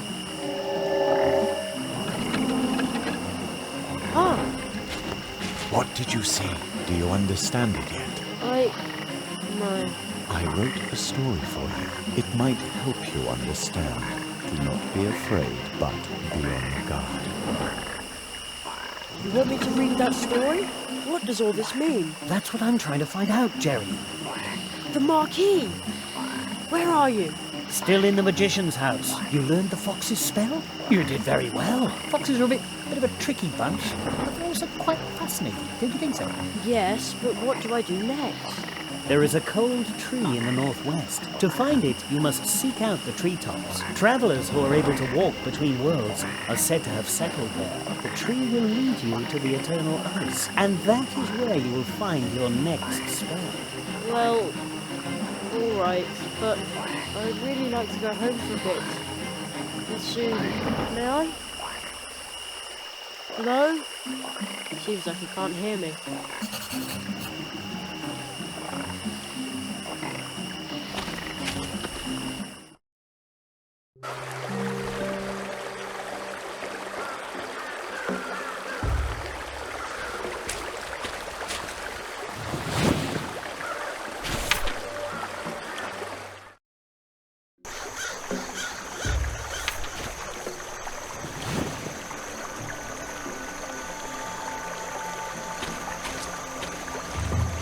This looks like a little flight of stairs, but the mushrooms will have to grow a bit before I can climb the tree.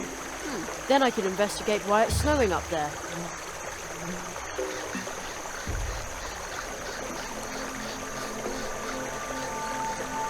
Let's see if this works. Hey, presto, a stairway! I'll admit it, I totally impressed myself. Of course, a mushroom escalator would have been even better.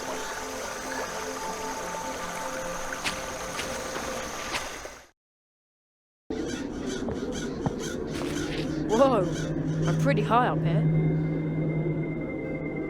And it's cold. Ah! Who's he then? A scary Mothman. And the entrance behind him looks strange too.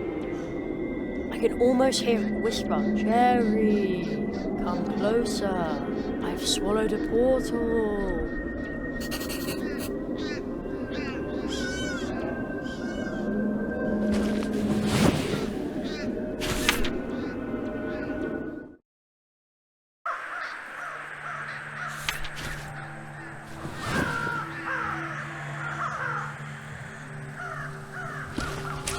Excuse me? I'm looking for a tree portal. Have you got something like that in your nest? And if you do, could I see it? Or pass through it? Is that a yes? Blink 0 times for a yes. Maybe he can't hear me. Hello? Mr. Moth, I would like to ask you something. I always have to speak up like that with my granny too. And if you yell loud enough, anything can sound important. No wingless beings in here. Oh, I'm sorry, Mrs. Moth. What was that? Wingless? Your vibes are disturbing this place. Oh. I'm not sure what that means, but I believe this is a private area for insects. Too bad I don't have any wings.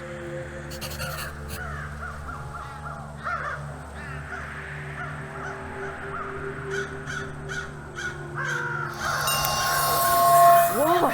I feel this funny prickle.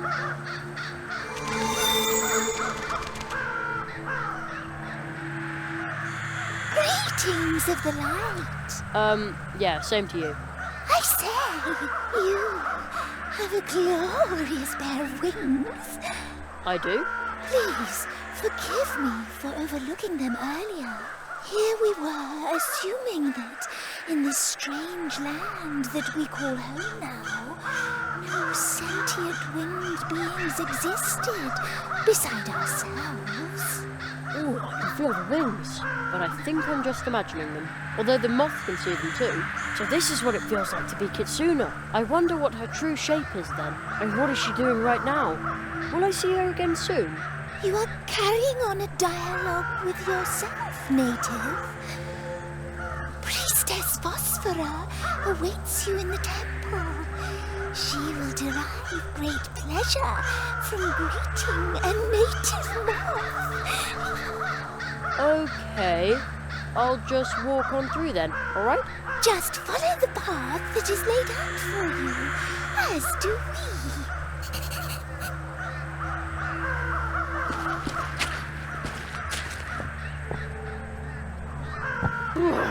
It's really cold here. Oh, that must be Princess Phosphora.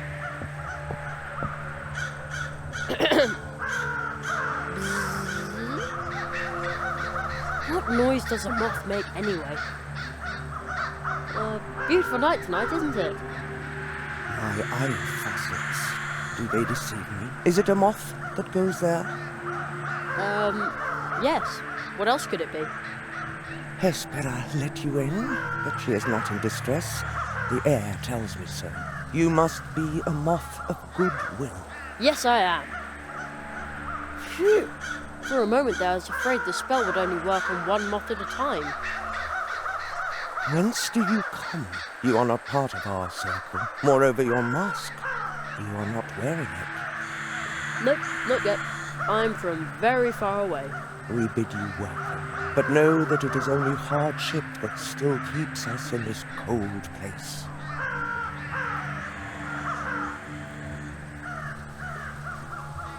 Do you have a portal I could use? The cold by that tree is indeed bursting forth from another world. These days, however, only the warm light from our high priestess, rest in my arms, would be able to open this frozen connection. But her light is weak. She knows that we need to be on our way soon, but without nourishment there is little hope that she would ever survive such a journey. What do you need? Flower seed. Flower seed? It can't be all that hard. Are you two the only ones living here? We used to be many. We feasted on nectar, the light of the moon, our legends, and the beauty of sense. But the grey flood overcame the world we inhabited, and the cold over another. So you fled to Mousewood? This place is bountiful with the vibes of ancient light of life. We erected a temple to achieve the strength we needed. But the grey mountain on the horizon spells doom for this world. Where did the rest of you go? Drawn by the grey mountain, by stench and disease, the crows came. In time, there were too many of them, and the corruption within the things they ate that oozed into their feathers made them forget all about themselves. Our wings resemble the bark of the trees, but they are not nearly so hard. The grey flood? The giants rolling up are the first sign, apparently peaceful, but then a mass starts to pour from their moors. Nobody gets away, be it plant or animal, because the mass hardens, thus never releasing whatever lies buried underneath. Sounds like cement to me. Could that be what she's talking about? And why are you wearing those masks? Like the moon, we cover our features, for only by looking inward can the ghost undergo a new pupation. It symbolizes our retreat from the world and our focus on the inner light. Let's talk about something else. What are you guarding so closely? It is the last ray of light. We are the last of the nuns of the Moonlight Circle, and we are expecting the arrival of our High Priestess, who was conceived under a favorable star, begotten by the most light-filled moths within our circle. We are going to call her Moonlight. Moonlight. What a beautiful name. It was nice talking to you, but now I need to buzz off. Do other insect stuff. Return here whenever you are able to, but try to not tarry for too long. Lights are coming from everywhere, blinding us and drawing us away from here. A bundle of flax. A duster, perhaps. I think I'll borrow it.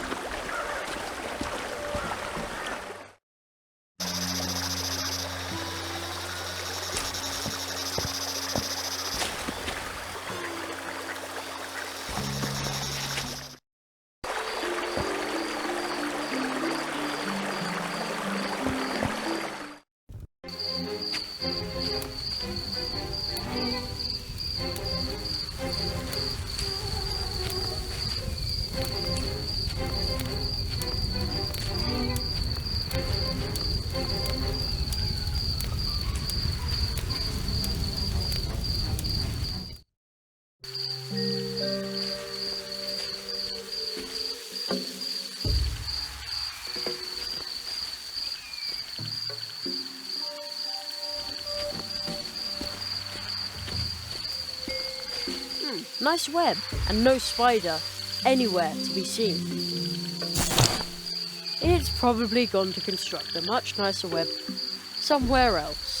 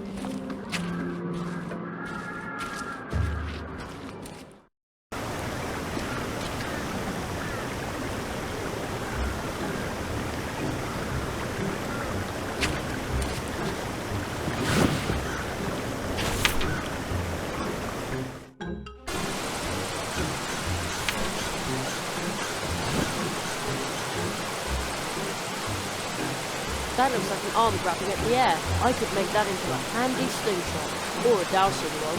Too bad I'm no bigger than a mouse.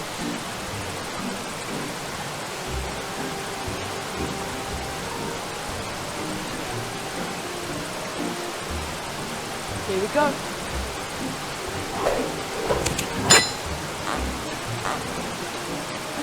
I'm not strong enough to pull that branch down. Now what? I'll toss this end of the shoelace through the window.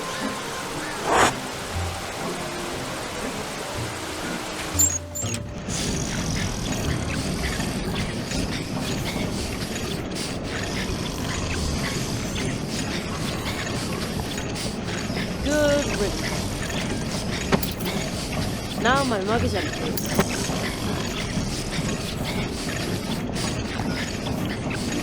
It's standing still. I probably shouldn't touch it. Now? An interesting thought. I just hope this won't backfire, or the dwarves may lock me up in a tunnel after all.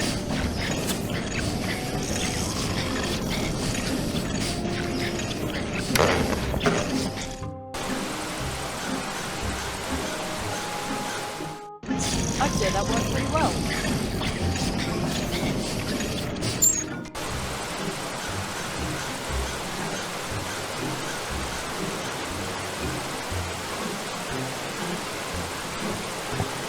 A mug full of thick, sweet soup.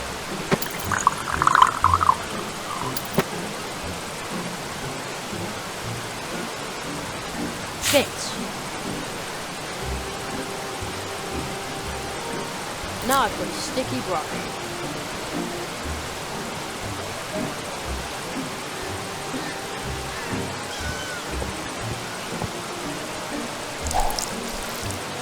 Right, the branch is sticky now.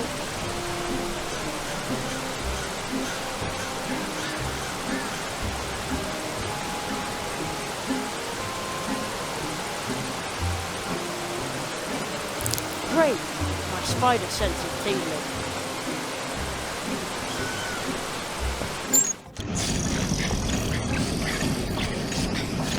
Whoa! The shoelace broke. So much for my nice grappling hook.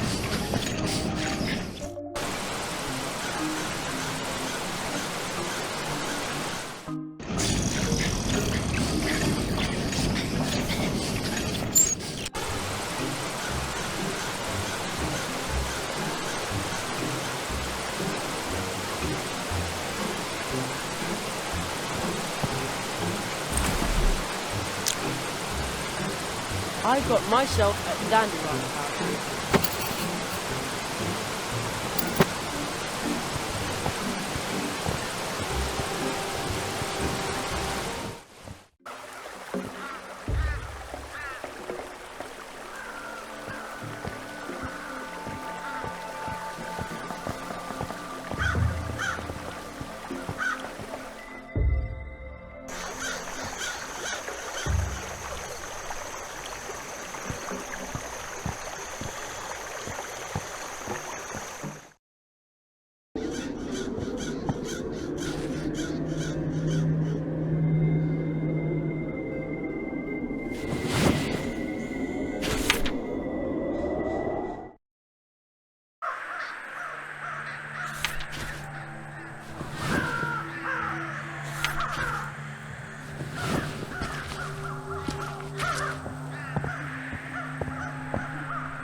This pot contains some dirt, but no plant.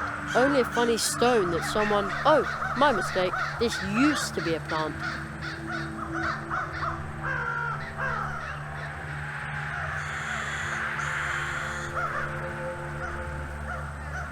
Well, out with the dried up thing and in with the new seed.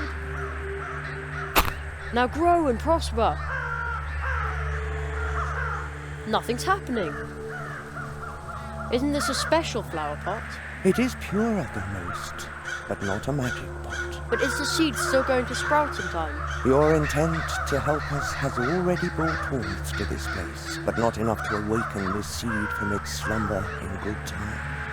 If I were a dandelion seed, I wouldn't want to take root here either.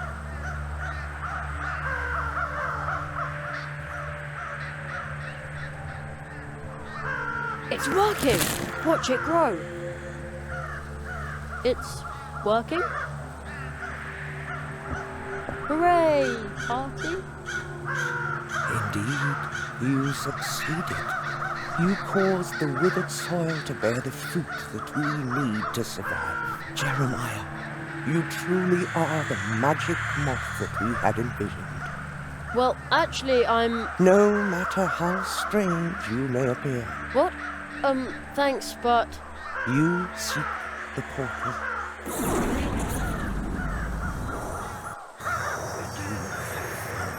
We once entered this world through that rift. The world you are going to find there. We left behind. Terror gift. But I didn't bring my code. The power of our unhatched high priestess will protect you, just as it protects us on our journeys. It appears to be our fate to travel on, and it also seems to be yours.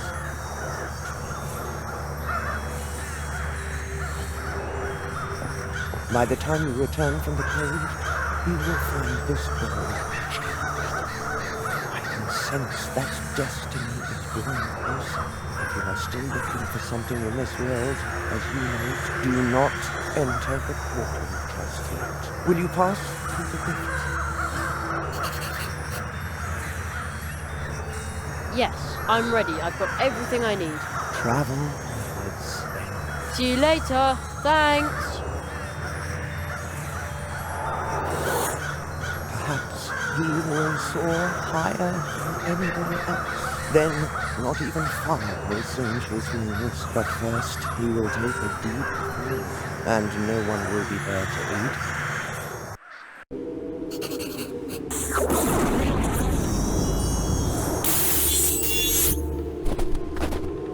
Wow! Where am I now?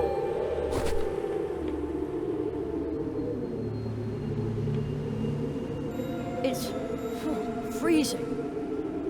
Hey, wait a minute. I'm not the least bit cold, and I've still got my wings. The moss protection seems to work.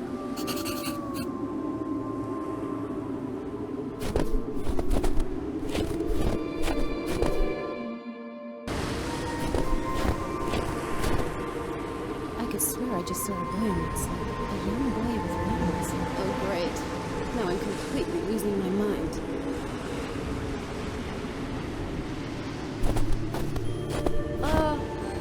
May I disturb you for a moment? Oh great. Not only am I talking to myself, but now I'm also beginning to hallucinate. But I'm not a hallucination. I'm Jerry Hazelnut. Hazelnut? Of course. I am definitely losing my mind. What are you doing here, all by yourself, in the middle of nowhere? What do you think? I'm wasting my time. I've been waiting for the polar whale for weeks, but it's no wonder I can't find it. My equipment broke down, and today is Christmas Eve, and I promised to call home. Darn it.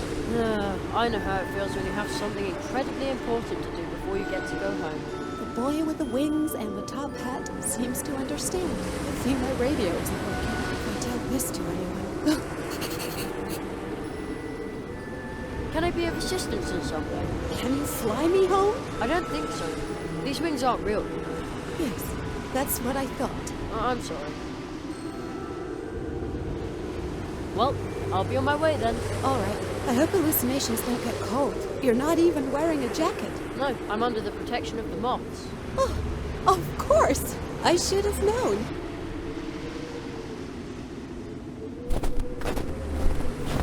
Frozen, barren shrub. Seems to be all that grows here. Looks like it was hit by lightning more than once.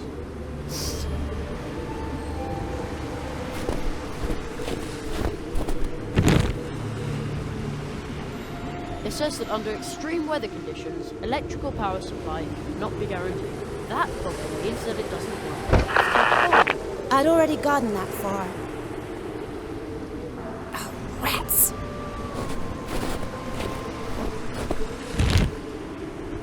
On the crate, it says, Project Polar Whale. Top secret research materials. I'm going to take one of the strings of lights. In my thesis, it all sounded so convincing. Attract an almost extinct species with lights, and now I've been freezing my butt off for weeks and nothing works. Darn it!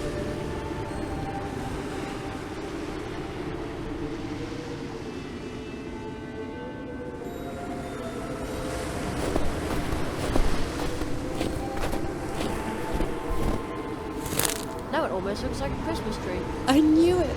You're my guilty conscience, right?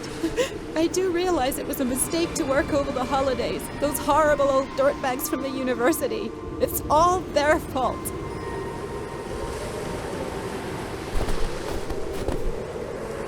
Now what?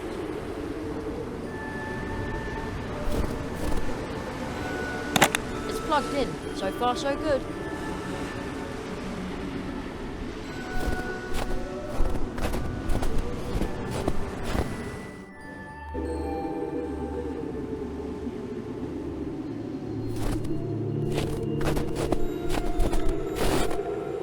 Hey, what is that thing? Just dig a little further. Oh, it's a statue.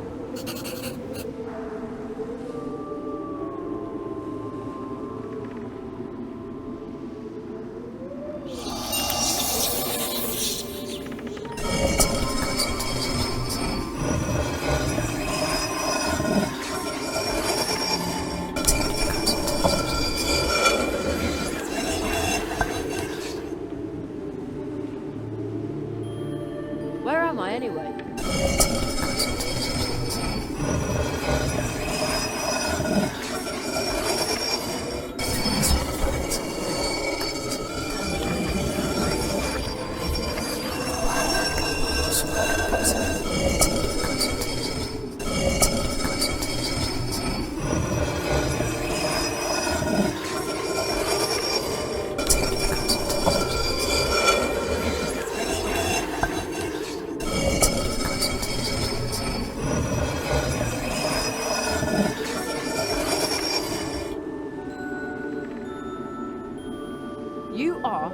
first statue that actually wants to talk to me.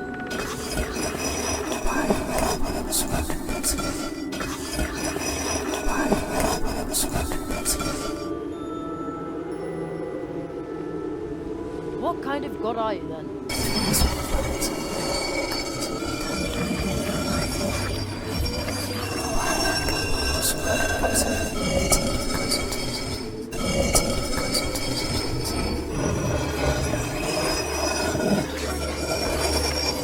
I don't mean to be rude, but are you sure you aren't just a statue? Oh, the lights on the Christmas tree are glowing. The lightning bolts must have reloaded the battery.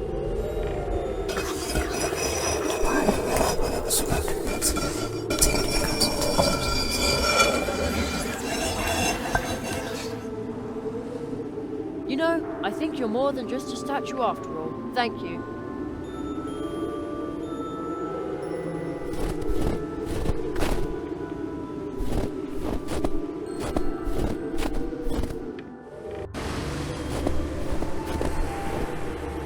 Hello, Alice?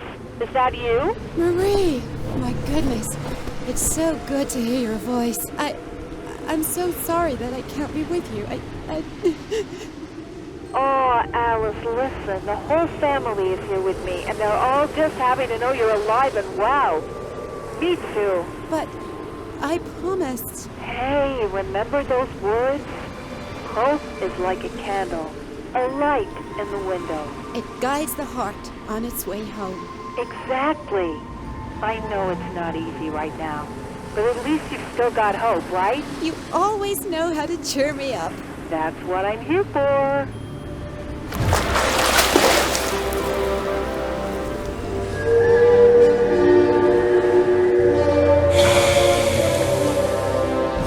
Marie, the whale, it's here. What should I do?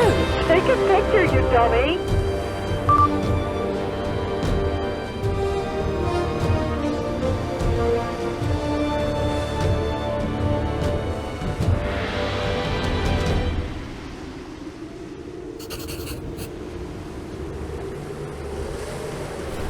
This is incredible.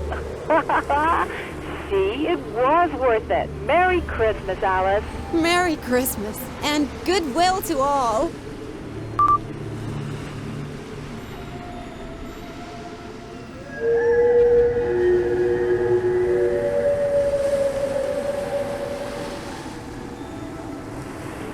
The song! He will open the portal.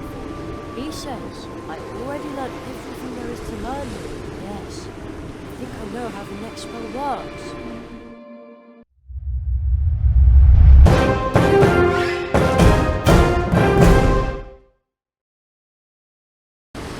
Oh, light in the dark.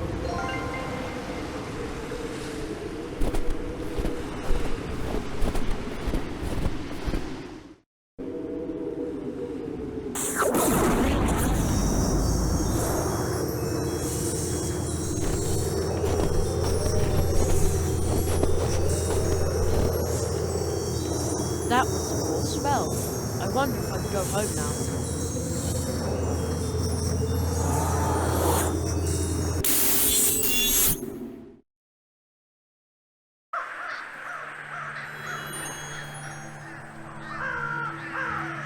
You came back. You no longer require Moonlight's protection against that.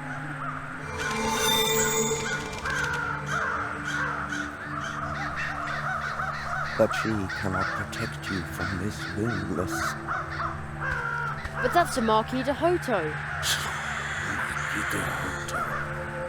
Marquis de Hoto. In the world from whence we came, he has a different name. The Cold One. He was willing to let us freeze to death. But ladies, there must be some misunderstanding. Some ridiculous misunderstanding, Quiet, which indeed we have no time to explain. Quiet. We shall move on, and you cannot stop us. Go ahead. You take the lead, Hespera.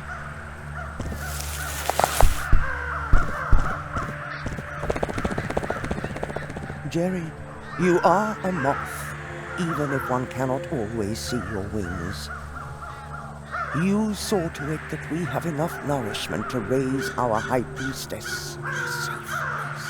Look into my eyes. He is going to betray your trust.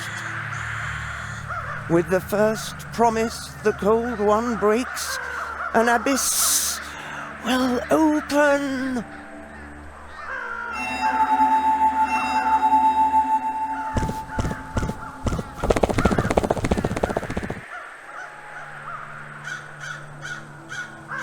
The Cold One? But you don't even know me. Jerry, these moths don't know me. Why did the moth say that I shouldn't trust you? That was nonsense. Insulting nonsense. Jerry, trust me. We really haven't got much time. You learned your 4 spells. And now your greatest test awaits you. Yet another test. Jerry, I cannot grasp it all myself yet, but there is great danger brewing. Yes, I know now where the crows come from. We could help Mousewood. Mousewood?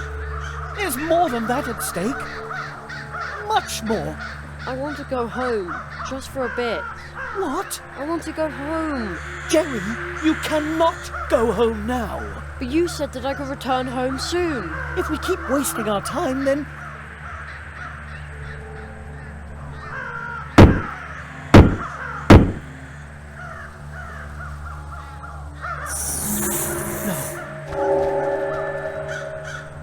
No, that was the last nail.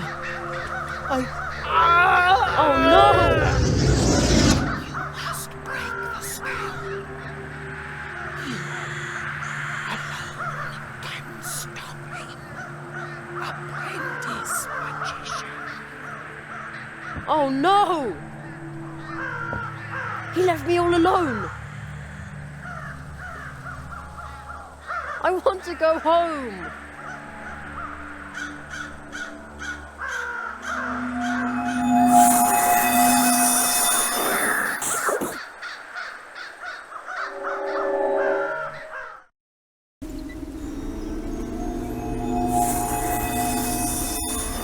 I'm big again. I'm back home. Ah, that's the leaf the Marquis left behind. Luckily. Oh man.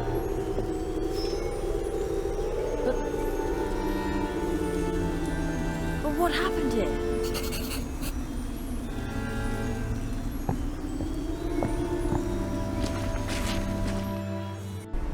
What happened here? I feel ill.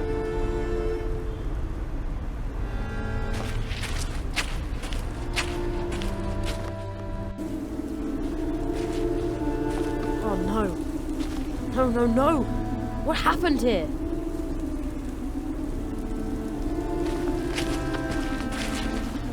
That's me. Desperately seeking Jeremiah Hazelnut, missing for 8 months. Missing for 8 months? Oh no. What happened here, dwarf?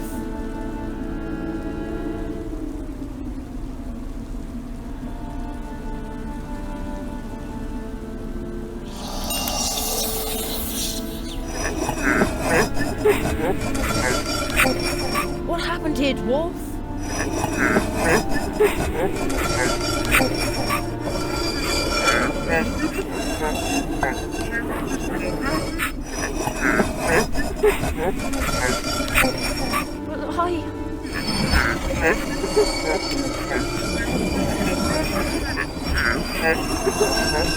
He promised I would be back in time.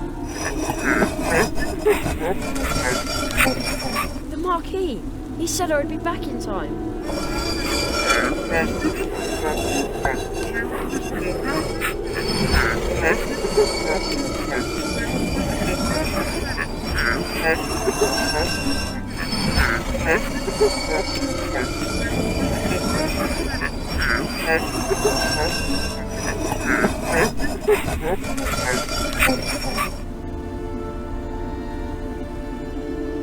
Where have you gone, my little darling?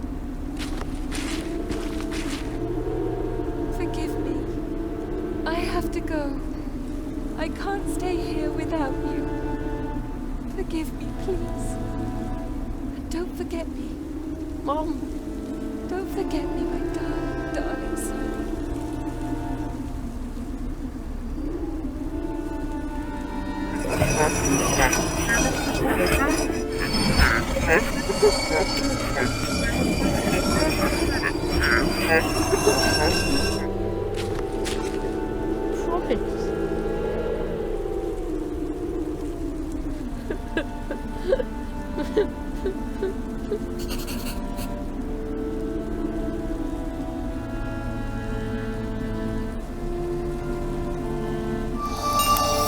On a day in summer vacation, anything is possible. Where have you gone, my little darling? Don't worry, Jerry. Everything which is lost will turn up again. In darkest night that's black and cold, that's where the stars shine brightest. Did you know that, Jerry?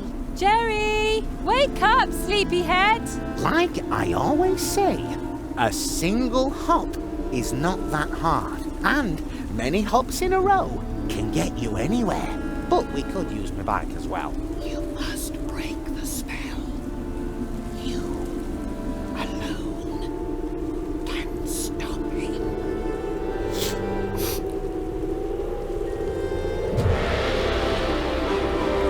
I will be back in time for dinner, Mum. I promise. Anything's possible on a day on summer vacation, and I've still got 2 days left.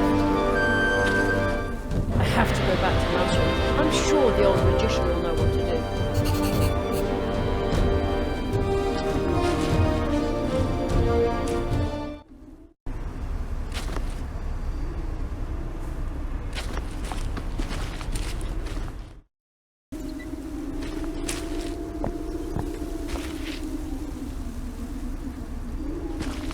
The portal to Mousewood is still open a crack. Let's see. I am Jerry Hazelnut, apprentice to the Marquis de Hoto. I will return to Mousewood to correct what has gone wrong. Whatever that might be. It worked! Oh man, no wonder the Marquis always talks so funny. You can open portals that way.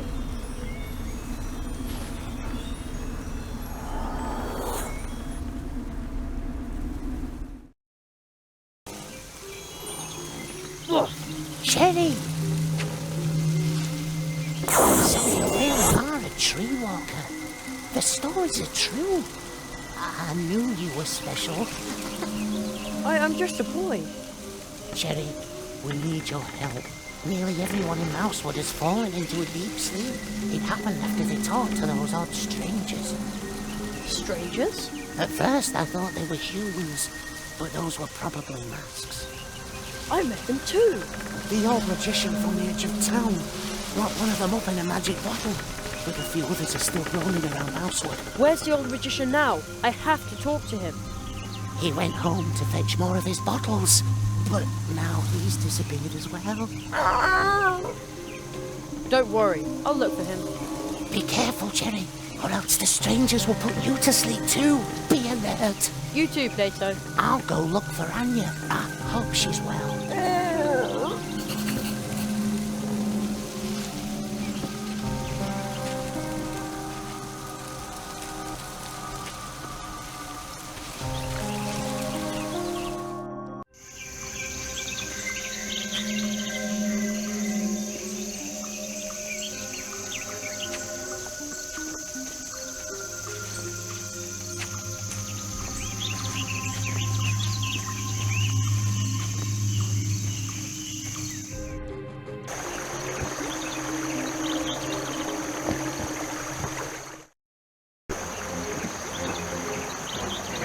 No, I'll happily hand over my garden. Are you sure?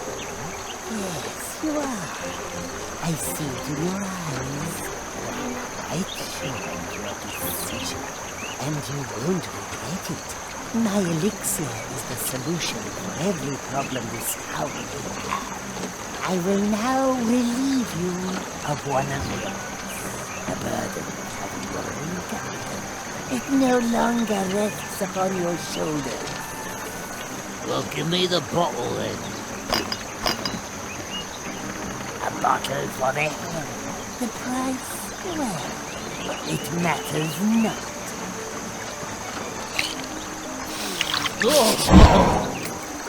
Come closer. Another. Give me another. Oh, there's still unhappiness in my life. So much bad luck. Take it away. The hare just sold his garden. Something's not right here.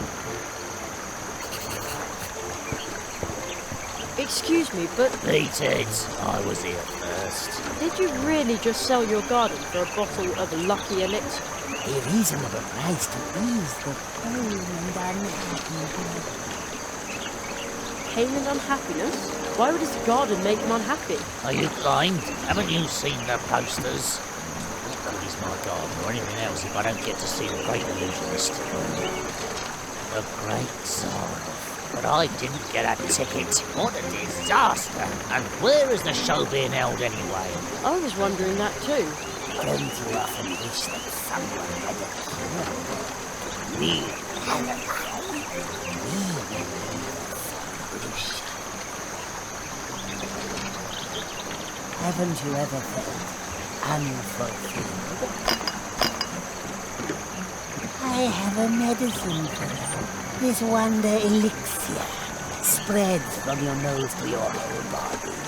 After just a few bottles, you will notice how luck has turned in your favor. Take a whiff today, and we will change your tomorrow. Come closer, little boy. I'm sure you're itching to see the great Tsar too. Usually. Maybe, maybe not. And the pain of not knowing how is eating you up. Not really. What? The spell doesn't work on you. Then get out of here before I swallow you whole, human child. I'm not afraid of you, you masked buffoon. Beat it. I was here first. Every bottle has its price. I don't care. Are you sure? Yes, you are. I see it in your eyes. Quite sure of your decision, and you won't regret it. My elixir is the solution for every problem this town may have. I will now relieve you of one of yours. Well, give me the bottle then. A bottle for the head.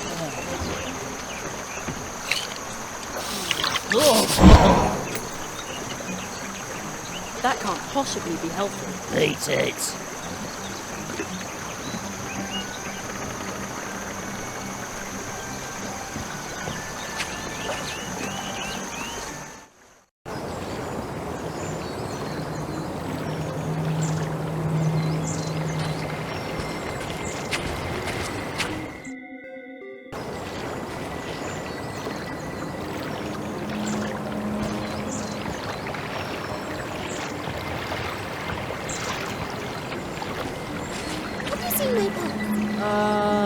No. I'm going to exchange it for a ticket to see the Great Tsar. The Hedgehog brothers have even got tickets. I just have to see him. You waited so long for your pass. Never mind. You have no idea. You're boring. Go away.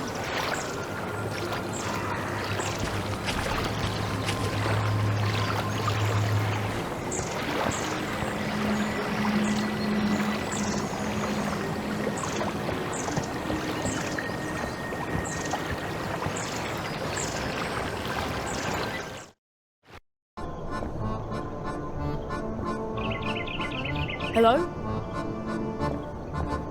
Is anybody there? Where could the old magician have gone to?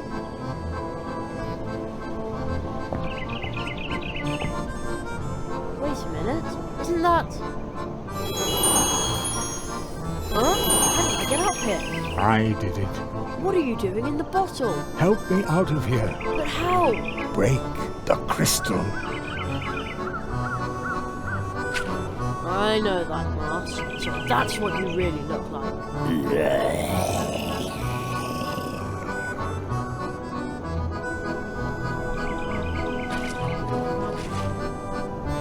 Full to bursting with something. The seam is almost ready to give.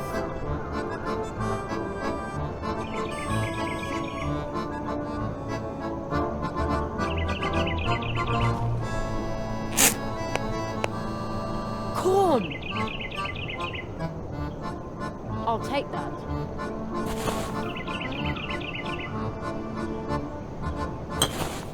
A monocle.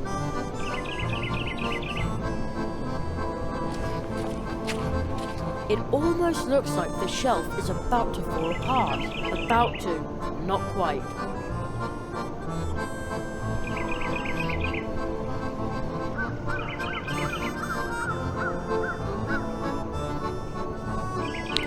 Cord kernel in position, and now... The sun illuminates the kernel of corn so brightly.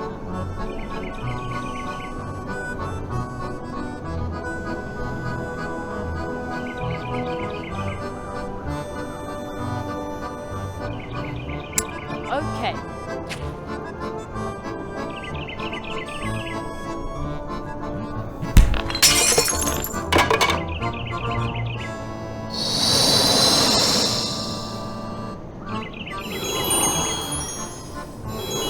You freed me. What happened? The consortium Squamata has come to Mousewood. I succeeded in capturing one of them in a banishing bottle. But then I banished myself into the crystal. Consortium Squamata, a consortium of lizards. They have already haunted many worlds. This time, they traveled in the shadow of a much greater disaster. Yes, the marquee has disappeared. And so has my home. The marquee. So that is why. Something dark has infested the heart of the portal system. I will attempt to learn all about it. In order to help Mousewood and return home, you must bring me the lizards. Take these banishing bottles. Remember, the lizards must open the bottles themselves. Otherwise, you will get trapped like me, and Mousewood and your home will be lost.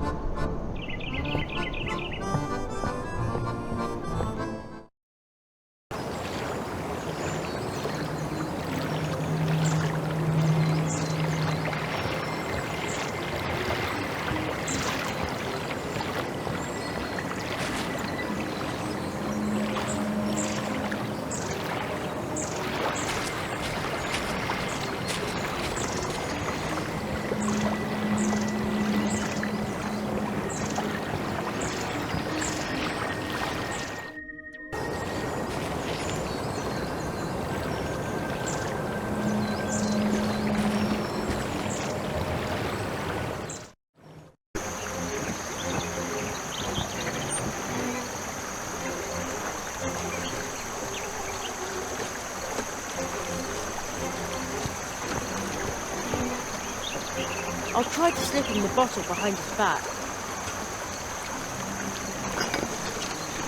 Let's see if it works. It's my turn to get a bottle now. I was here first. Every bottle has its price. I don't care. And you won't regret it. My elixir is the solution for every problem this town will have. A bottle for the head. How does this work again? This wonder elixir spreads from your nose to your whole body. Oh, the cork is really tight. But if I help it along with my thumb... I imprisoned him in a bottle. How appropriate. What have you done? I will... But that... It's a ticket. At last. At last.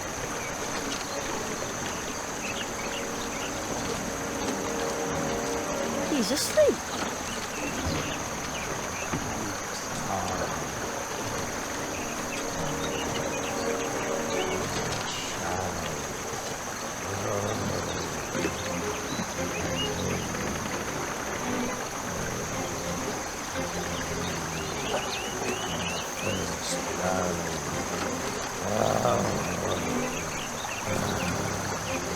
It almost sounds like he's there, like he's seeing the magic show in his dream. How very strange. I wonder if the ticket caused that.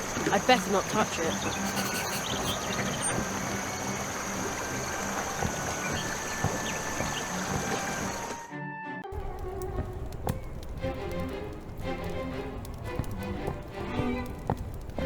You want to get past me? Never, unless you give me your ticket for the Great Zaroff show. I don't have one. Well, then go away. Conrad got one, so I want one too.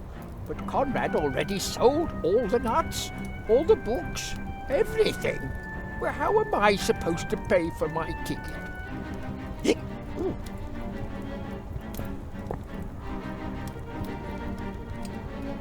He's asleep. Zara. He was a good customer. You have come because the pain is eating you up, like all the others. You want to see Zaroff, like all the others. But you are only a child, a human child. I can smell it. You own no securities, no property, nothing. Come back when you have a trade, something you can use to speculate with. I don't think he's taking me seriously, and he smells of alcohol.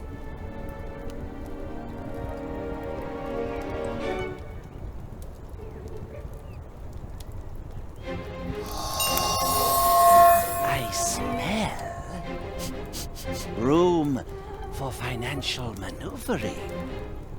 Oh yes, I am so rich.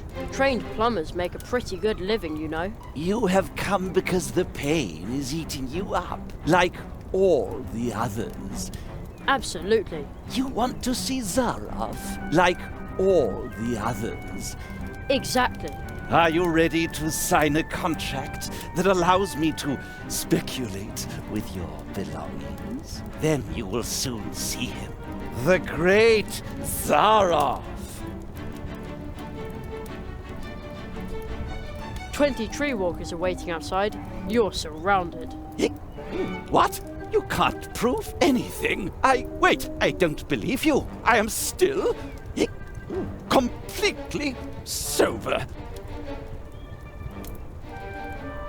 Sure, where do I sign? Excellent. Your plumber's workshop belongs to me. Don't I have to sign something? Your word is enough. By Squamatax, everything is running like clockwork.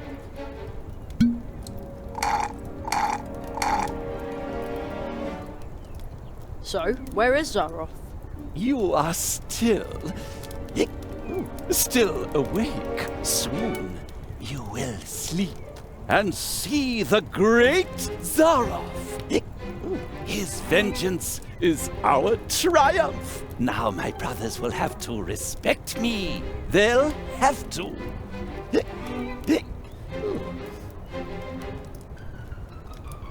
I've still got a lot of money and stuff to spend. That's a problem. You want to see Zaroff, like all the others? Yeah. The spell seems to work more slowly on him. It's no problem. Then I'm sure you would be glad to sign another contract. Then you will soon see him. The great Zaroff! I've heard your brothers talking about you. What? I knew it. Those underhanded... Wait, I don't believe you. I am still... completely sober. Sure, a bird never flew on one wing. I want another contract. Excellent. Your securities now belong to me too.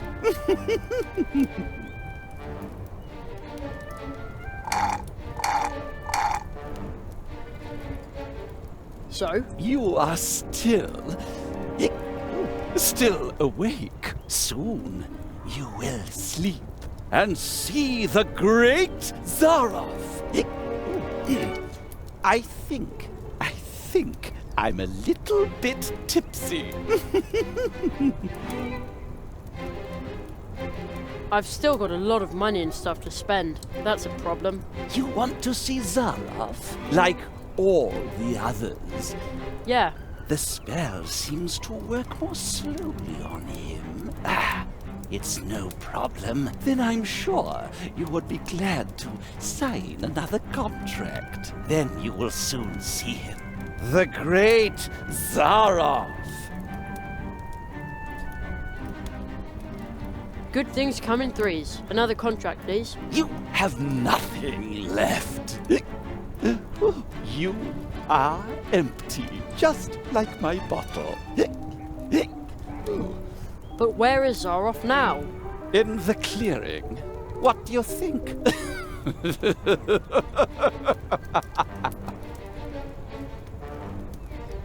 The price for acorns and nuts just crashed. What?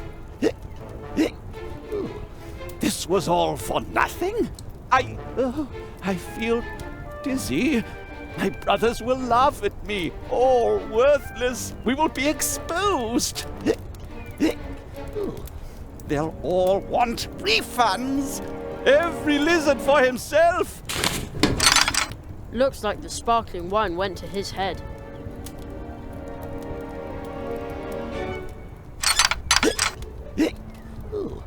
The weird guy is stuck in the armor. But how do I get him out of there?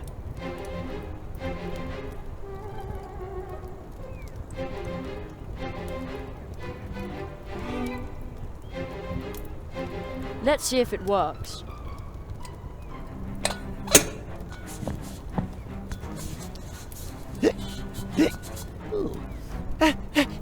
That itches.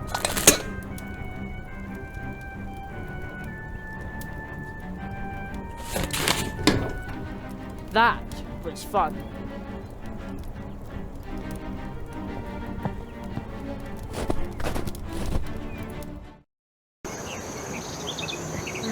Where did that lizard get to now? He ran out here, didn't he?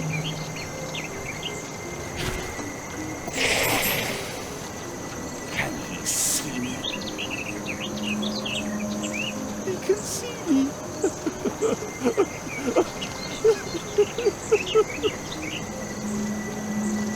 Curses! I've done nothing wrong. Absolutely nothing. No.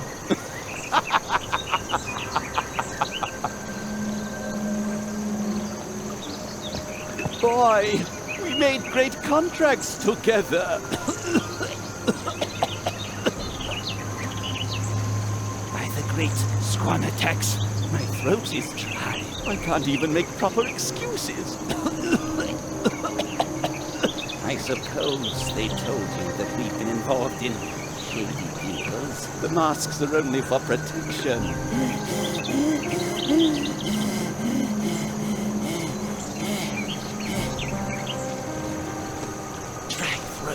Lousy, cheap champagne. People like us are hunted, dried, and hung up by the tail. You don't want to do that, do you?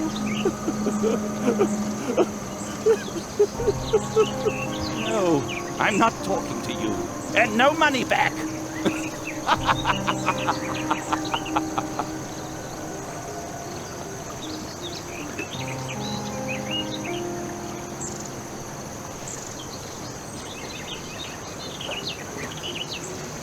How about some fresh, cold water? Water?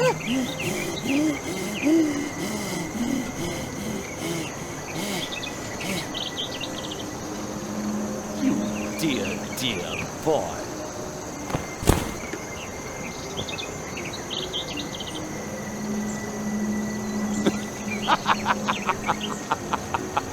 Who needs to fleece the whole world of its possessions to be happy? If a sip of water from the hand of a business partner like you, no, a friend,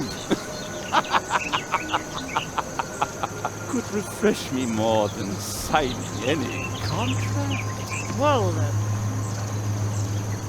Bottoms up.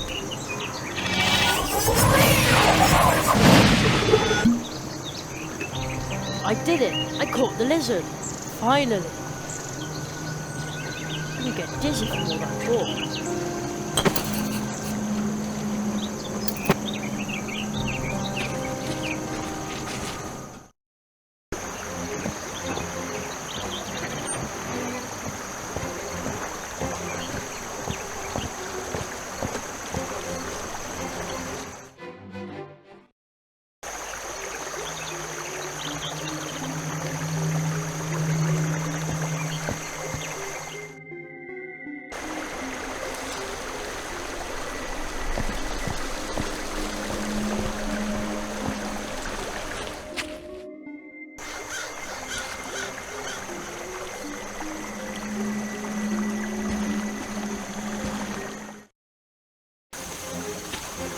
can see into the future, right? Tell me when I will see Zara.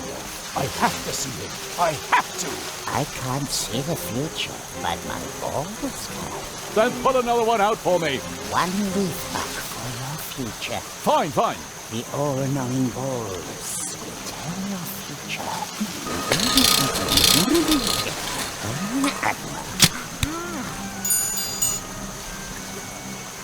It is a black future ball. It says, be a good friend for good enemies. Approach. You will not see Zara. What? But I have to. Fate changes with every second.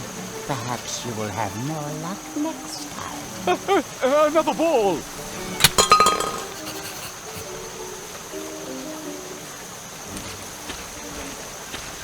Mr. Burrower, Another ball. The all-knowing balls.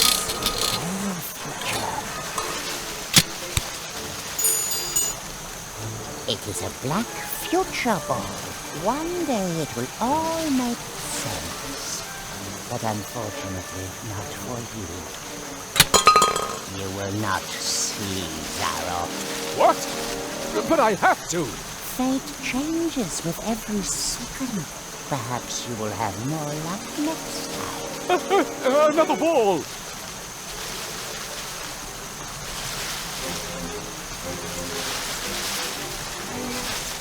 can you also tell your own fortune? Of course.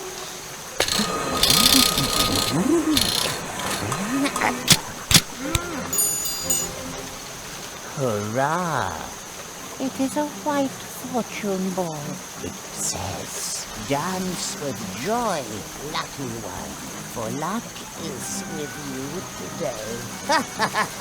Oh, yes.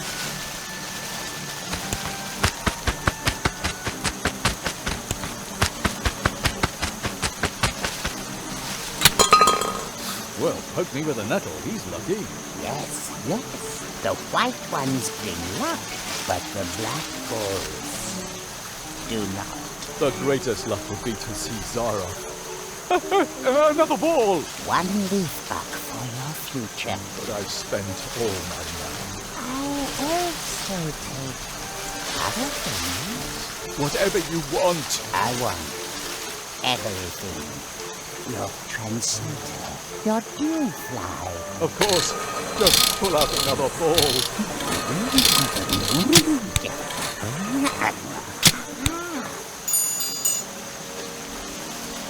What luck! You may see Zara. Zara. Oh, finally.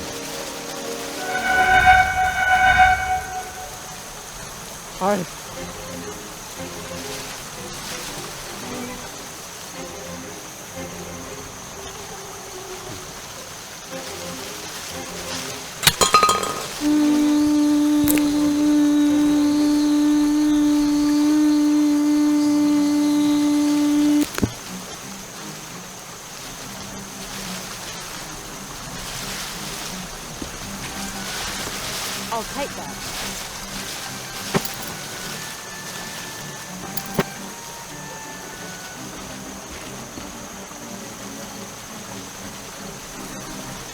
Can you also tell your own fortune? Of course.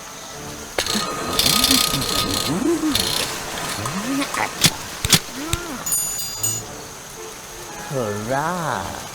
It is a white fortune ball. It says, dance with joy, lucky one, for luck is with you today. Oh, yes.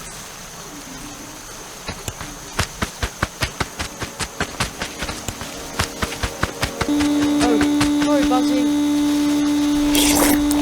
Come here, you juicy little thing. Well, will you? It fits. Well, Stuck will you? tight.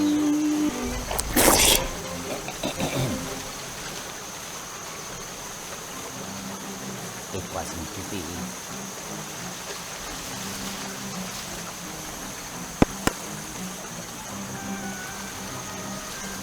It's true. You really can find luck anywhere.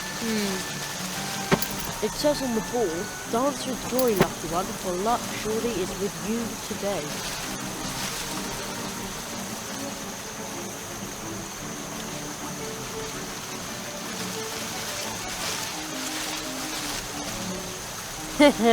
Perfect fit.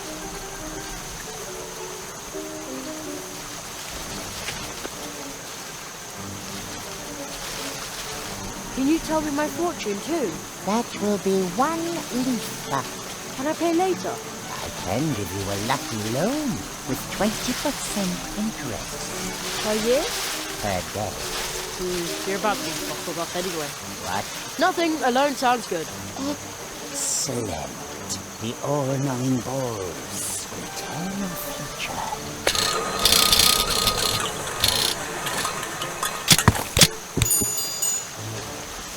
Dark clouds gather above you. Might have known. Bad luck follows you around. Yeah, I get it. Luck is a stranger to you. He's gonna keep himself busy for a while. You will never, ever be happy. It is your fault, but you will not be able to do anything about it. You will never again have a happy... Sorry, Buzzy.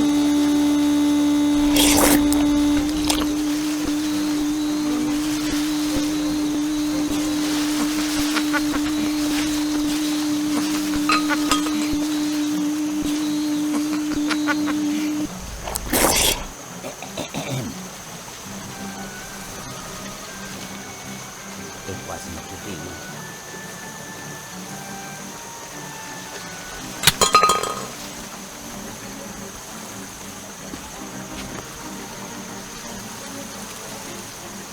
Can you also tell your own fortune? Of course.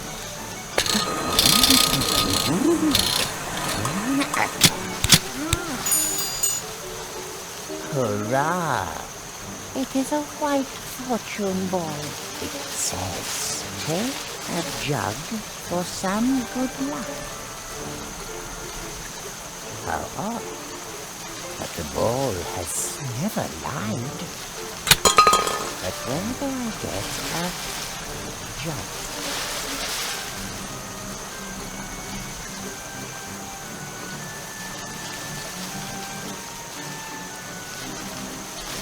That bottle, the ball leads me to it.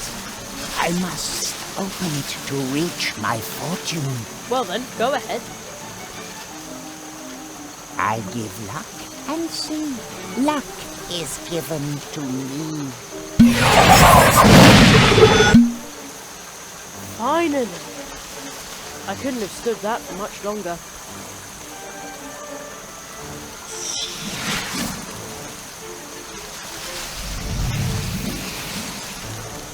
He's finally gone.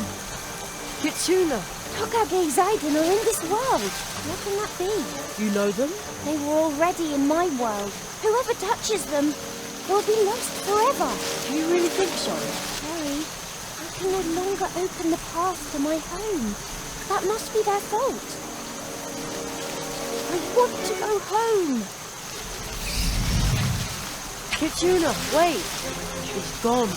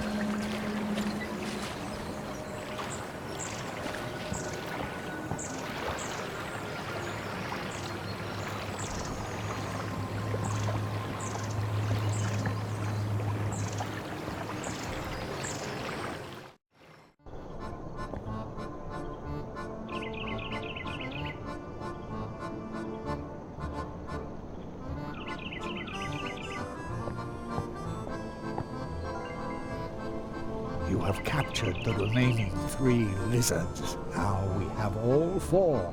Now they can no longer cause mischief in Mousewood. This time, they travel in the shadow of a much greater disaster. Something dark has infested the heart of the portal system. Only a tree walker can put an end to this disaster. Only a magician who was trained by the Marquis. You alone can help us. Me? But... Your training is almost complete, but there is one final task you have to face. Choose your coat.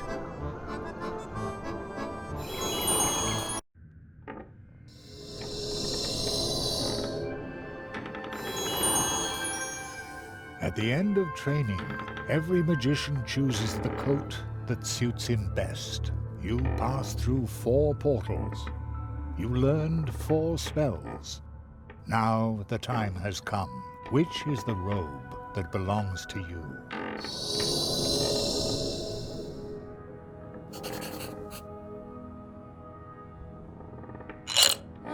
This one looks a lot like the coat the Marquis is wearing. That is definitely not for me. I hope he's alright. I feel a bit sorry now that I yelled at him like that. This one looks like adventure, thrills, and fierce battles at sea. I like that sort of thing, and yet... No, I don't think I should pick it. What a fancy suit. This could certainly belong to a great illusionist, and yet it's not for me. Wow, dashing, but definitely not my cup of tea. Whoa, a classic, but again, it's not mine.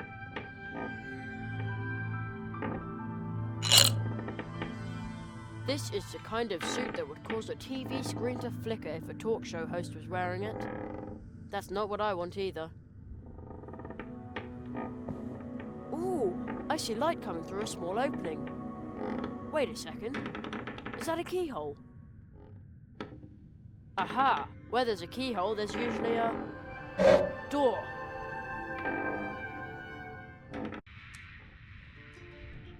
Huh? But this is my bedroom. Am I back home then? Back in my own time. How did I get here? You are dreaming, Jerry. Nobody knows this room better than you do. Here, it only exists in your mind's eye.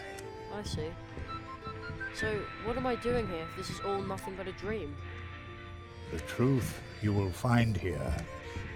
The knowledge that you repressed is more than real.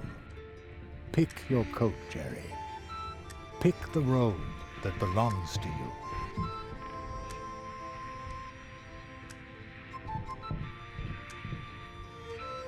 My coat? Where would I find a coat here? There's plenty of cool stuff in my room, but as far as coats go... Hello?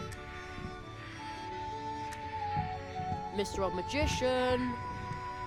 No reply. Magic's all well and good, but we still need to work on communication.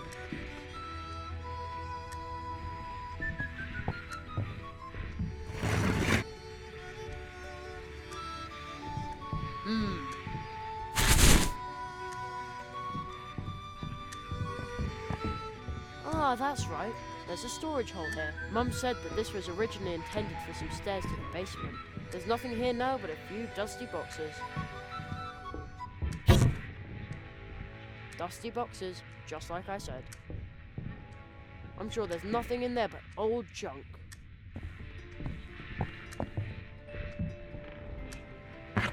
Oh, what's that? An old leather jacket. Never seen it before. But something tells me... Yes, I knew it. Pick your coat, Jerry. That's my coat. Pick the robe that belongs to you. This robe belongs to me.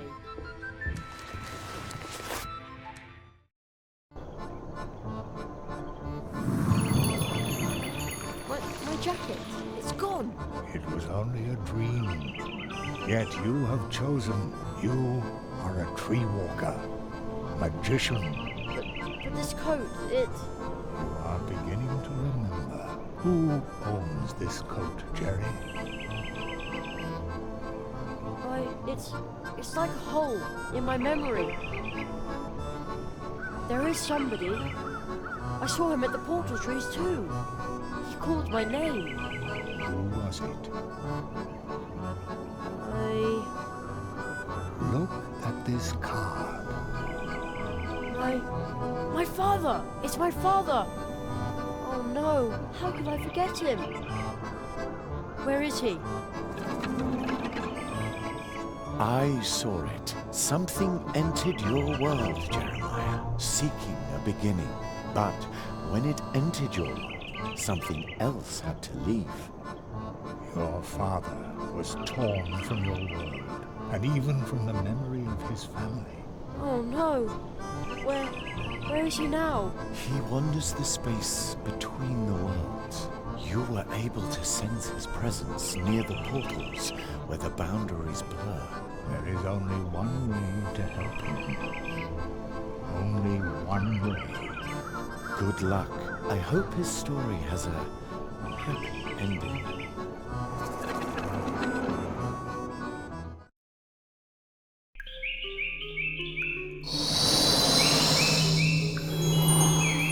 Apprentices, what are we doing here? We must make our way to the clearing of the first tree. The clearing of the first tree? The signs were obvious, but I overlooked them for too long. What signs? The posters. The lizards. A spell has been cast on the first tree. A forbidden magic which is spreading to all the portal worlds. The posters? Right. The people of Mousewood were completely obsessed with the idea of seeing the great Zaroff. But nobody knew where he was. He must have worked a spell in the clearing of the first tree. Through the corruption of the first tree, Zaroff has projected himself as an obsessive idea which spreads like the plague. The Lizard Consortium has exploited this situation, the mania of the inhabitants of Mousewood, and now he draws them to the clearing of the first tree in their dreams. The Marquis knew about it. So that was the danger he was talking about. But why did he disappear? We must break Zaroff's curse. Only then will we be able to rescue the inhabitants of the portal worlds and restore the balance. Only then will your portal be able to lead you back home.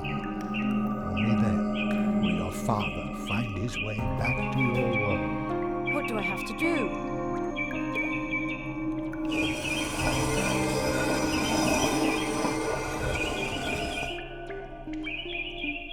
The Hall of Apprentices confirms what I already knew. You are a true tree walker. Your training is complete. You must find the 5th portal. However, the tree walkers have sealed it.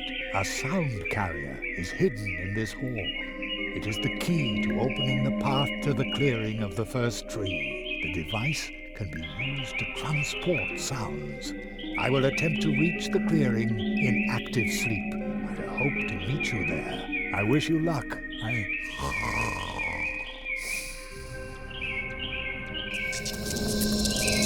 Hurry, before it is too late.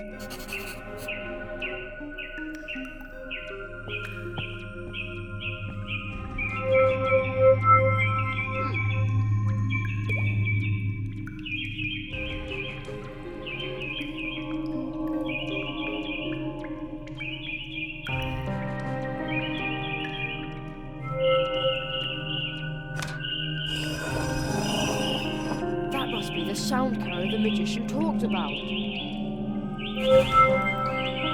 And now where do I find the 5th portal?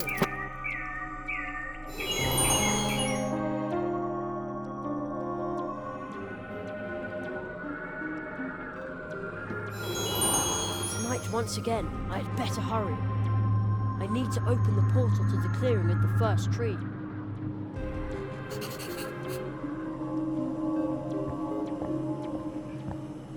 Only a hollow tree stump, with nothing in it. I hear a whistling sound. The wind is blowing through the hollow trunk, moaning and whistling. It almost sounds like a tune. The organ music of the wind, the breath of the forest. How did I come up with that? Don't tell me I'm a poet too. Poet magician Jerry Hazelnut.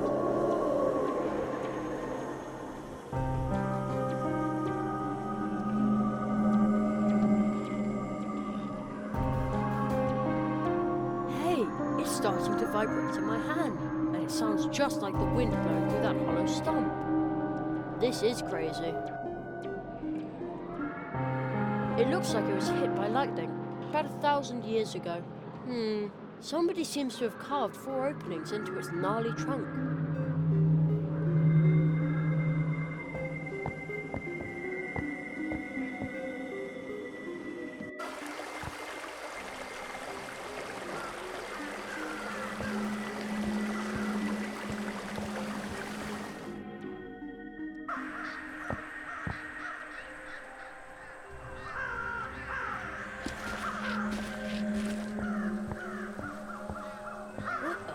Statue. There's a little stone face in the crystal, and some kind of amber thing. I hear a fine sound, very, very softly, like someone flicked a glass.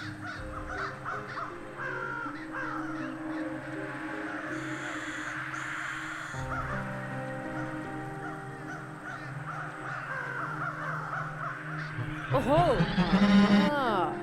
The little crystal statue is starting to vibrate, just like the sound carrier. Oh! The whistling of the wind at the portal tree made the little statue shatter. I'd better take that.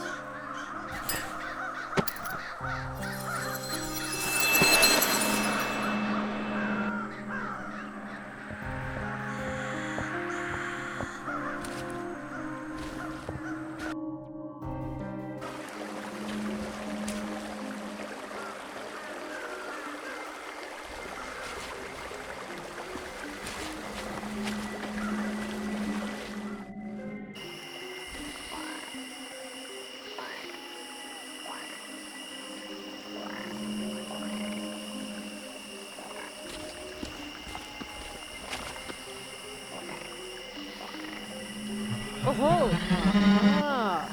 The little crystal statue is starting to vibrate, just like the sound carrier. Oh! The whistling of the wind at the portal tree made the little statue shatter. I'd better take that.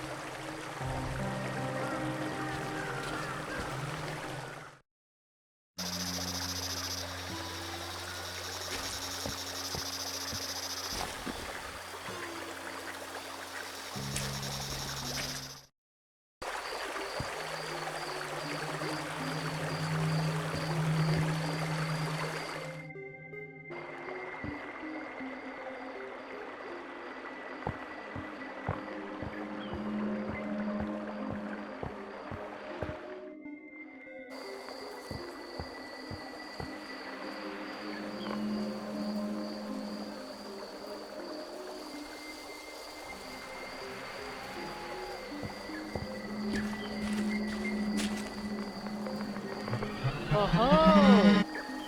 Aha! The little crystal statue is starting to vibrate, just like the sound carrier. Oh, the whistling of the wind at the portal tree made the little statue shatter. I'd better take that.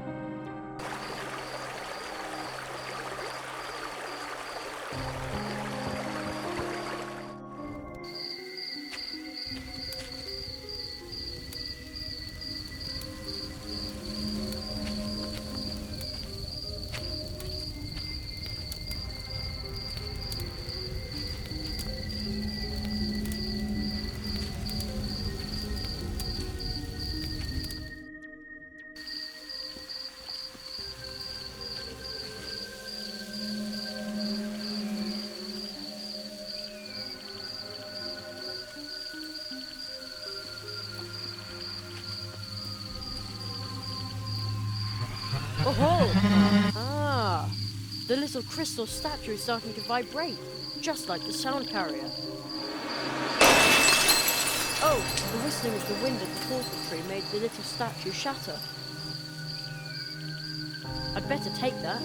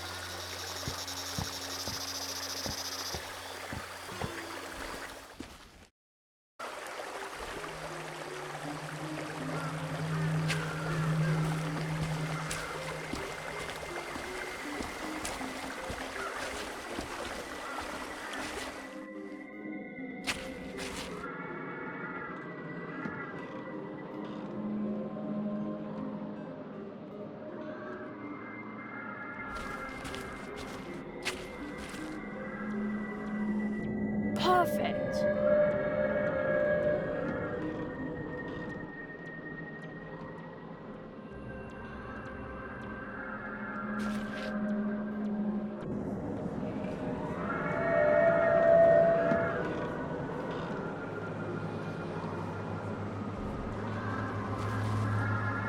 Excellent.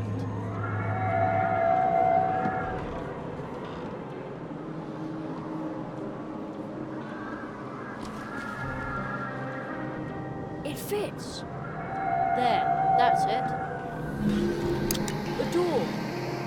That must be the passage the old magician was talking about. The portal to the clearing of the first tree of Mousewood. Hey, what is this? A room made of green glass. And a sparkling silver key in a fountain. I bet that's some sort of security device fashioned by the old tree walkers to protect this mysterious portal. The key is hovering in the middle of the jet. The way it smells, I'd better not stick my hand in there.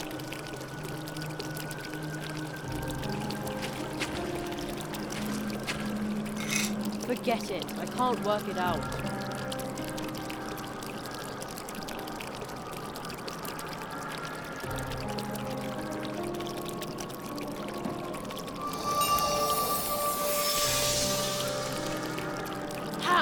I could never stand these sliding puzzles anyway.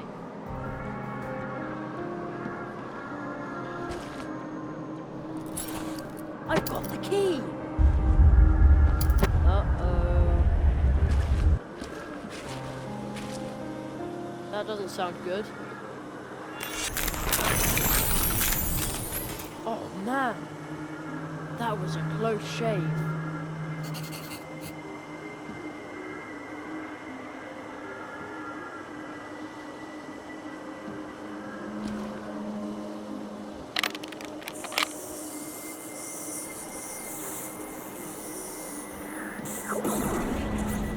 The portal to the clearing of the first tree. The time has come.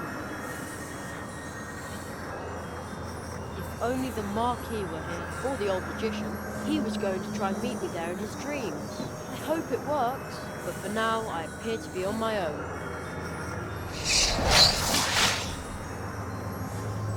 Watch out, Jerry! The fox!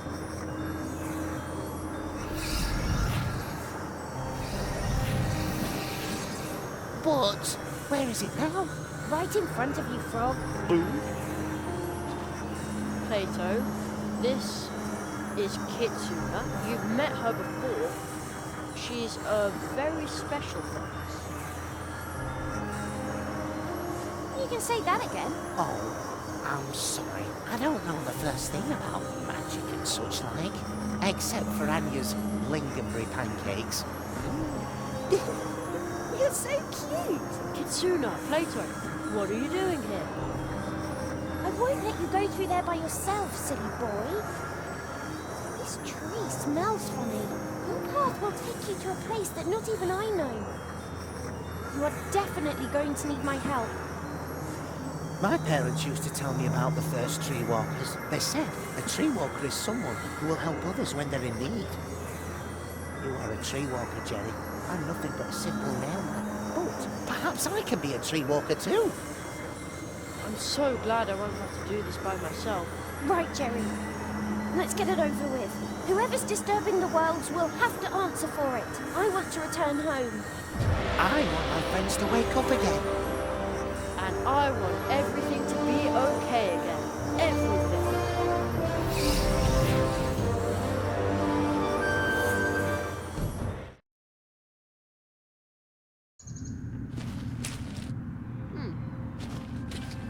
Plato? Kitsuna? Where did they go? They were walking right next to me. Where am I now? It's dark, but lighter at the same time. The air feels electric somehow. All the little hairs on my arms are standing on end. This might be the path. Oh man, everything looks the same here.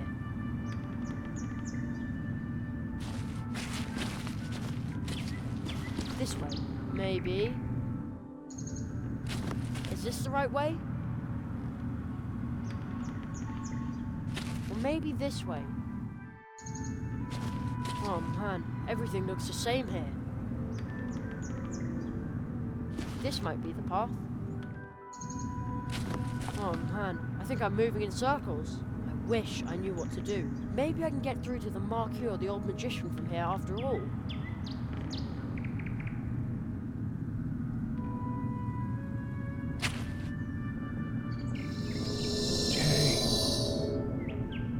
Hello? Jerry, so far I haven't been able to advance to the clearing. I need to be careful and not lose sight of my goal. My waking mind is starting to dream, to dissolve.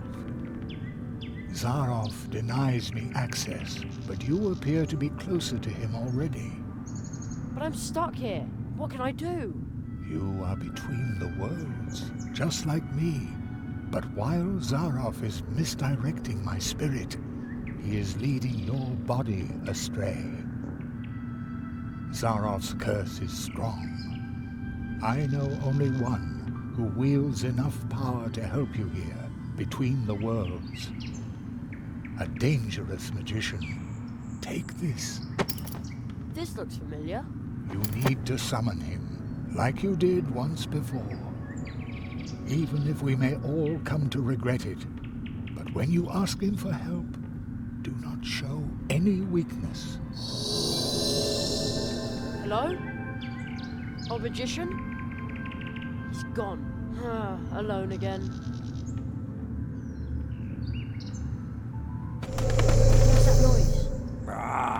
That would be me. Not another crow? Raven. Not another... Wait, you can talk. Some even say I talk too much. Hello? Do you understand what I'm saying? Of course. You're right in front of me, aren't you?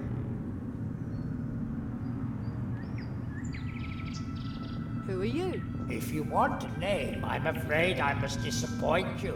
I'm only a raven. Actually, I live in the clearing of the first tree. The clearing of the first tree? That's where I need to go. Do you know the right way? I can't find it myself. Everything's changed here, especially with all those strangers hanging around now. You live in the clearing of the first tree? Yes. But I thought the first tree wasn't the real tree. How can anyone live there? That's easy. Everyone leaves behind a memory when departing from the clearing of the first tree. A raven like me visited the clearing in a dream. When he left, I stay behind as a memory of the tree. So you're just a memory? Just? I think that's a whole lot. The first tree remembers many things. Even after its time had ended, it remained rooted in the woods. It knows the secrets of the forest. What kind of place is this? You're at the threshold between dream and reality. Dream and reality? Dreamers come to visit my clearing in their dreams. Everyone knows how to get to this place. A sleeper knows the way. Wah! But I'm not asleep, and I can't find the way. That makes two of us. A voice just now said that you could ask someone for help. Yes, but how? He said that you've done it before. Somebody came here once to meditate about his past. He thought up this wheel. What wheel? This wheel. If you turn the wheel, the crossroads will show you paths that are hidden deep in your soul. Places you have seen. Places you are going to see. And places that have shaped your life. Even if you never realized it, perhaps it can help you. But they are not true paths, just windows or images. I don't know much about these things. I'm only a raven. Who did you see here? First, there were 4 strange-looking lizards who followed a tall man into the clearing. From the opposite direction, next came a rabbit with funny eyes. The Marquis! I flew after him, but he entered your world. I could not follow him there. Why not? Because I come from here, from the memories of the first tree. There is no place for me outside of dreams. If I were to enter your world, something or someone would be lost in my place. But there are a few who can move about in your realities without disturbing the balance. They animate rocks and plants, and thus walk between dream and reality. Oh, I think I know someone like that. I'll keep trying my luck. See you later. Good luck.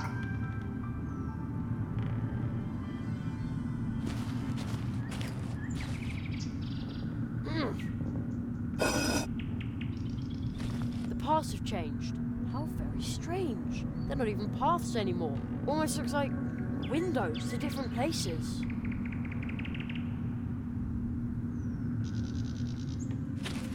That's one of the cannons belonging to the guards of Mousewood. It looks like I might be able to stick in my hand from here. How strange, indeed. I now have a handful of black powder.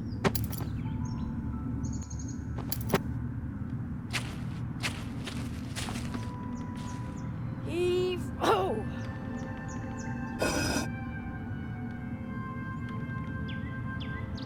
Isn't that the Mousewood Town Hall? I think I can reach the nets from here. Ha! I swiped a few acorns. Funny, they're so small. Looks like I'm no longer the size of a mouse. I hope this won't plunge the people of Mousewood into an acornomic crisis. Oh well, it's all for a good cause.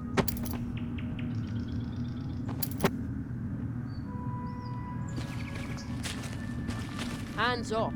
Hey, this is the dwarf's locker. And it is still locked.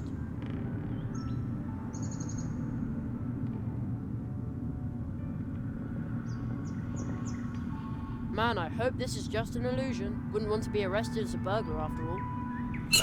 Okay, I've prized the door open. Oh no, my stick broke.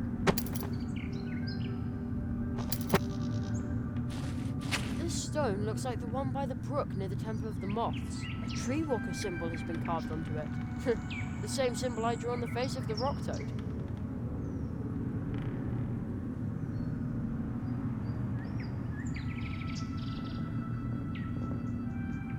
Maybe it'll work here as well.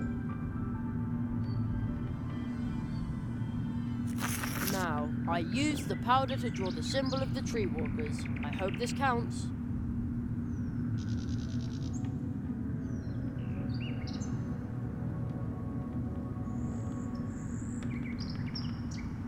Okay.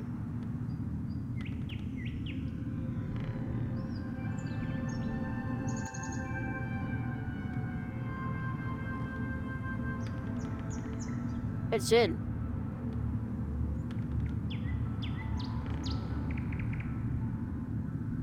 Also in.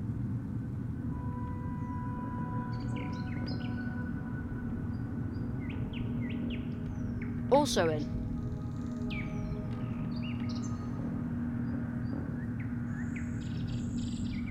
Okay, now everything is in.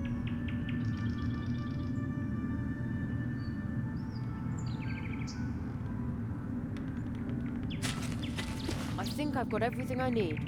I wonder if it'll work, even though I've modified the recipe a little.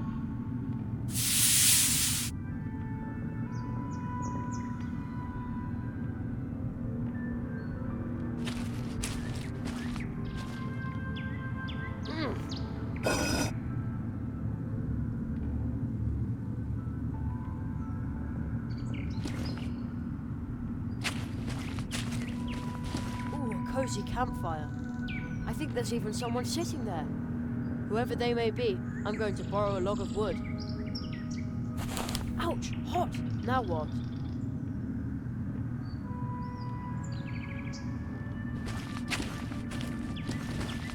This had better work.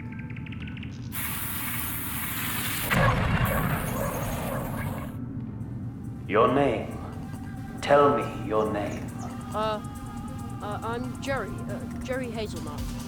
Jeremiah Human. How were you able to summon me to this place? I drew a circle card on the crossroads. Very few have knowledge of this ritual. It takes inner strength to complete it successfully. Only the strong are worthy of our magic. Walking between worlds, I can see strength within you. So why did you call me? I'm stuck here. All the parts are leading me in circles. This place is now a trap, leading back to itself.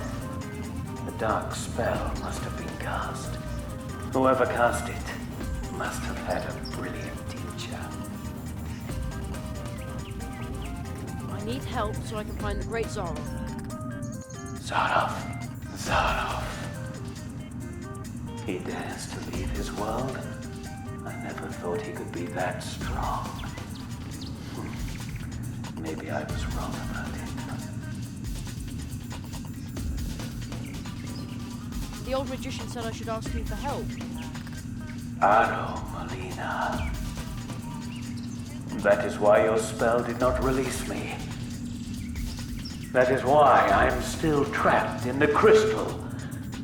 Of course, he allows me no more than these few words. But even that is a miracle. What you're doing must be very important to him. But how do I get out of here? A trap like this always has a way to allow the one who set it to pass through it unharmed. I sense that you are carrying a magical coin. The spell it bears is very familiar to me, but it is not perfect.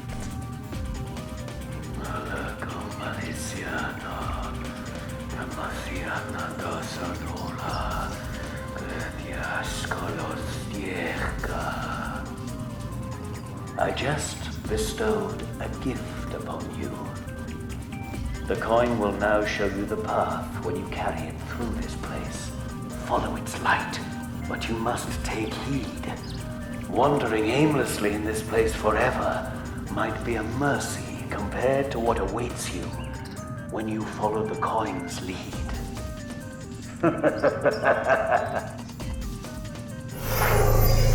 Who was that? A friend of yours? No, I don't think so. You might want to try what the masked magician told you. You will no longer need these places. I hope you find your way to the clearing, although I would much prefer to keep chatting with you.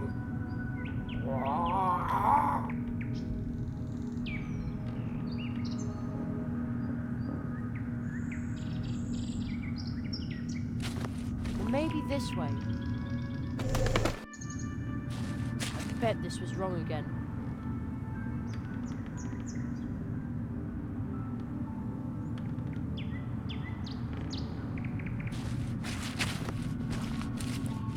This way, maybe.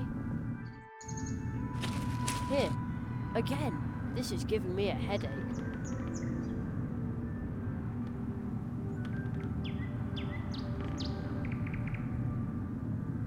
This might be the path.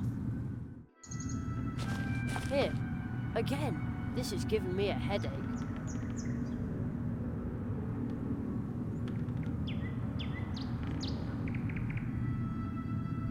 This might be the path.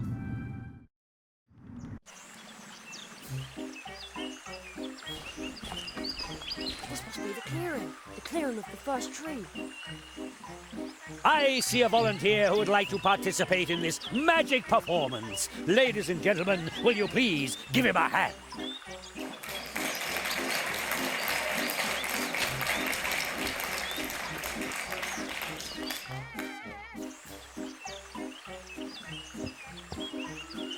Ladies and gentlemen, we have a volunteer.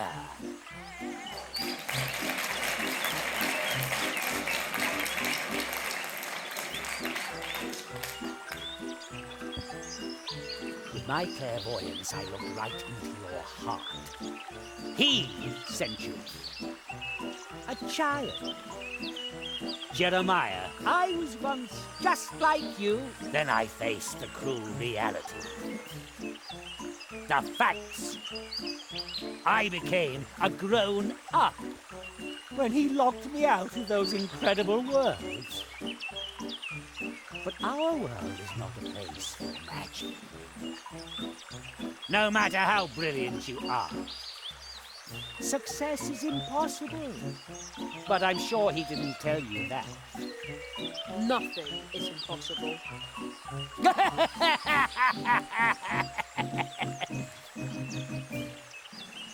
Only for him. You will soon realize that. He should never have sent you. He will soon come to realize his mistake.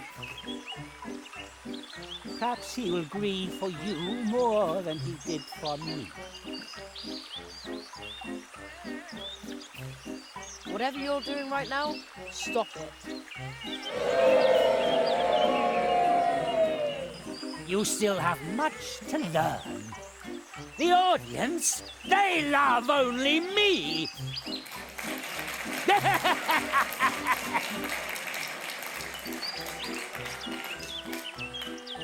But we have wasted enough time. And now, ladies and gentlemen, I am banishing this boy into the wood of the first tree. No! And that, honorable audience, is magic! Is magic!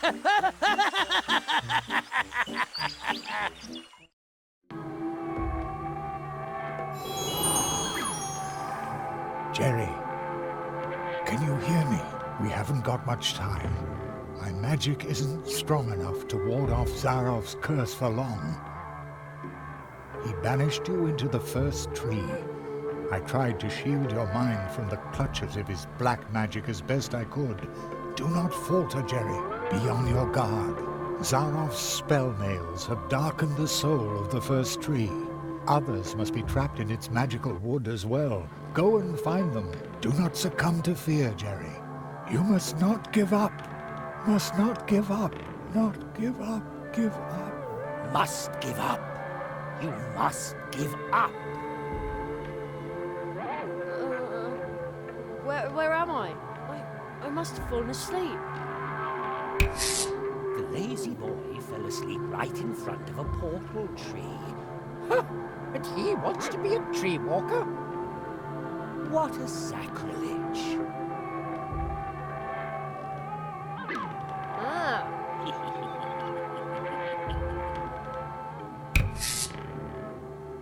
Plato? I'm sorry, but my friend Jerry needs help again. I haven't got time for strangers. Strangers? But I am Jerry. He thinks that cardboard figure is me, and he doesn't remember me at all.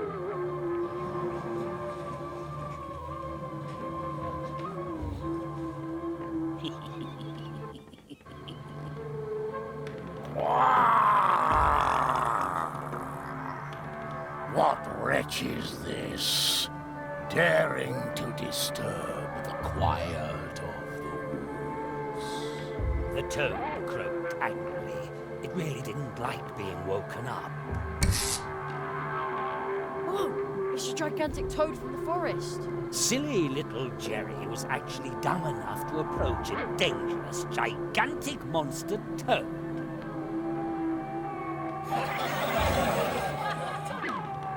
I should talk to it. Maybe it knows how I can get out of here. An excellent idea.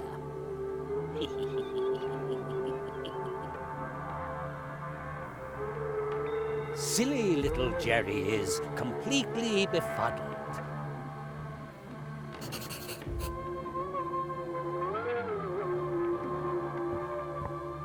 What have we here? Looks like a script to me. The Curse of Zaroff. Act 1.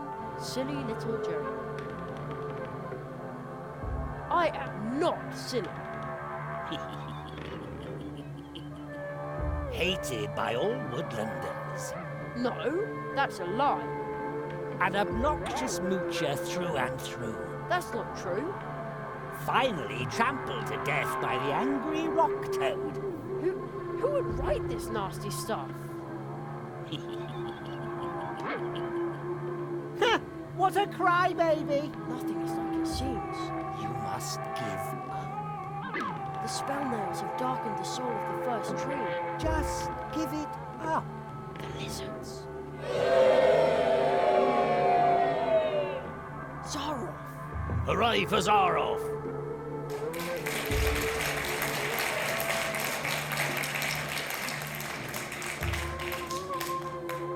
I must stop Zaroff.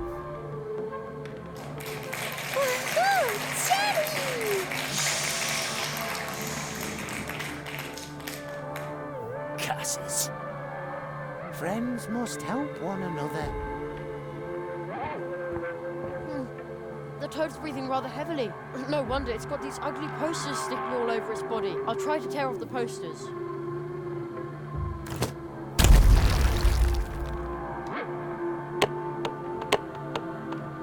I'm going to squish you.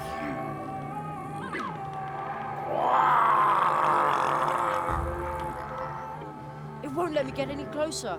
You spell disaster for everyone. You used us. You want to hitch a ride on my bike, but I need to deliver the mail. Jerry didn't care what the frog said because he was too lazy to walk. What? But it wasn't like that at all.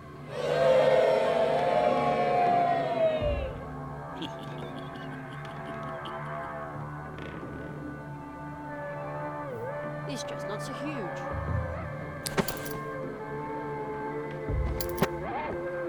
Two large boulders. That were much too heavy for puny little Jerry, of course. Huh, I'll show you. See? Oh, Mum was right. Milk does do a body good. I wonder what the switch does. It switches on the light. Surprise, surprise.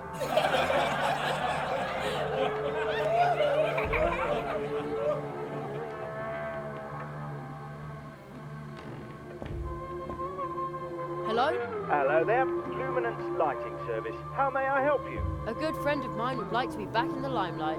Who's the lucky guy then? A large toad, here on stage. Very well. I can see illuminating this gentleman will be a truly daunting task. This looks like a job for a Limelight Deluxe.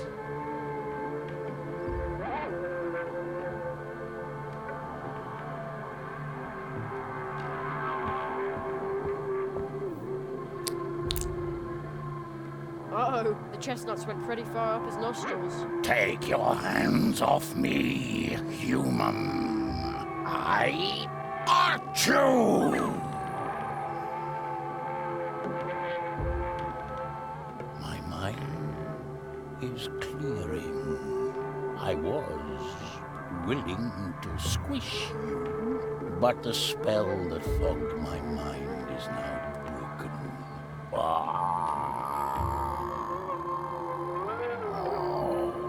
I will now return home to the streams of time.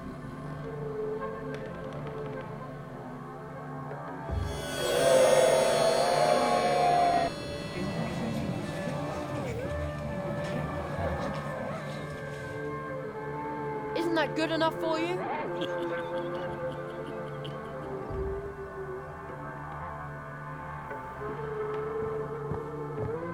Plato, are you alright? I'm sorry, but my friend Jerry needs help again. I haven't got time for strangers. Strangers? But I am Jerry. Jerry didn't care what the frog said because he was too lazy to walk. What are you saying, Jerry? You want to borrow my bike? But I need to deliver the mail. Jerry didn't care what the frog was saying. He would simply take the bicycle when his friend was asleep. He thinks that cardboard figure is me.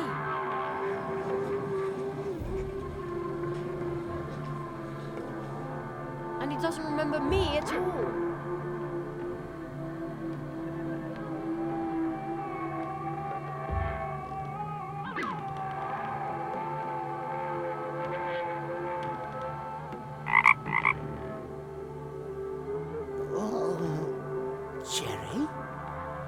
Jerry, where have you been? Where have I been? The three of us were in the dark tunnel. And then... Oh, just as long as you're doing all right.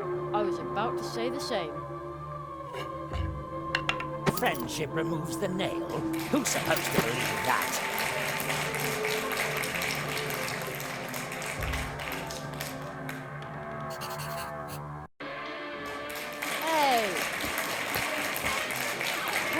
Here. Where did Plato go?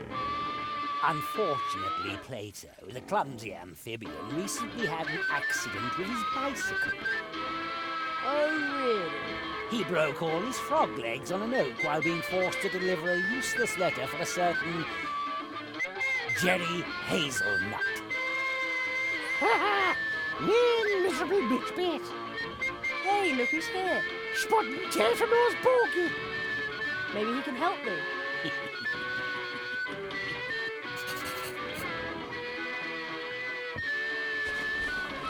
The Curse of Zaroff, Act 2. Let's see. Without hesitation, Jerry accepts the leprechaun's gold and in return gives up his hopeless fight. He ceases to live.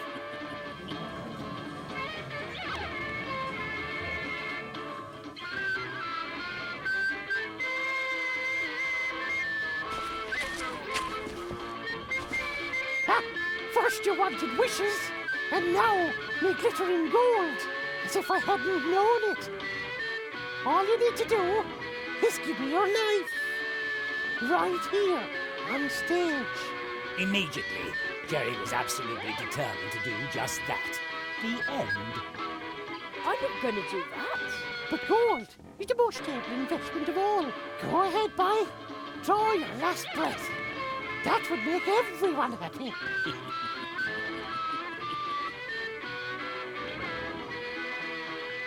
But that's the most beautiful top hat Jerry had ever seen. No, I didn't mean that. The fine leather, the sophisticated cut, the high-quality workmanship, and most of all, the fact that... I mean the poster. The fact that the top hat was much bigger than Jerry's own frustrated the silly boy so much that he jumped off the stage, howling in despair, and broke his neck. Yeah. Clear case of top hat Henry.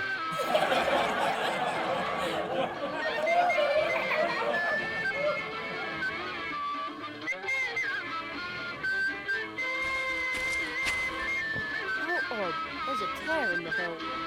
The silly boy felt himself slowly going crazy. Reality itself appeared to be breaking apart. There's something behind it too.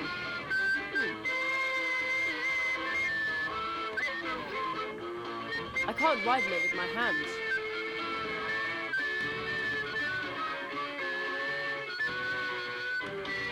Right, this should work. Wait, Jerry. Yes? Do you really want to know how deep that rabbit hole goes? Excuse me? You're about to uncover a terrible secret. Fine by me. A lever? Is that all? Jerry was so disappointed he wanted to die.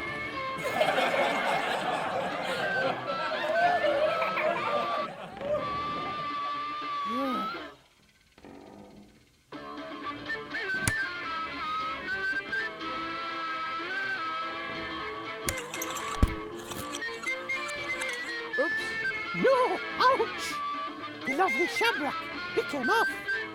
I'm sorry. I think I ruined the lawn.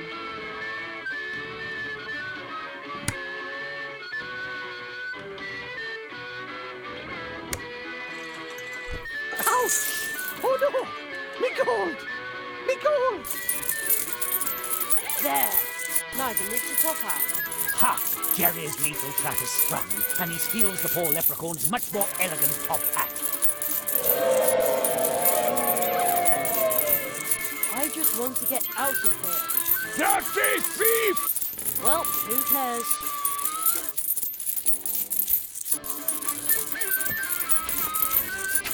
Me gold! Me poor gold! Me gold! My...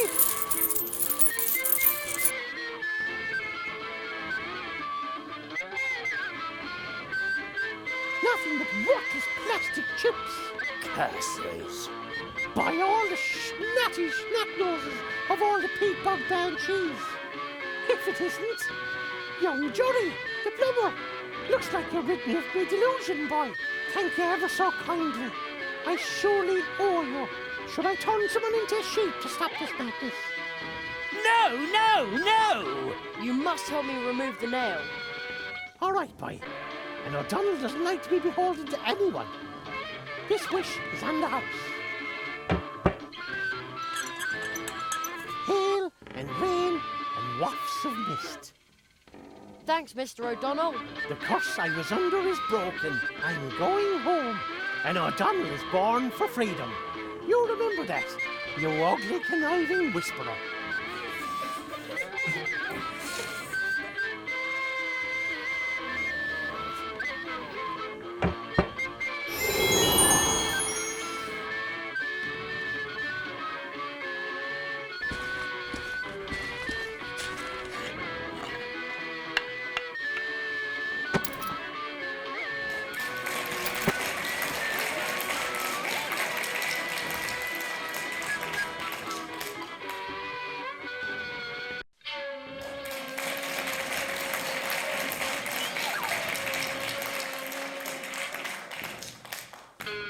The land of volcanoes, sharp swords and man-eating fox spirits.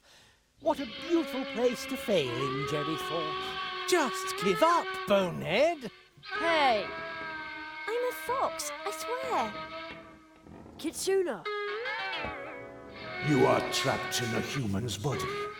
No mask can hide that, Kitsune. But... Humans and foxes can never be friends. But if a human accepts a fox for who she is, doesn't that count? Even if that were the case, why aren't you changing back? I tried to change back. It just won't work. You may wish to be a fox again, but your heart is lost. I shall protect your ears from the confusion wrought by humans. Please help me. I shall heal you from being human, or devour you as a human. Kitsuna?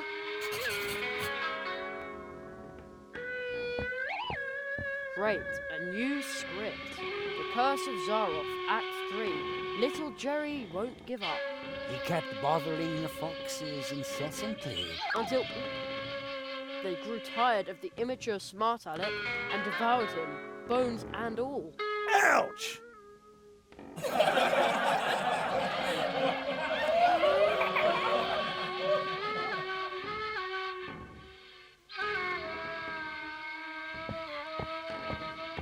Kitsuna! She can't hear me. Human and fox cannot be friends. We have nothing in common. There cannot be anything. And even if there were, we would break their hearts, biting their flesh or biting their soul. That is the only bond permitted between us.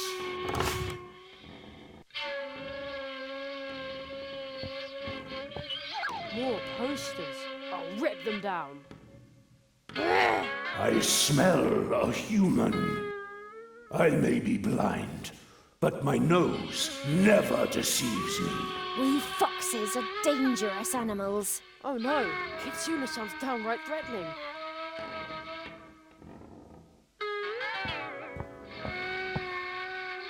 Louder!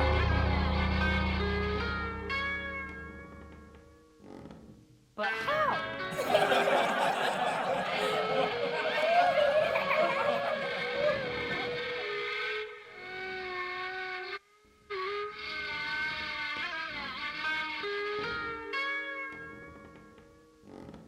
Let's see what happens when I hold this thing against the bell. My ears!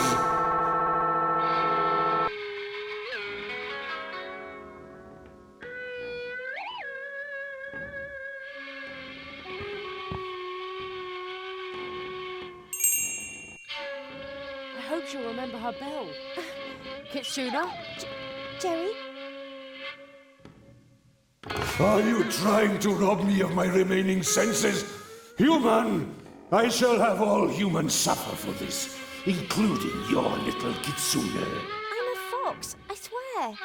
You may wish to be a fox again, but your heart is lost. I shall protect your ears from the confusion wrought by humans.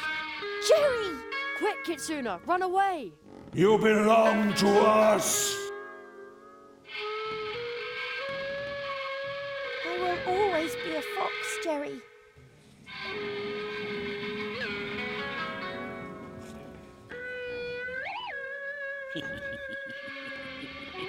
And Jerry's sound carrier shattered in his backpack. Oh, great. The sound carrier broke.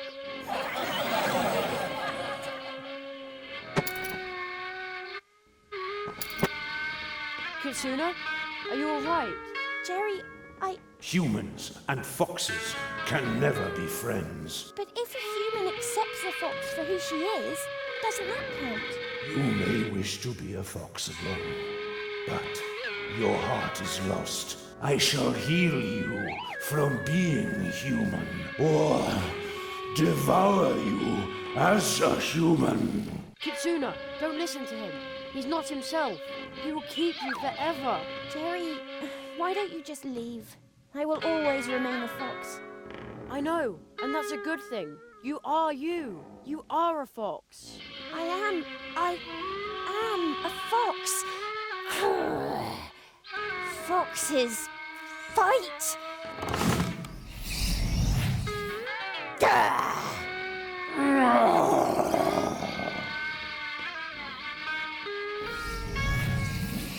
Young Kitsune, I am but a blind guardian, but my mind once again sees clearly. I owe you my thanks, human. Be a friend to her.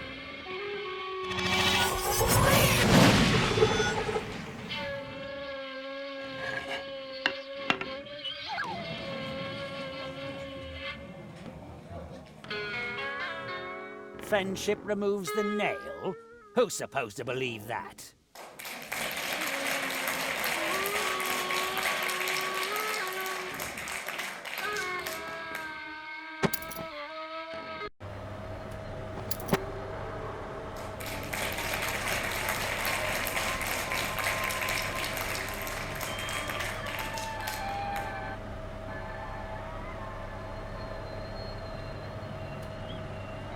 Where am I now?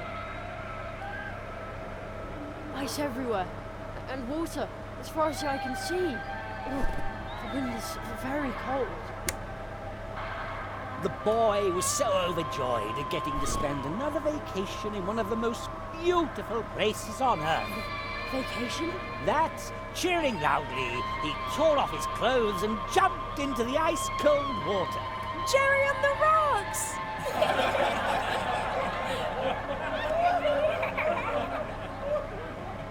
I'm beginning to think you don't care about me at all. Mr. Hazelnut, I resent your attitude. The only thing I care about is art. But you just won't follow the script. Yes, please forgive me. Just try harder. I certainly hope so, you useless amateur! Now, a mighty polar whale broke through the ice behind Jeremy, and with his mighty voice he proclaimed, You have made a brave effort. You even advanced to the edge of the eternal ice. But you cannot withstand the cold. It is time to give up, to let go. Join me as I slide into the dark, cold waters under the ice.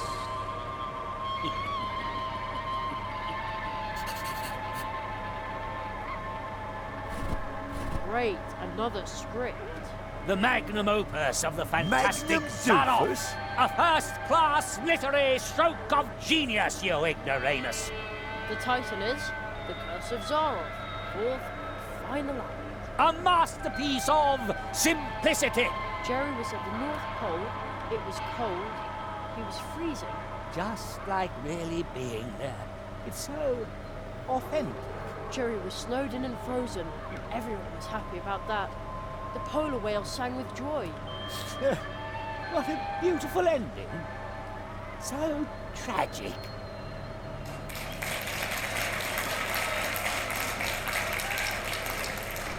That is the eye of the polar whale. And he looks distressed. And it's no wonder. Jerry posed a sorry sight after all.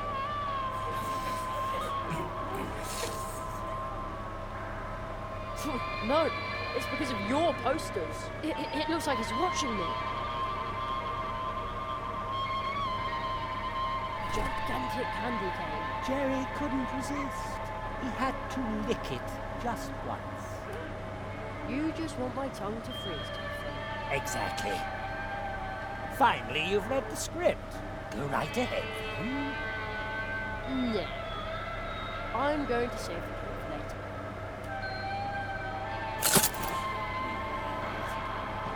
Oh, the boy is just too smart for you.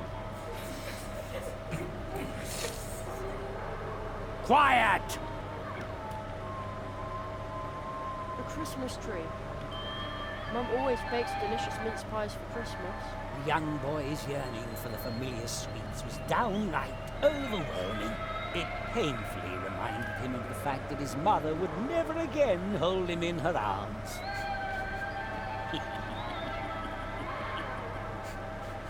This is just low! The curse and all that is all right, but dragging his mother into this? Disgusting! Quiet! Maybe it'll make me feel better if I take down the decorations.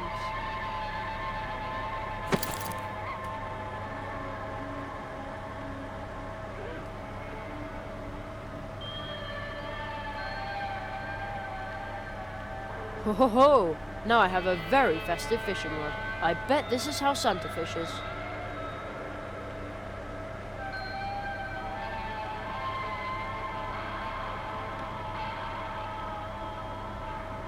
You know, I bet if Santa ever goes ice fishing, he takes along plenty of warm milk and cookies. Right, let's see what happens.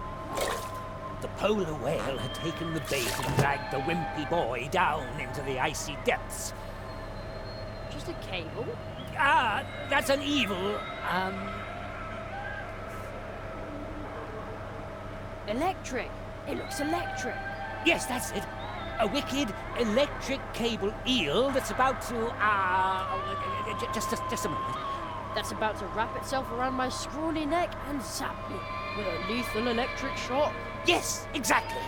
Very good. I think you need a vacation if you depend on a 12-year-old to trade your art for you. The cable loops back there to where all the wind is coming from. Wait, why am I saying back there when I'm clearly on an ice floe in the middle of the ocean? I'll just pull on the cable. Hey look, it's a wind machine.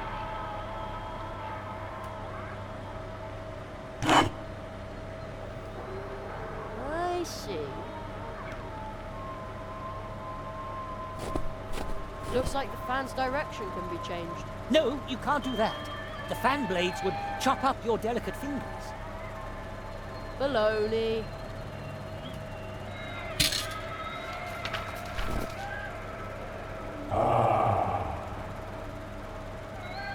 That is much better. Thank you, little landlord. No, no, no! Our nightmare is now over. But many are still dwelling under the curse of darkness. You have got to help them. I'm nothing but a heron. And thereof is a mighty whale! I'm way too small. That is exactly your strength, little landlord. Woohoo! Jerry! You can do it, Jerry! Quiet! We believe in you, Jerry! Go, Jerry!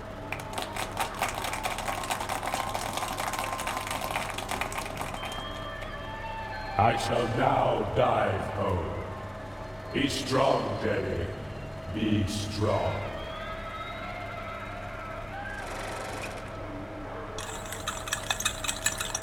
I will stop Zarov. I will stop him. Curses.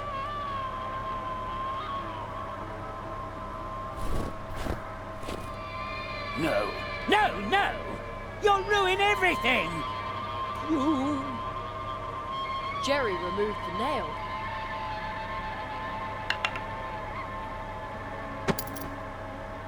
He realized that this was all just a dream that he and his friends were trapped in. He understood that he was able to change the dream. But... because it was his dream. But you can't. The unfriendly man congratulated Jerry. Congratulations, boy. You did it. And was suddenly much nicer than before. That was truly fantastic, Jerry. Boy, this was weird, but you kept on top of it. Absolutely awesome. The end. Ladies and gentlemen, let's hear it for Jerry Hazelnut.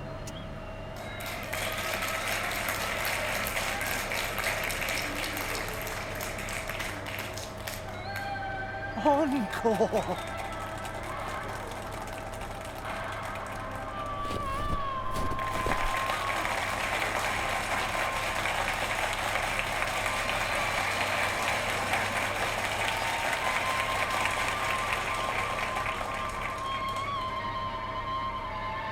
And finally,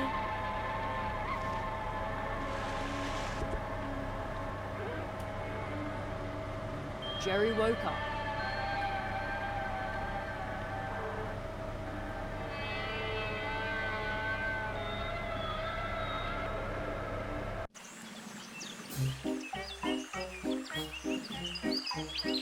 No.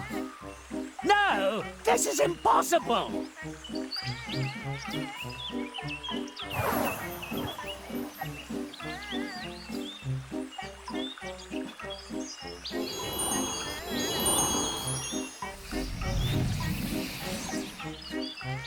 We're back in the clearing.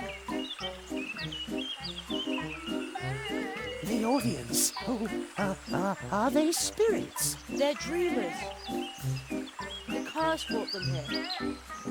Why are they so angry? I've seen this before. They are restless. They are furious. They could forget their way back in their blind rage. And then? Then they would just become empty spirits haunting the dreams of others. It's a dharma. Watch out, Jerry! It came from over there. Zaro. You, calm down the dreamers. I'll take care of Zaro. But, Jerry... He's right. You can sing, can't you? Well, yes, but...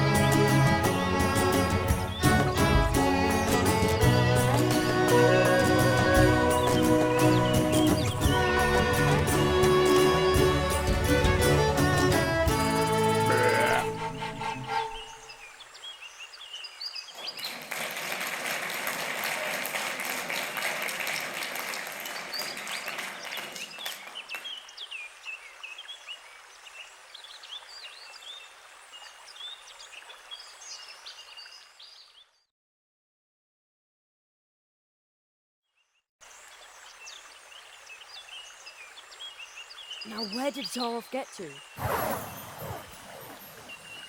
You defeated the lizards, removed the nails. The Marquis chose you well. Now, show me what you're made of, Dreamwalker! Jerry, defend yourself.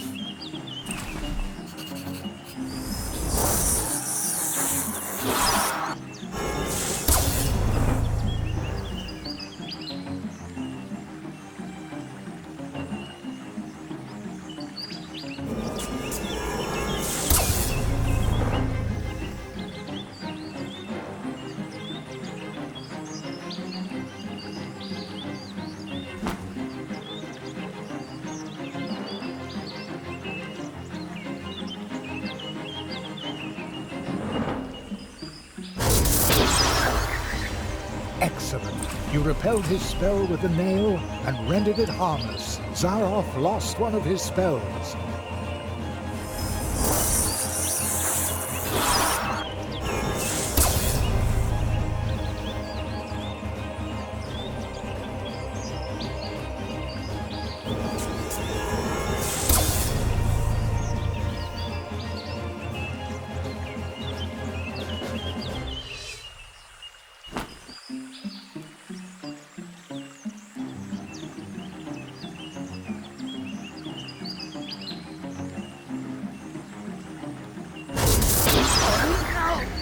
Well done. You repelled his spell with the nail and rendered it harmless. Zaroff has only 2 spells left now.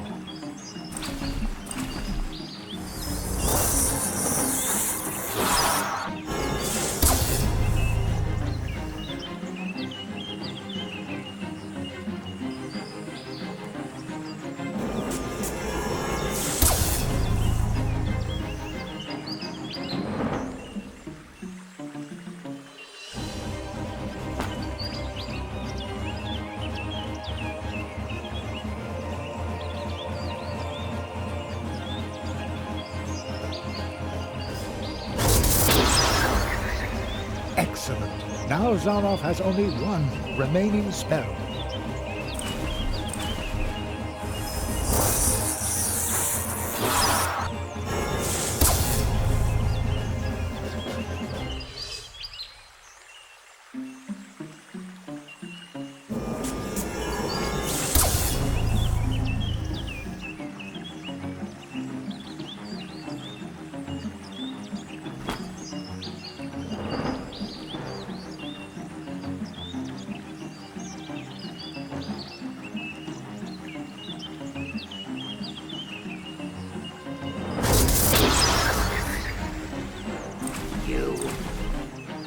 took everything I had. For this I shall...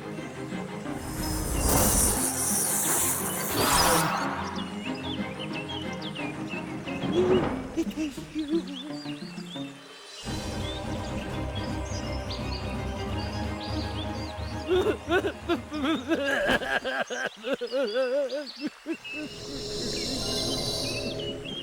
You did it, Jerry. Zaroff used his magic against you and lost.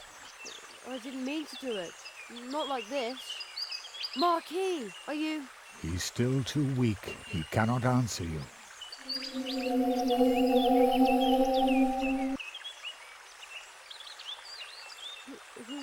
Who's the boy? Where did he come from? The tree, it remembers. It remembers the teacher and the apprentice who once visited this place. Zaroff did evil things. That's why he cannot look the child he once was in the eye. But who among us could, after all? Who is he? What does all this mean?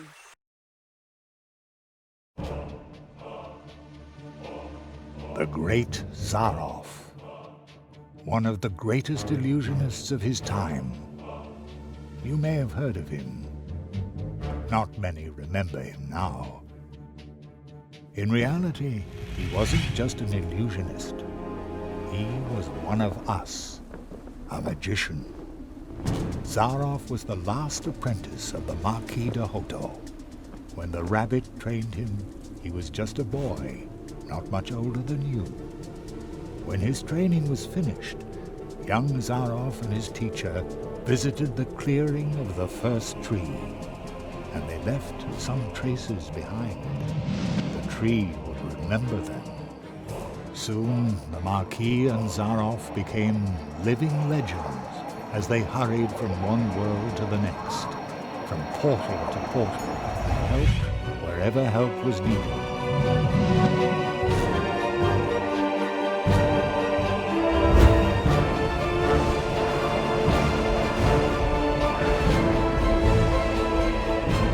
They were true tree walkers, but their path led them to a place where darkness ingrained upon their souls.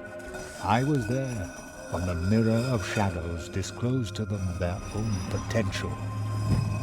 They beheld their own brightest virtues and saw the darkest chasms within their souls.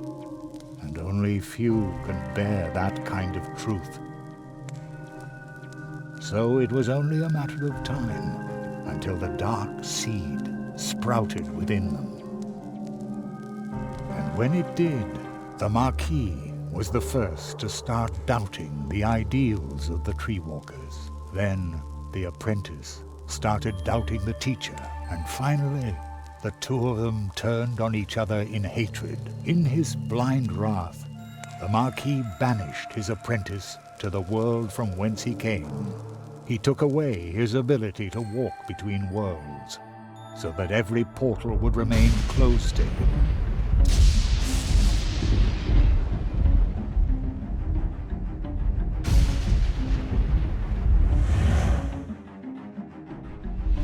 Zaroff became a prisoner in his own world. A world that had room for magic only on its stages. Thus he became the great Zaroff, the illusionist. But the appeal of the new tricks he invented to captivate his audience soon wore off, and Zaroff fell for a second time. Marooned, forgotten.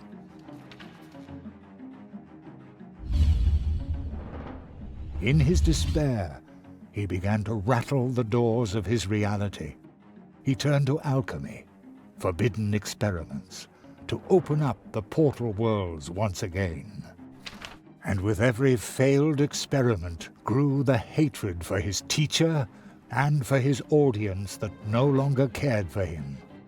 And when Zaroff was finally driven by nothing other than fury and revenge, something answered to his rattling and knocking. Consortium Squamata, the lizards.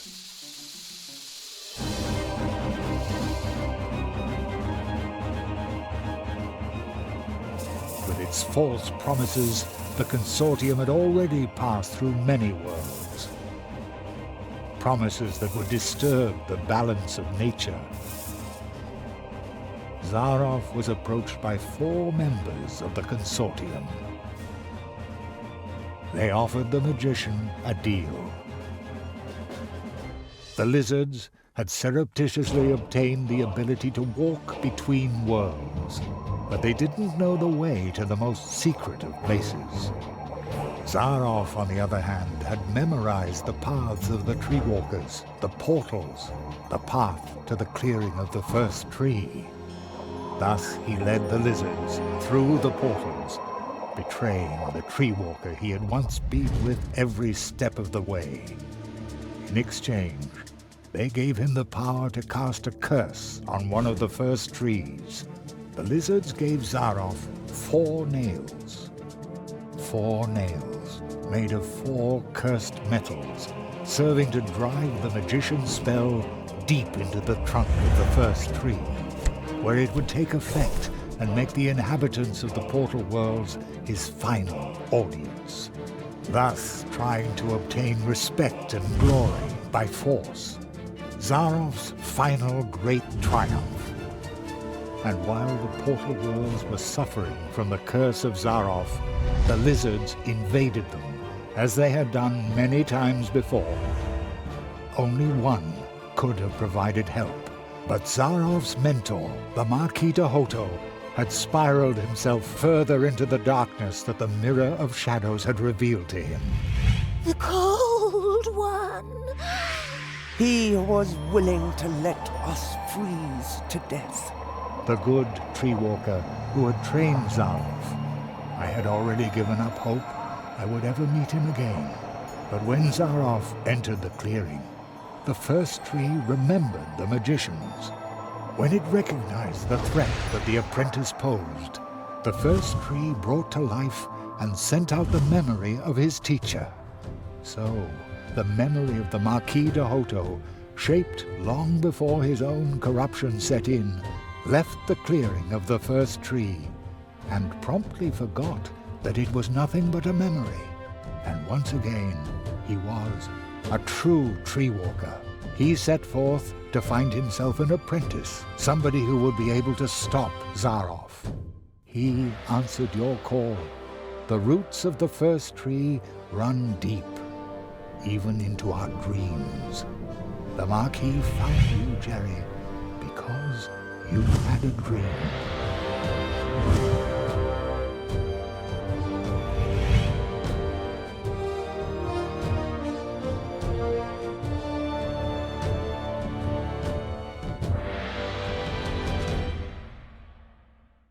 What will happen to Zaroff now?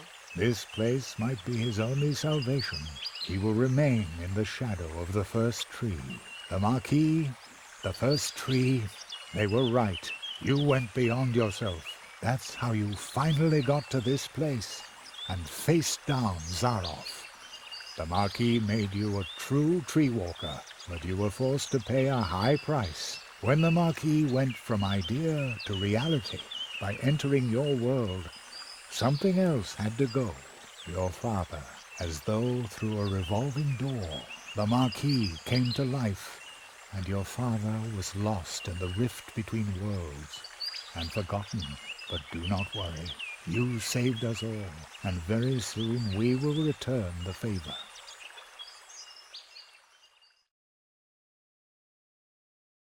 An acquaintance of mine once said, "Only those who get on the way can find their way." And so it came to pass that Jerry had to leave his mentor behind in the clearing of the first tree. Jerry knew that he had been more than the memory of a courageous, one-of-a-kind tree walker, more than the first tree of mousewood needing Jerry's help. He had been a friend. Then, for the last time, the Marquis slowly turned and lifted his hand as if to wave goodbye.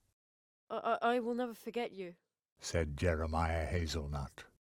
And I will never forget you, came the reply from the shadows at the foot of the tree. And the boy knew the Marquis, the tree, he would remember him. When Jerry returned to Mousewood, lost in thought, there was music in the streets, because for the first time in a long while an apprentice had come to Mousewood to study the art of arts. And for the first time in a long while, the Treetop Festival, the celebration of friendship and courage, was held in honor of an apprentice who had finished his training, in honor of the tree walker, Jeremiah Hazelnut, the rabbit's apprentice.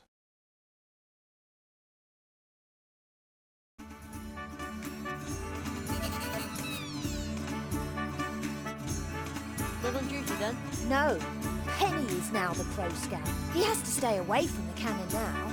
A few nights ago, he shot glow nuts at the town. I knew there was something wrong with him. Poor Penny. Isn't this a grand table? We put it together yesterday in a hurry. Very stylish, boys. And it was great fun too. Yes, diligent work is fun. You again.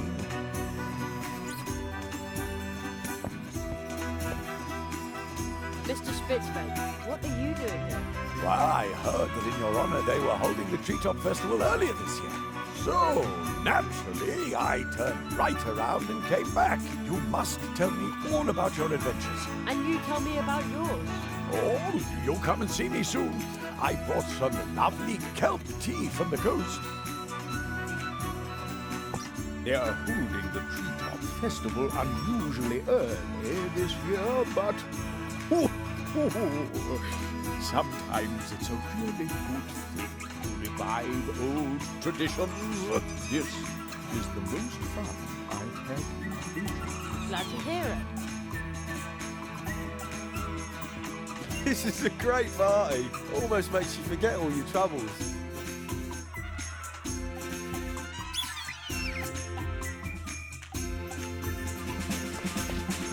Jerry, I heard you're about to leave us. I hope you'll visit us again soon. Sure, I live just around the corner. Well, so to speak. Really? How far's that on a bike? Just a portal away. Oh, well then you'll have to show us your home soon. And, how's your experiment with the exploding cookies going? Plato, my little cream puff, was really impressed. Ribbit! But we won't know what the folk of Mousewood will think until next weekend. That's when I'll start selling them. Sounds great. Yes, we've been very lucky lately. Sometimes I even dare to hope that old Uli will come back. Hope you like the cupcakes too. Nah, I don't really go for sweet things. They're not good for the teeth either. Yum carrots on the other hand. Gorge on those all day. Somehow, I'm not surprised. Then why don't you order a carrot cake from Anya next time around? Is that supposed to be fun?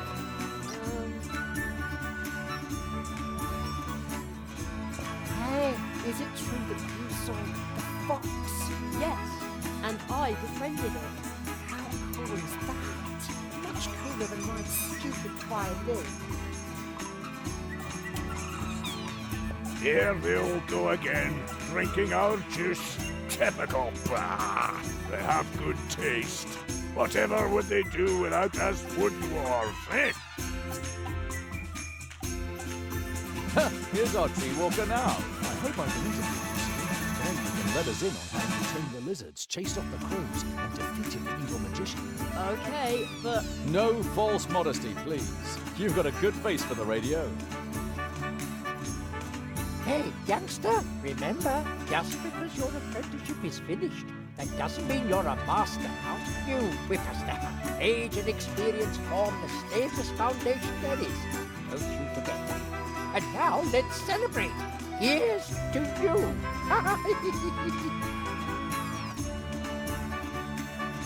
Isn't it amazing how my friend can dance? I wish I could dance like that, but I look snazzier. Dance at last! Oh yes! Oh hey! Have you seen my son by any chance? He wrote me a letter saying he wants to retire to Coconut Palm Islands. Would you believe? Just as I said. He's a born comedian. I bet he's sitting behind some mushroom, thinking up new material for our show.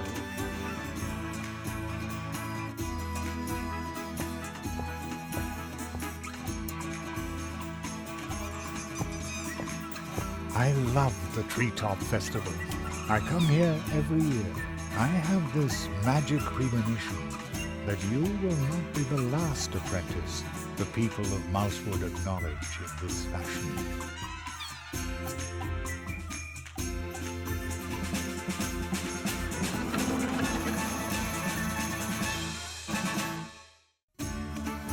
Greetings, Jeremiah. The portals have recovered. You can go home now, Jerry. Are you ready? Yes, I'm ready.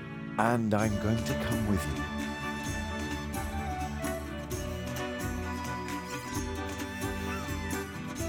My father, my mother, will they be back?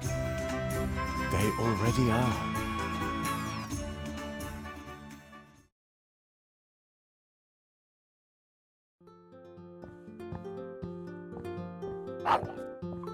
Cherry, we've been waiting for you for an hour. I've had to stop your dad from eating the entire blackberry pie himself.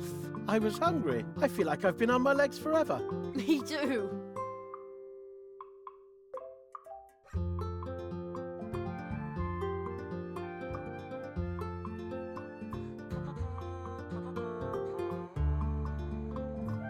And that's all Jeremiah could say. The fox girl still claims that he cried. That's so not true. Thus Jeremiah Hazelnut returned home, and thus ends our story.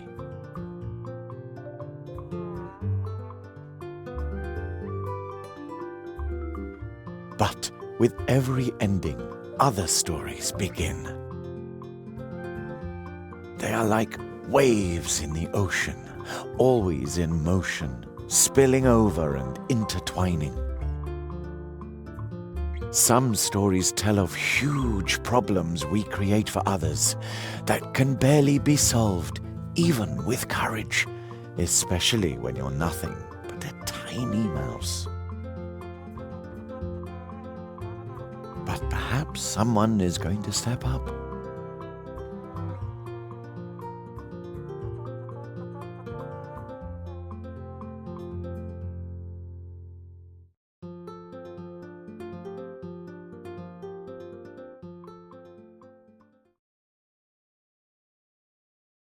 And then there are scary tales as well. Secret, forbidden ones that you can only tell behind closed doors. Are you suddenly cold too? Who was that boy?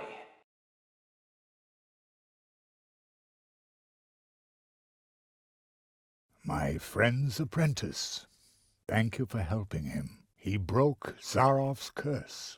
I underestimated Zarov, and that boy too. Will you finally free me from this prison, so that I may once again protect the portal worlds? This kind of thing must never happen again. You know that this is impossible, old friend.